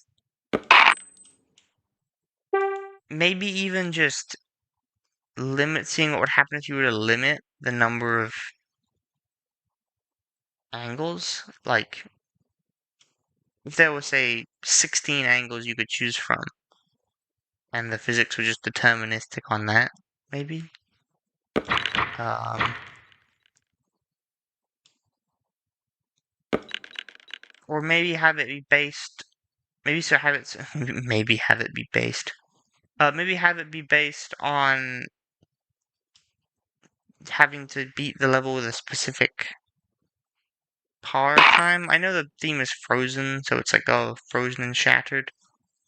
But maybe if you just, you have a maximum of 5 strokes or something. Because the way it is, like, it does look really clean and really nice, but when you get down to it, it's just too random to really do it, to work properly. I actually think maybe, I'm kind of curious. Imagine the same game, but you have to hit as many ice tiles as possible. I mean, that just sounds like it would be satisfying. But, I think I can't get past this level either. I am curious to see someone who can. But that was Icebox by by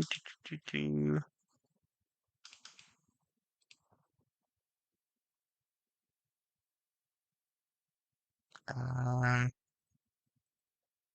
gotta make sure I write down all the games so I can specifically not remember who made them. By Tomato Fu again. And yeah, I think I agree with everyone else on this. It's a nice looking game. It looks very polished, but I think it definitely needs a physics rework. That's pinball. I mean, that is true. It is, I guess, pinball. But I mean, pinball has the whole gravity thing. So I was thinking more one of those fake mobile games where you have to hit all the tiles. Matthias says that's pretty based already, if I say so myself. I already made that joke. You can't make it. What about doing a soft hit above, not full power? So you align yourself with the top of the diagonal there. I think I tried that. If I didn't, I'm sorry. I'm not going to go back and do it, but I think it bounced off too far, unfortunately. I mean, you could try. I think the problem with the physics system in that game is it's too random. It makes it hard to do stuff. But apart from that, I mean, it was so polished and smooth, buttery smooth. It's got that Pygame sheen to it. All Pygame games must have a scrolling geometric background, or else the creators will be taken out back, shot. No, I'm joking. But it is a weirdly, it is just a weirdly common thing. Actually, I don't know if Icebox specifically had it. Maybe that was a bad joke to make, but now that I'm thinking about it. Anyway, next up we have Snowman Billy by Zyurax. So let's bust that bad boy open.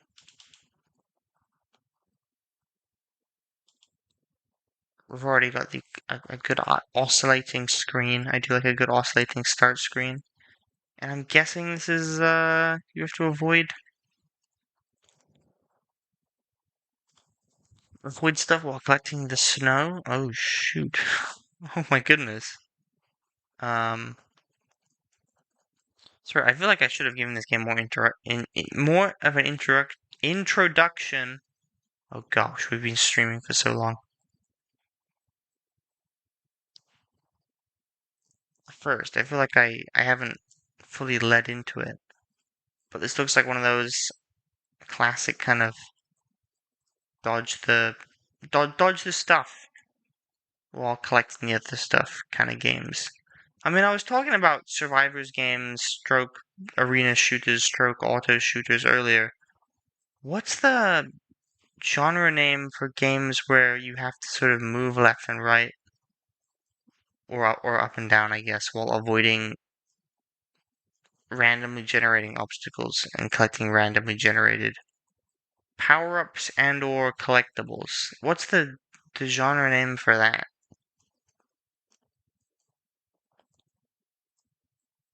Dodge 'em ups? Maybe? I don't know.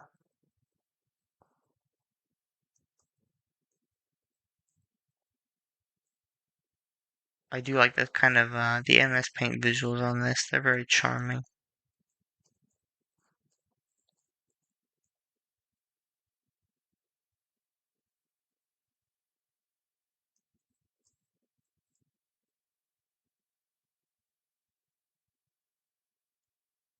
I don't know if the snow is decorative or if you're supposed to. Because my guy, he melts over time.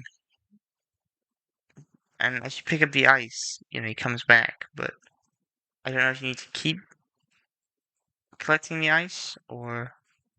Sorry, if collecting the snow works or if it's just ice only.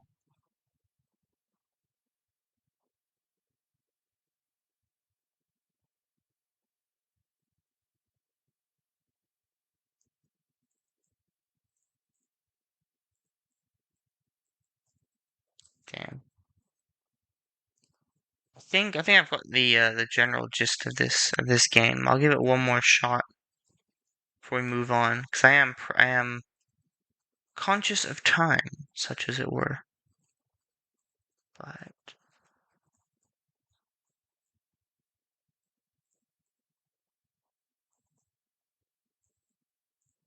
damn. Okay, that was Snowman Billy. I do feel a bit bad moving on from it so quick, but I think we got the gist. It's a classic dodge 'em up type game. Can I say? Um,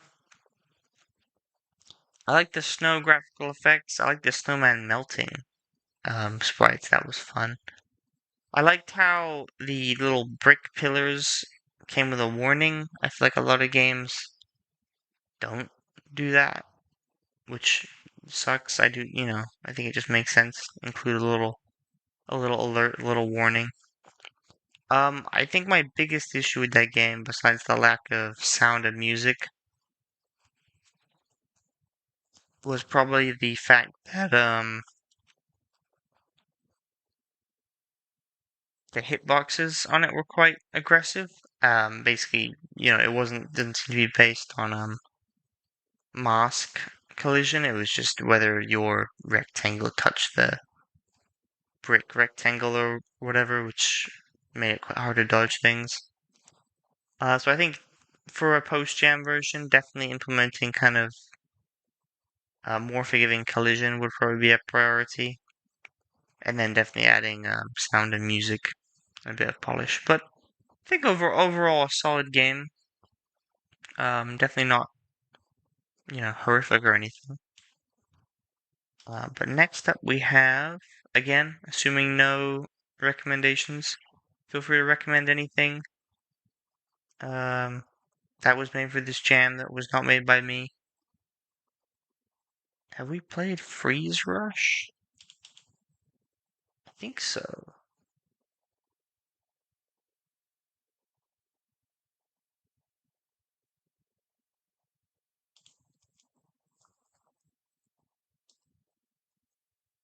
Yeah, we have. We played it like 3 hours ago.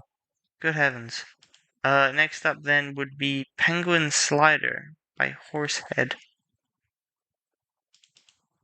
It's got a high score, man. Use W and S for movement. Oh, okay. It's another dodge 'em up. Nice. Okay. Oh, we got this. We got this down. You froze. Pick up some fire next time. Okay, I gotta say, when I saw the the flames on the track, my first thought was not, gotta collect those. I don't want to freeze. But yeah.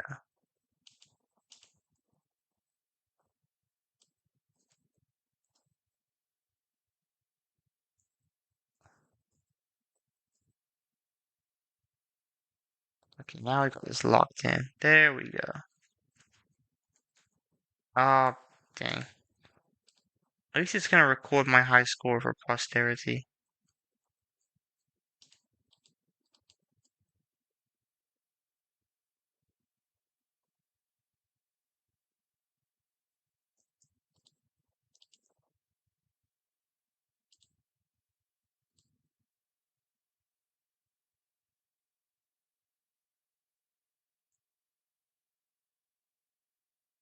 I This has been like 3 games in a row, I think, without sound. I'm a little worried that did I disable sound? Is this supposed to be sound? I mean, has no one in chat has commented on lack of sound for these games. But I am slightly worried. If anyone's played these games and knows that there's supposed to be music and sound effects, because otherwise I'm just like, oh, this game hasn't got any sound. It's terrible. Needs music. Um, Unfairly, of course. There we go. Get that. I got that fire in me, man. I gotta at least get to 60 meters, I think.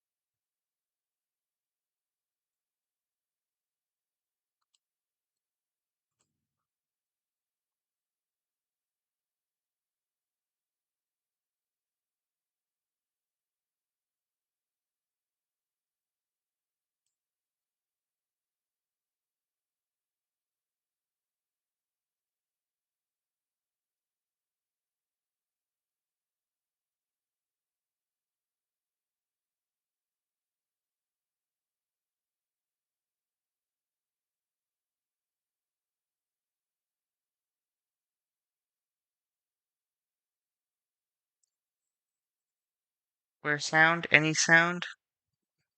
Um, can you hear me speak?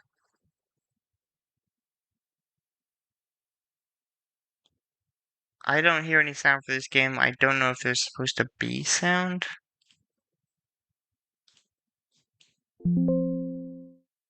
I mean, I seem to have audio enabled on my desktop. That's the problem with these games. If you get like several in a row without sound, I mean, I don't see any music in this, so I guess this wasn't meant to have sound. But it's been like this is like the third game in a row without sound, so I'm a little bit worried.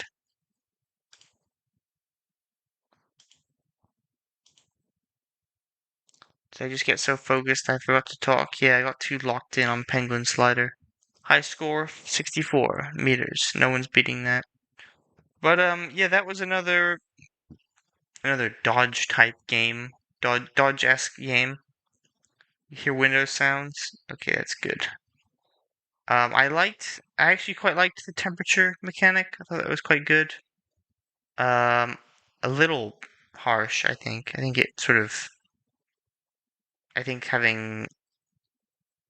allowing the player to go kind of a little bit higher in regards to temperature would have been good. Maybe even having it so they can't get cooked might be good. I know I dislike being cooked in general. I'm not one for cooking. And I thought it was also a little bit fast, a little bit difficult, but considering how quick it is to restart, it was a nice little game, and I found the graphics charming. Definitely some sound though, so I don't feel like I am losing my mind. That would definitely be a big help. And then next, again, we haven't got many games left, so there's not many suggestions that can be made.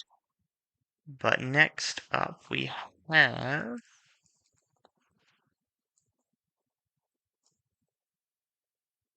Kindling Alone by Python ZZY, who I believe at this point is like a super veteran of these jams. This definitely is not the first Python ZZY game I have played. It's freezing cold today. Cold so deep it steals the breath from your lungs. I awaken to a world transformed beyond the cabin walls. A silent kingdom of ice and snow. So silent that I'm gonna have to turn down the audio a little bit. Audio is just a little bit high.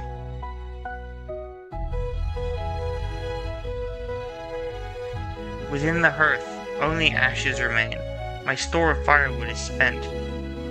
By now, I should have been on the trail to the village, my breath fogging the crisp air as I bartered for fresh logs. Oh yeah.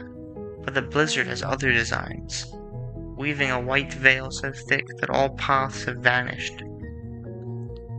Now there is only this shelter and the desperate arithmetic of survival. I must kindle a flame before the cold claims its due. Yes.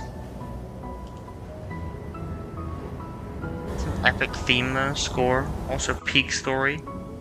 It is quite good. Click to use items. Eat flour.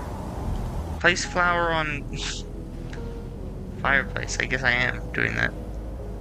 The fireplace is full of ashes and won't light up. I need to get some firewood, but where can I find it? I don't know, dude, but maybe close your window. Yeah, I think I should close the window. Oops. I want to laugh and be like, he failed at closing his window, but as someone who has had very cold hands in the past, relatable. Just relatable. Relatable window close fail. Can I put the radio on the fireplace? There we go. Okay, time to lock in. The table is quite heavy, but with my strength I should be able to flip it over. I'll saw this bad boy to get that sweet firewood. I can solve the table legs. It's working. It's actually working. Then I'll have some firewood to use. Yeah, okay.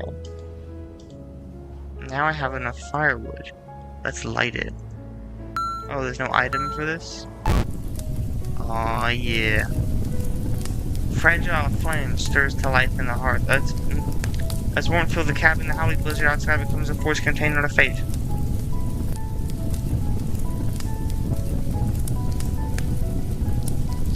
Thanks for playing. Coding by Python ZZY. Generated by Duo AI, Raphael AI, sound and music generated by Hyman Yin AI, JFXR. Font made by Coffee Moth in 2021. Special thanks to DeepSeek AI.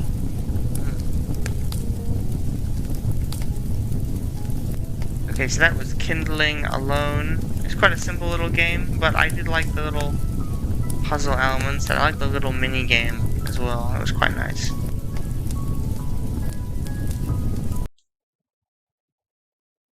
I will say there's not just that there was AI in the credits, but that there was like 5 different ones, 5 different Gen AI sources in there. But I mean, it is allowed in the rules, so special thanks to DeepSeek indeed. I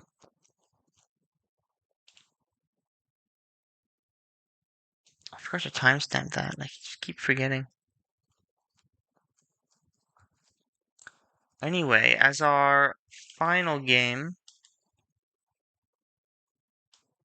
we have Frozen Funds by I'm Not TL. I think that's the final game. Well, I'll check after this, I suppose.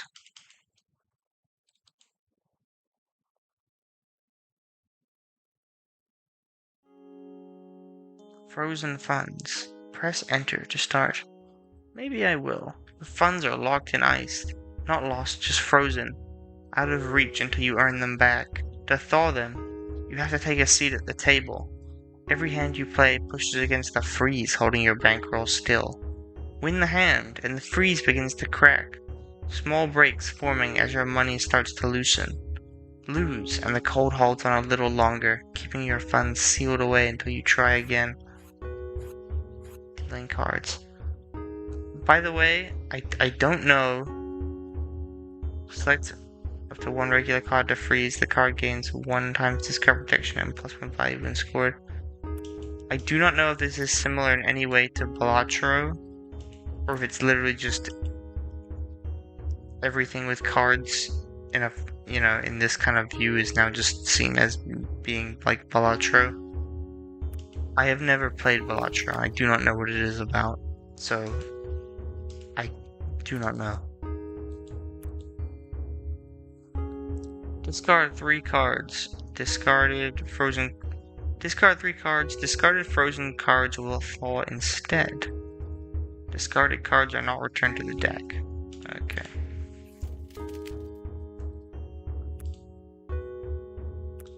Polish here is quite something. Indeed. Community cards are dealt at the end of each phase. Is there a way to select cards without the mouse? Because I feel like having to have to keep moving between enter and the mouse is a pain. Can I use... Oh, I can use the number keys. Okay, good.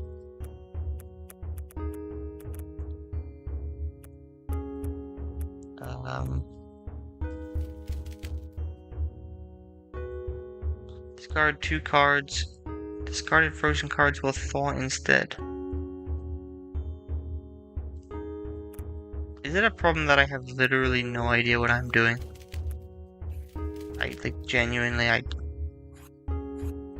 don't know how to play? Did I polish max? Call me European the way I'm Polish maxing.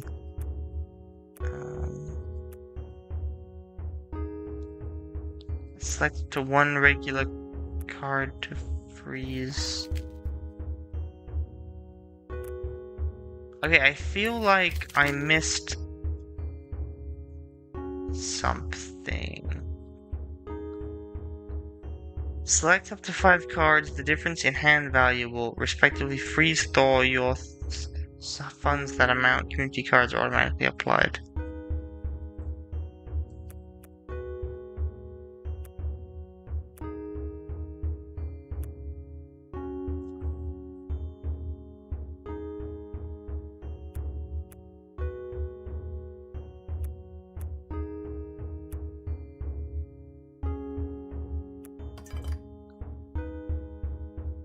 So I've got to try and get his different... I gotta try and get with his higher value of cards in my hand plus community cards.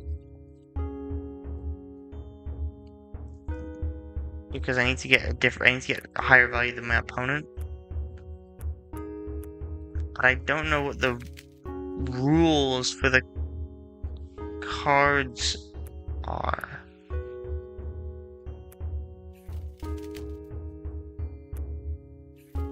Like, I don't know what a ace does, as it were. If someone wants to explain, I probably am just stupid. Hold on, let me... Especially since this is the last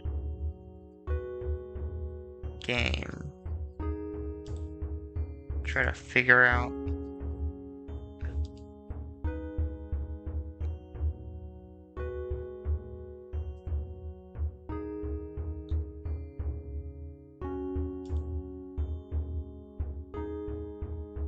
No sprawling lore, no complicated systems. I think you overestimate my ability to understand systems. I checked the jam page. I can't find any extra information. Am I stupid? I feel like that it's just a really obvious game, and I'm just like an actual moron.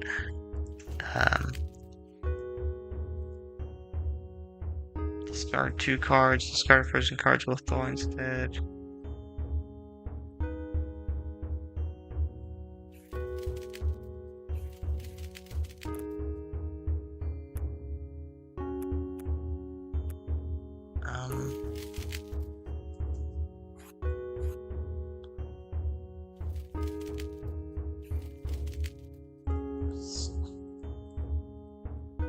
Am I trying to...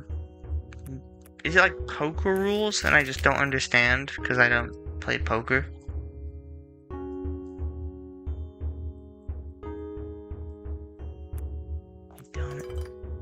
I feel terrible. I feel like this is a really good game that's like super addictive, and I'm just missing?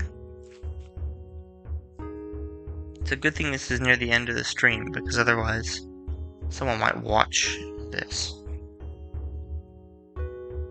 Has anyone here played this game? This is probably the most important. Has anyone here played this game I've done here? Because I genuinely don't understand.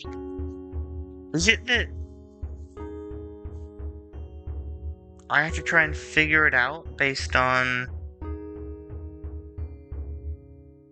like just generally what cards are available? Like, oh, I know, you know, my opponent doesn't have the 10 of diamonds or something. Like, what does the jack do? You know, what does the ace do? What is a community card? I don't want to just be like, oh, it's like Balatro. But like maybe it is, and because I've never played Balatro, and I've never seen anyone play it, I'm completely lost. Like, what is the point of freezing a card? What is discard protection? I don't understand.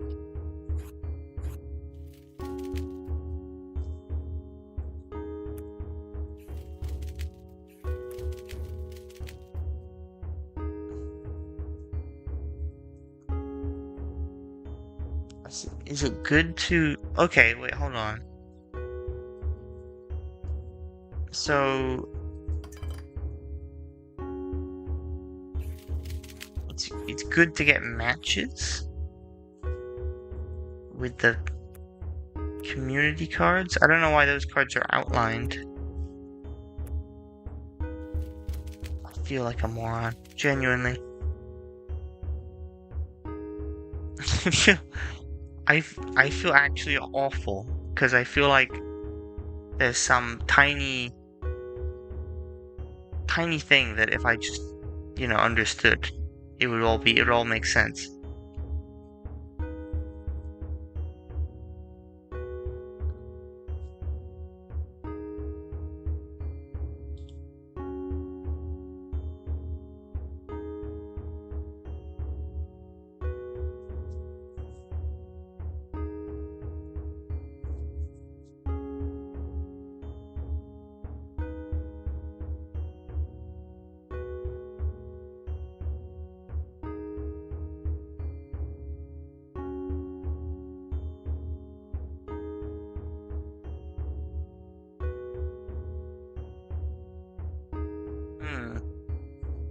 I gotta make sure I do some hums. Actually, this game does have sounds, so I guess I don't need to do any hums.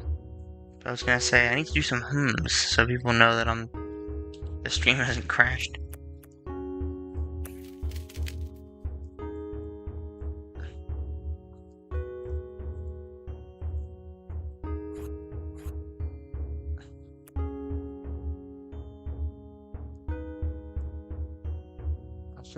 I feel awful to, the creator of this game.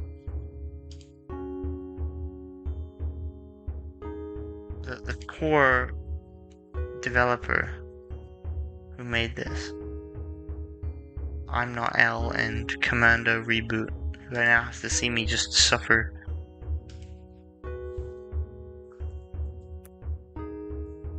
I don't know, I genuinely don't understand. I think I'm gonna have to call it on this one, unfortunately, because I don't know how to play. I think I'm just an idiot. Are you familiar with poker hands? No, I'm not. I've never played poker.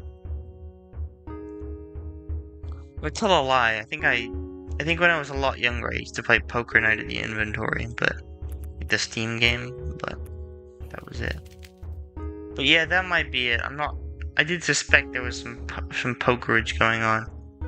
But as someone who doesn't play poker, I just don't understand. I'm too stupid. I'm sorry. I don't understand common poker lore. Maybe that's what I need to do. I need to go and actually finally learn poker in the same way I need to finally learn, like, mahjong stuff. And then I can play. But since I don't know poker, I think I'm going to call it for this one, which is a shame. Again, this does look like a good game. I don't think it's a game that I can fully appreciate, which is a shame for the end of the stream, last game on stream. Alas. But yeah, that was Frozen Funds. Sorry to the shout out to the developers of Frozen Funds. Major apologies to the developers of Frozen Funds.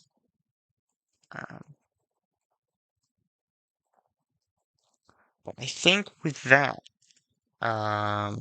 just timestamp that.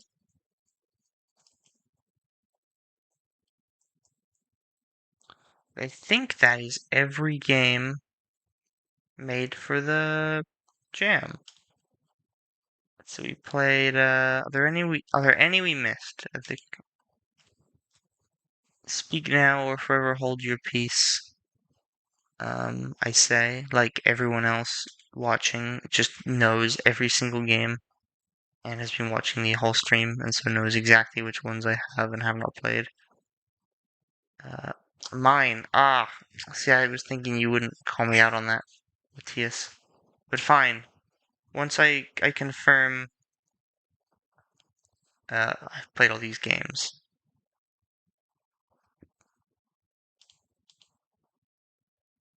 That's all of them, yeah.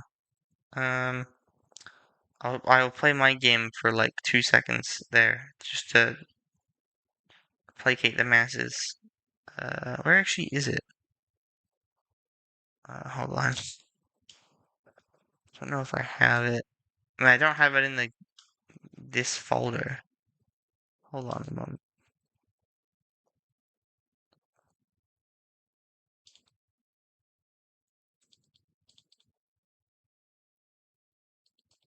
This guy didn't download his own game. Dude, I mean, I guess, yeah, you're right. I guess I didn't download it. Mainly because I uploaded it. Because it's mine.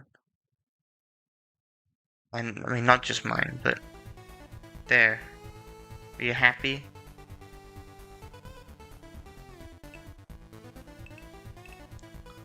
Crank that desktop audio up. You know, so we can just revel in the narcissism. Oh yeah. Now that's the Consola's font. Now that's a font that you rely on using sysfont, and then when you try to make a web build, Consolas doesn't exist because it's a system font. That's the kind of font Consolas is. It's got its eye bleeding color palette, you know? Fun fact, this is not the fault of the artist. This was on me. I was like, we should make it look like a ZX Spectrum game, you know, kind of. With its sort of ZX Spectrum-y palette. And they were like, okay. And they did. And it looks interesting. Because of that. And here it is. Made in, I think 10 days, I think? I can't remember. Not the whole jam. I entered partway through. But, you know, most of the jam. The majority. It's got switches. Wow. It's got pushable rocks. It's like ice blockers, or whatever that game was. It's got keys. You know, like that Snowman game. This is a rich game, and it surpassed your expectations. I had none. Thank you, Matthias. But yeah, this game's got it all. It's even got enemy AI where I forgot. When the enemy selects a free space to move, I forgot to make it so that it ignores the player. So it won't actually try to move to the space where the player is, because it's not a free space. That'll be fixed for the post-jam version, for sure. It's got lasers, you know? Pew. It's got a time freeze mechanic, which is very badly explained. Where you have to time only moves when you do. And you've got to get through the level within a certain amount of freeze temperature, freeze time, maybe.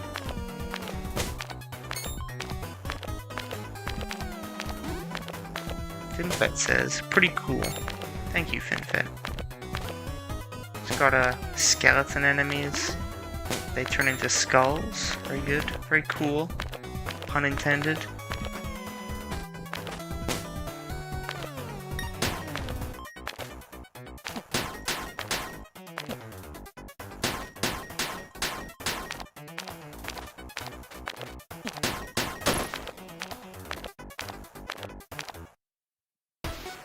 It's got multiple level types. got it's got a lot of these guys. I don't remember there being that many of these. I guess I was just already bored at some point.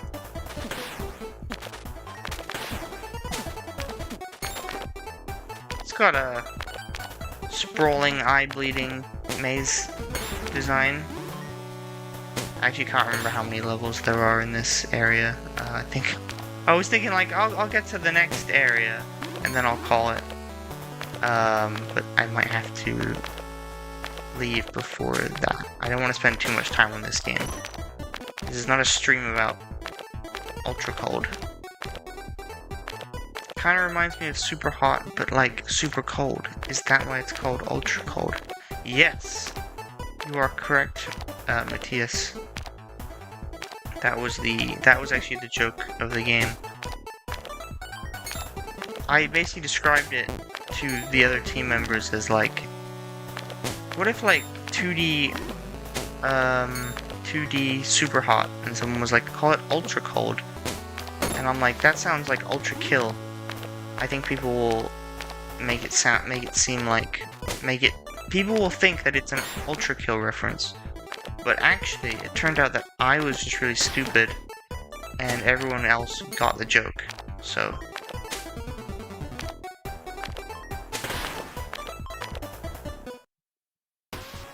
Okay, I think I'm not gonna show you the final area, because A, I've spent too much time on this game already, and B, it'll be a secret. I think there's a screenshot of it on the jam page, but it's a secret. The music is a secret. You don't know what the final level theme is until you beat this game yourself. There you go. My voice is also as a horse. But okay, with that, we have the final game played. You know, you gotta make sure to save the worst till last, you know? But in all seriousness, I think that is all the games. I think there were 26 in total. If there are any that I missed, I will, I mean, I won't do another stream. That would be kind of insane. But I will play them and give personal feedback on the Discord server, because that would be kind of rude if I didn't.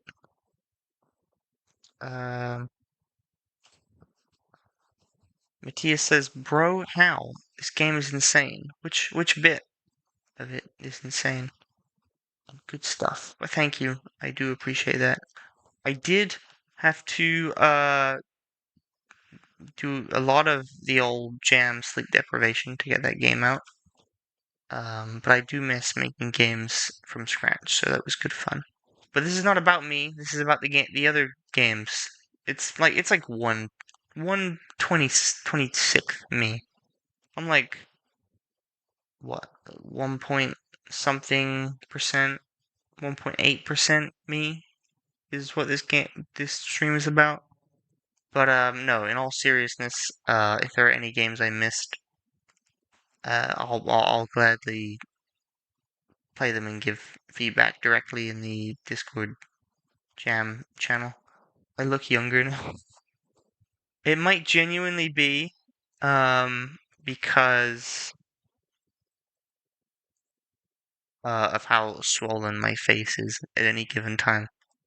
Not to go too deep into Bacon Invader lore, but I've had issues with, what's it, edema, I think it's called. It just massively alters my appearance at different times of day, which is like how puffy my face looks. But yeah, I mean that was all the games. I really enjoyed doing this. I mean, it was more tiring than I remember. Maybe because this is like uh 5.5 hours, and I think the last one was only like 3 hours. Could also be lighting. Could be. What time? Oh yeah, good point actually. I guess it's night now technically. Um, I did originally have the window open to, get all that lovely natural light in, but it just created like an angelic backdrop to the stream that looked like I was about to get raptured or like nuked. So I turned it on. just slightly out of practice. We haven't had a jam in a while. True. I do appreciate the lovely spearheaders of these jams. I wonder who those kind folks are who take it upon themselves to go through and host jams and make jam art and create lore and mess with the pages and all that stuff. I mean, I think they're the real winners here. But I don't know who those people are. They'll have to come forward themselves, I'm sure. But no, I really enjoyed it. I really enjoyed entering the jam. I really enjoyed playing all the games. I really like playing jam games. I know I get frustrated occasionally and I skip over them, but it's just really fun to see everyone's creative output, see everyone's interpretations of a game, just see the many different, not only just the different types of games you can have, but the different ways they can be implemented. There's like infinite ways to implement a platformer in Pygame, right? So it's just so interesting to see the different ways people do it. But I think that's everything. So thanks to everyone who is watching. I hope there aren't any crippling audio issues on the VOD. That is gonna be horrific to listen to if that's the case. Yeah, thanks for everyone. Thanks to everyone who's watching now. Thanks to anyone who watches the VOD who's just curious about what I thought about their game or games played here in general. And big thanks to everyone who stuck around for like a huge portion of the stream, like Matthias, FinFet, Megafuse, Andre Varvar, stuck around for quite a while. Um, and thanks to everyone who helped me out when I was really dumb with some of the puzzles and some of the games. But I think that is going to be it, unless definitely didn't miss anything. I forgot how I normally end these. That's the problem. So I think I will just end it abruptly, and then I can say that the stream has frozen.